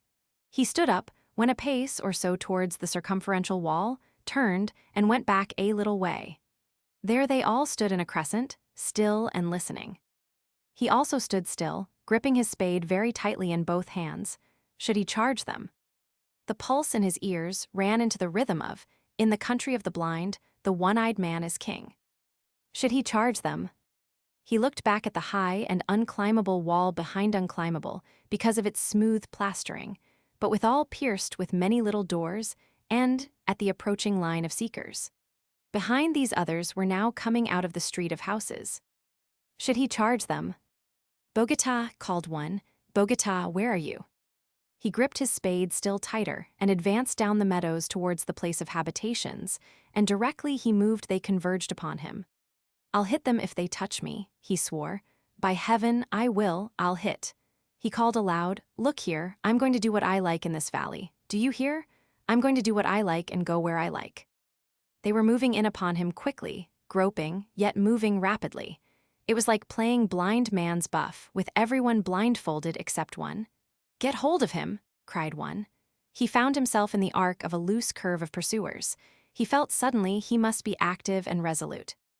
"You don't understand," he cried in a voice that was meant to be great and resolute, and which broke. "You are blind and I can see. Leave me alone." "Bogota, put down that spade and come off the grass." The last order, grotesque in its urban familiarity, produced a gust of anger. "I'll hurt you," he said, sobbing with emotion. "By heaven, I'll hurt you. Leave me alone." He began to run, not knowing clearly where to run. He ran from the nearest blind man because it was a horror to hit him. He stopped and then made a dash to escape from their closing ranks. He made for where a gap was wide, and the men on either side, with a quick perception of the approach of his paces, rushed in on one another. He sprang forward and then saw he must be caught, and swish, the spade had struck. He felt the soft thud of hand and arm, and the man was down with a yell of pain, and he was through. Through, and then he was close to the street of houses again, and blind men, whirling spades and stakes, were running with a sort of reasoned swiftness hither and thither. He heard steps behind him just in time, and found a tall man rushing forward and swiping at the sound of him. He lost his nerve, hurled his spade a yard wide at his antagonist, and whirled about and fled, fairly yelling as he dodged another. He was panic-stricken. He ran furiously to and fro, dodging when there was no need to dodge, and in his anxiety to see on every side of him at once, stumbling, For a moment he was down and they heard his fall. Far away in the circumferential wall, a little doorway looked like heaven, and he set off in a wild rush for it. He did not even look round at his pursuers until it was gained, and he had stumbled across the bridge, clambered a little way among the rocks, to the surprise and dismay of a young llama, who went leaping out of sight and lay down sobbing for breath. And so his coup d'etat came to an end. He stayed outside the wall of the Valley of the Blind for 2 nights and days without food or shelter, and meditated upon the unexpected. During these meditations, he repeated very frequently and always with a profounder note of derision the exploded proverb, "In the country of the blind, the one-eyed man is king." He thought chiefly of ways of fighting and conquering these people, and it grew clear that for him no practicable way was possible. He had no weapons, and now it would be hard to get one. The canker of civilization had got to him even in Bogotá, and he could not find it in himself to go down and assassinate a blind man. Of course, if he did that, he might then dictate terms on the threat of assassinating them all. But sooner or later he must sleep. He tried also to find food among the pine trees, to be comfortable under pine boughs while the frost fell at night, and with less confidence to catch a llama by artifice in order to try to kill it perhaps by hammering it with a stone end, so finally, perhaps, to eat some of it. But the llamas had a doubt of him and regarded him with distrustful brown eyes, and spat when he drew near. Fear came on him the second day and fits of shivering. Finally he crawled down to the wall of the country of the blind and tried to make terms. He crawled along by the stream, shouting, until 2 blind men came out to the gate and talked to him. "I was mad," he said, "but I was only newly made." They said that was better. He told them he was wiser now, and repented of all he had done. Then he wept without intention, for he was very weak and ill now, and they took that as a favorable sign. They asked him if he still thought he could see. "No," he said, "that was folly. The word means nothing less than nothing." They asked him what was overhead. "About 10 times 10, the height of a man there is a roof above the world of rock and very, very smooth." He burst again into hysterical tears. "Before you ask me any more, give me some food or I shall die." He expected dire punishments, but these blind people were capable of toleration. They regarded his rebellion as but one more proof of his general idiocy and inferiority. And after they had whipped him, they appointed him to do the simplest and heaviest work they had for anyone to do, and he, seeing no other way of living, did submissively what he was told. He was ill for some days, and they nursed him kindly. That refined his submission. But they insisted on his lying in the dark, and that was a great misery. And blind philosophers came and talked to him of the wicked levity of his mind, and reproved him so impressively for his doubts about the lid of rock that covered their cosmic casserole that he almost doubted whether indeed he was not the victim of hallucination in not seeing it overhead. So Nunez became a citizen of the country of the blind, and these people ceased to be a generalized people and became individualities and familiar to him, while the world beyond the mountains became more and more remote and unreal. There was Jacob, his master, a kindly man when not annoyed. There was Pedro, Jacob's nephew, and there was Medinacerte, who was the youngest daughter of Jacob.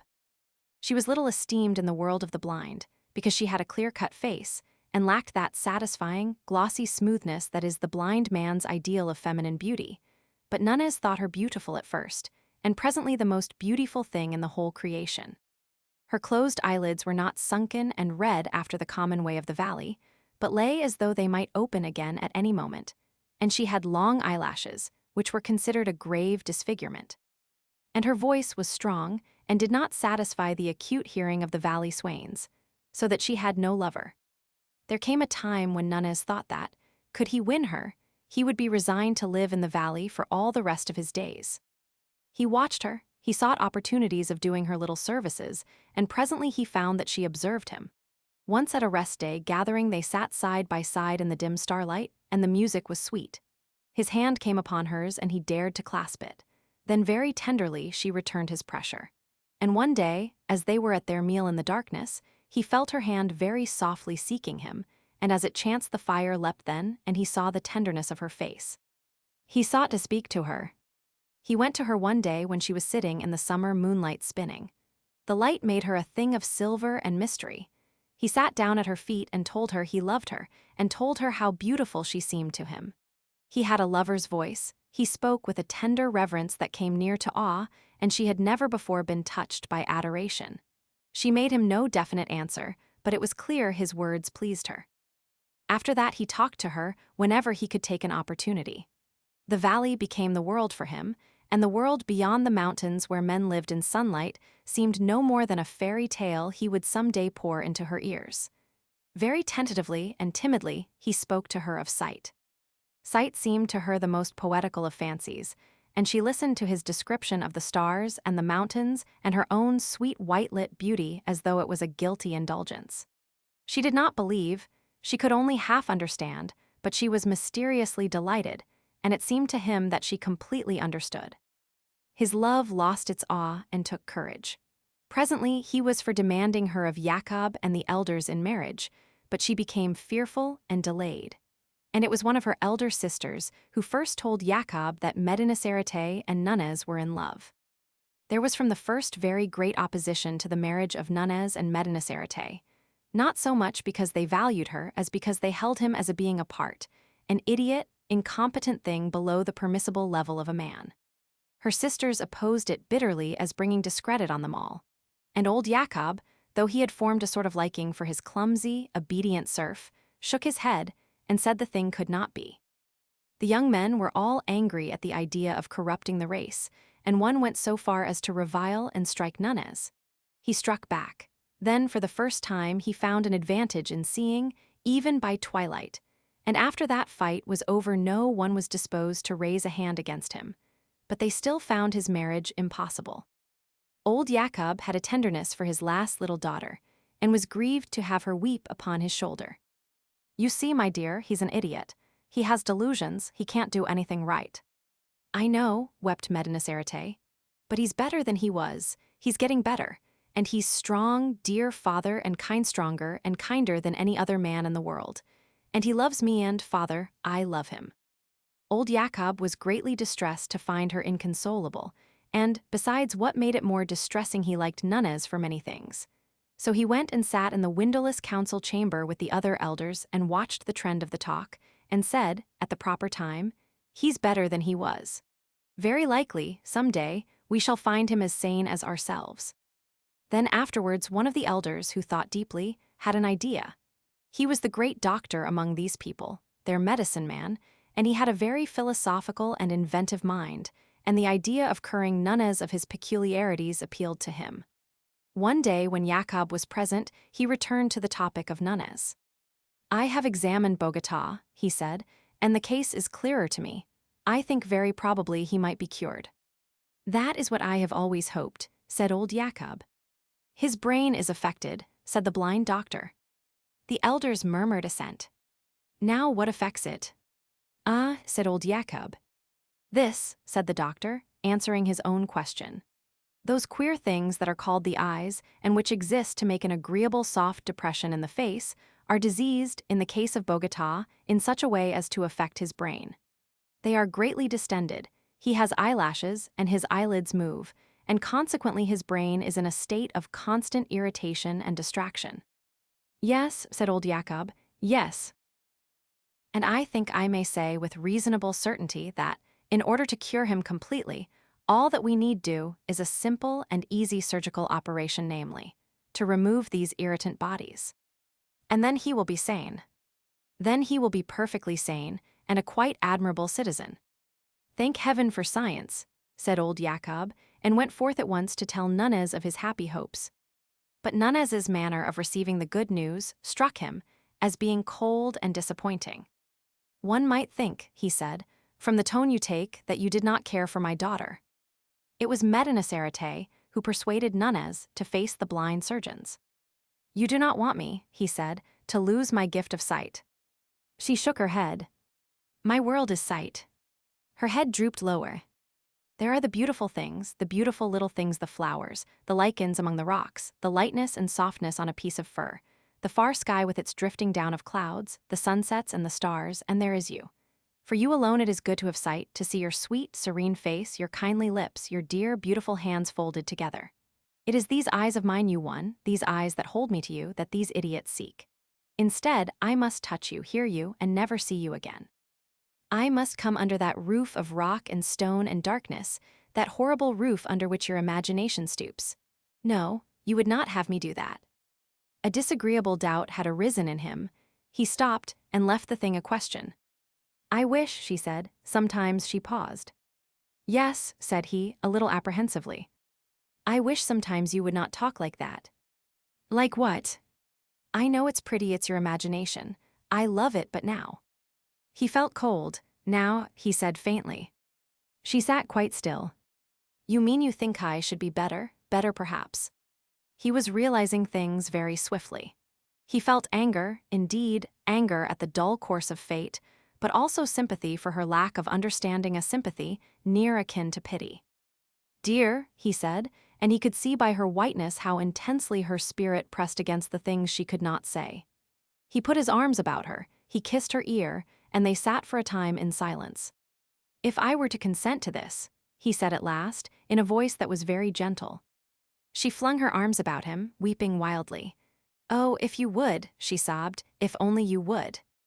For a week before the operation that was to raise him from his servitude and inferiority to the level of a blind citizen, Nunez knew nothing of sleep, and all through the warm sunlit hours, while the others slumbered happily, he sat brooding or wandered aimlessly, trying to bring his mind to bear on his dilemma. He had given his answer, he had given his consent, and still he was not sure. And at last work time was over, the sun rose in splendor over the golden crests, and his last day of vision began for him. He had a few minutes with Medinaceritte before she went apart to sleep. Tomorrow, he said, I shall see no more. Dear heart, she answered, and pressed his hands with all her strength. They will hurt you but little, she said, and you are going through this pain, you are going through it, dear lover, for me. Dear, if a woman's heart and life can do it, I will repay you. My dearest one, my dearest with the tender voice, I will repay. He was drenched in pity for himself and her. He held her in his arms and pressed his lips to hers and looked on her sweet face for the last time. Goodbye, he whispered at that dear sight, goodbye. And then in silence, he turned away from her. She could hear his slow, retreating footsteps, and something in the rhythm of them threw her into a passion of weeping. He had fully meant to go to a lonely place where the meadows were beautiful with white narcissus, and there remain until the hour of his sacrifice should come. But as he went, he lifted up his eyes and saw the morning like an angel in golden armor, marching down the steeps. It seemed to him that before this splendor he, and this blind world in the valley, and his love, and all, were no more than a pit of sin. He did not turn aside as he had meant to do, but went on, and passed through the wall of the circumference and out upon the rocks, and his eyes were always upon the sunlit ice and snow. He saw their infinite beauty, and his imagination soared over them to the things beyond he was now to resign forever.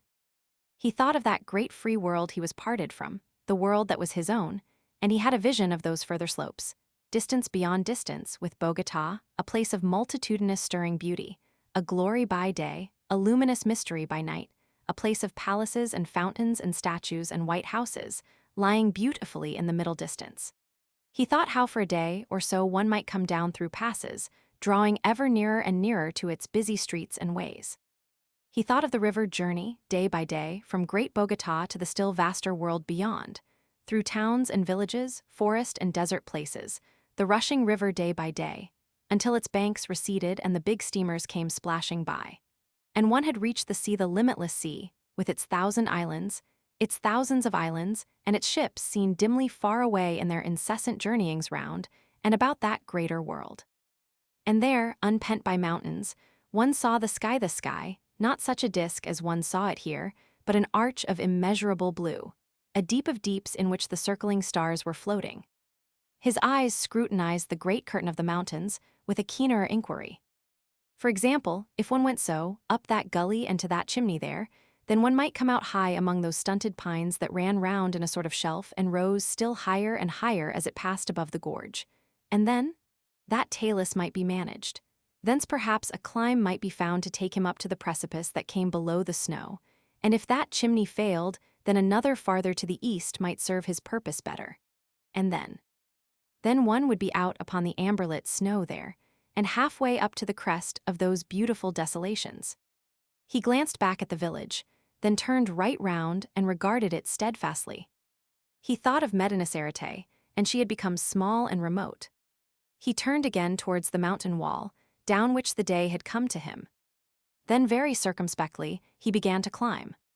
When sunset came, he was no longer climbing, but he was far and high. He had been higher, but he was still very high. His clothes were torn, his limbs were blood-stained, he was bruised in many places, but he lay as if he were at his ease, and there was a smile on his face. From where he rested, the valley seemed as if it were in a pit, and nearly a mile below. Already it was dim with haze and shadow, though the mountain summits around him were things of light and fire. The mountain summits around him were things of light and fire, and the little details of the rocks near at hand were drenched with subtle beauty, a vein of green mineral piercing the gray, the flash of crystal faces here and there, a minutely beautiful orange lichen close beside his face. There were deep, mysterious shadows in the gorge, blue deepening into purple, and purple into a luminous darkness, and overhead was the illimitable vastness of the sky. But he heeded these things no longer, but lay quite inactive there, smiling as if he were satisfied merely to have escaped from the valley of the blind in which he had thought to be king. The glow of the sunset passed, and the night came, and still he lay peacefully contented under the cold, clear stars. 33. The beautiful suit. There was once a little man whose mother made him a beautiful suit of clothes. It was green and gold, and woven so that I cannot describe how delicate and fine it was, and there was a tie of orange fluffiness that tied up under his chin. And the buttons in their newness shone like stars. He was proud and pleased by his suit beyond measure, and stood before the long looking-glass when first he put it on, so astonished and delighted with it that he could hardly turn himself away. He wanted to wear it everywhere and show it to all sorts of people. He thought over all the places he had ever visited and all the scenes he had ever heard described, and tried to imagine what the feel of it would be if he were to go now to those scenes and places wearing his shining suit, and he wanted to go out forthwith into the long grass and the hot sunshine of the meadow wearing it. Just to wear it. But his mother told him no. She told him he must take great care of his suit, for never would he have another nearly so fine. He must save it, and only wear it on rare and great occasions. It was his wedding suit, she said, and she took the buttons and twisted them up with tissue paper for fear their bright newness should be tarnished, and she tacked little guards over the cuffs and elbows, and wherever the suit was most likely to come to harm. He hated and resisted these things, but what could he do? And at last her warnings and persuasions had effect, and he consented to take off his beautiful suit and fold it into its proper creases and put it away. It was almost as though he gave it up again. But he was always thinking of wearing it, and of the supreme occasions when some day it might be worn without the guards, without the tissue paper on the buttons, utterly and delightfully, never caring, beautiful beyond measure. One night, when he was dreaming of it after his habit, he dreamt he took the tissue paper from one of the buttons and found its brightness a little faded, and that distressed him mightily in his dream. He polished the poor faded button and polished it, and, if anything, it grew duller.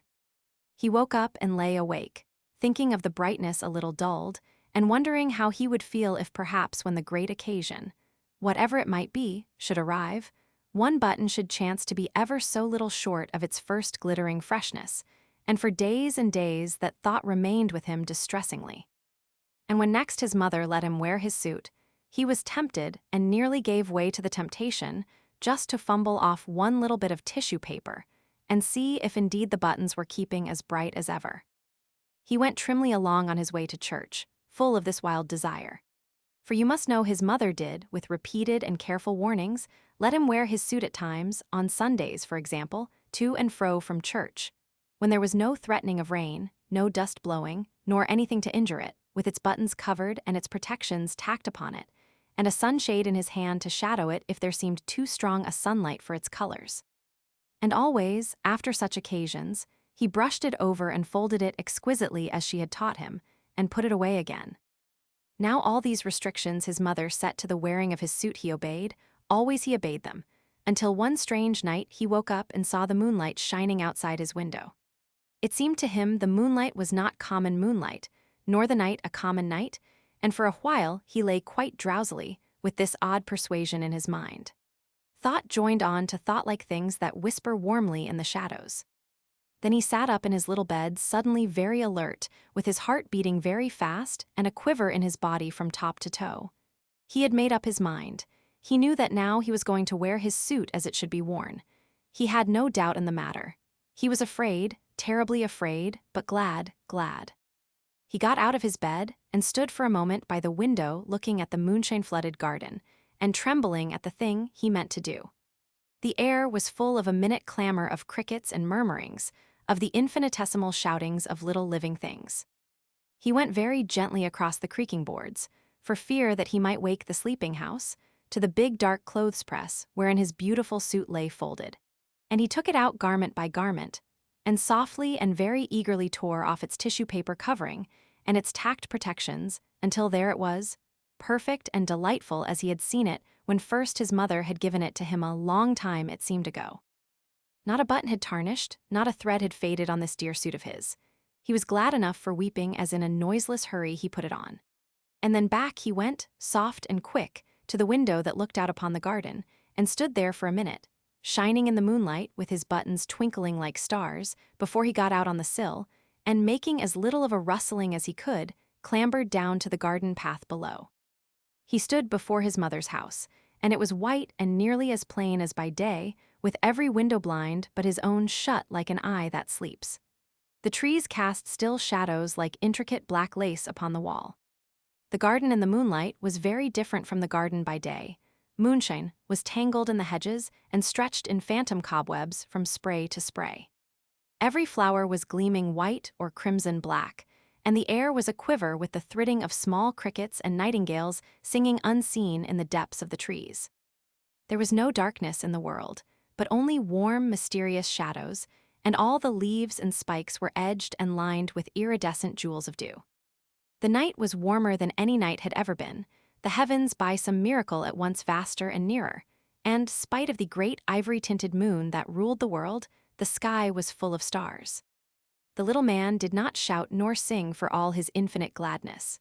He stood for a time like one awestricken, and then, with a queer small cry and holding out his arms, he ran out as if he would embrace at once the whole round immensity of the world. He did not follow the neat set paths that cut the garden squarely, but thrust across the beds and through the wet, tall, scented herbs, through the nightstock and the nicotine and the clusters of phantom white mallow flowers, and through the thickets of southernwood and lavender, and knee-deep across a wide space of mignonette. He came to the great hedge, and he thrust his way through it, and though the thorns of the brambles scored him deeply and tore threads from his wonderful suit, and though burrs and goosegrass and havers caught and clung to him, he did not care. He did not care, for he knew it was all part of the wearing for which he had longed. "I am glad I put on my suit," he said. "I am glad I wore my suit." Beyond the hedge he came to the duck pond, or at least to what was the duck pond by day. But by night it was a great bowl of silver moonshine all noisy with singing frogs, of wonderful silver moonshine twisted and clotted with strange patternings, and the little man ran down into its waters between the thin black rushes, knee-deep and waist-deep, and to his shoulders, smiting the water to black and shining wavelets with either hand, swaying and shivering wavelets, amidst which the stars were netted in the tangled reflections of the brooding trees upon the bank. He waited until he swam, and so he crossed the pond and came out upon the other side, trailing, as it seemed to him, not duckweed but very silver in long, clinging, dripping masses. And up he went through the transfigured tangles of the willow-herb and the uncut seeding grasses of the farther bank. He came glad and breathless into the high road. "I am glad," he said, "beyond measure, that I had clothes that fitted this occasion." The high road ran straight as an arrow flies, straight into the deep blue pit of sky beneath the moon, a white and shining road between the singing nightingales, and along it he went, running now and leaping, and now walking and rejoicing, in the clothes his mother had made for him with tireless, loving hands. The road was deep in dust, but that for him was only soft whiteness, and as he went a great dim moth came fluttering round his wet and shimmering and hastening figure. At first he did not heed the moth, and then he waved his hands at it and made a sort of dance with it as it circled round his head. "Soft moth," he cried, "dear moth, and wonderful night of the world. Do you think my clothes are beautiful, dear moth? as beautiful as your scales and all this silver vesture of the earth and sky." And the moth circled closer and closer, until at last its velvet wings just brushed his lips. And next morning they found him dead, with his neck broken, in the bottom of the stone pit, with his beautiful clothes a little bloody, and foul and stained with the duckweed from the pond. But his face was a face of such happiness that, had you seen it, you would have understood indeed how that he had died happy, never knowing that cool and streaming silver for the duckweed in the pond.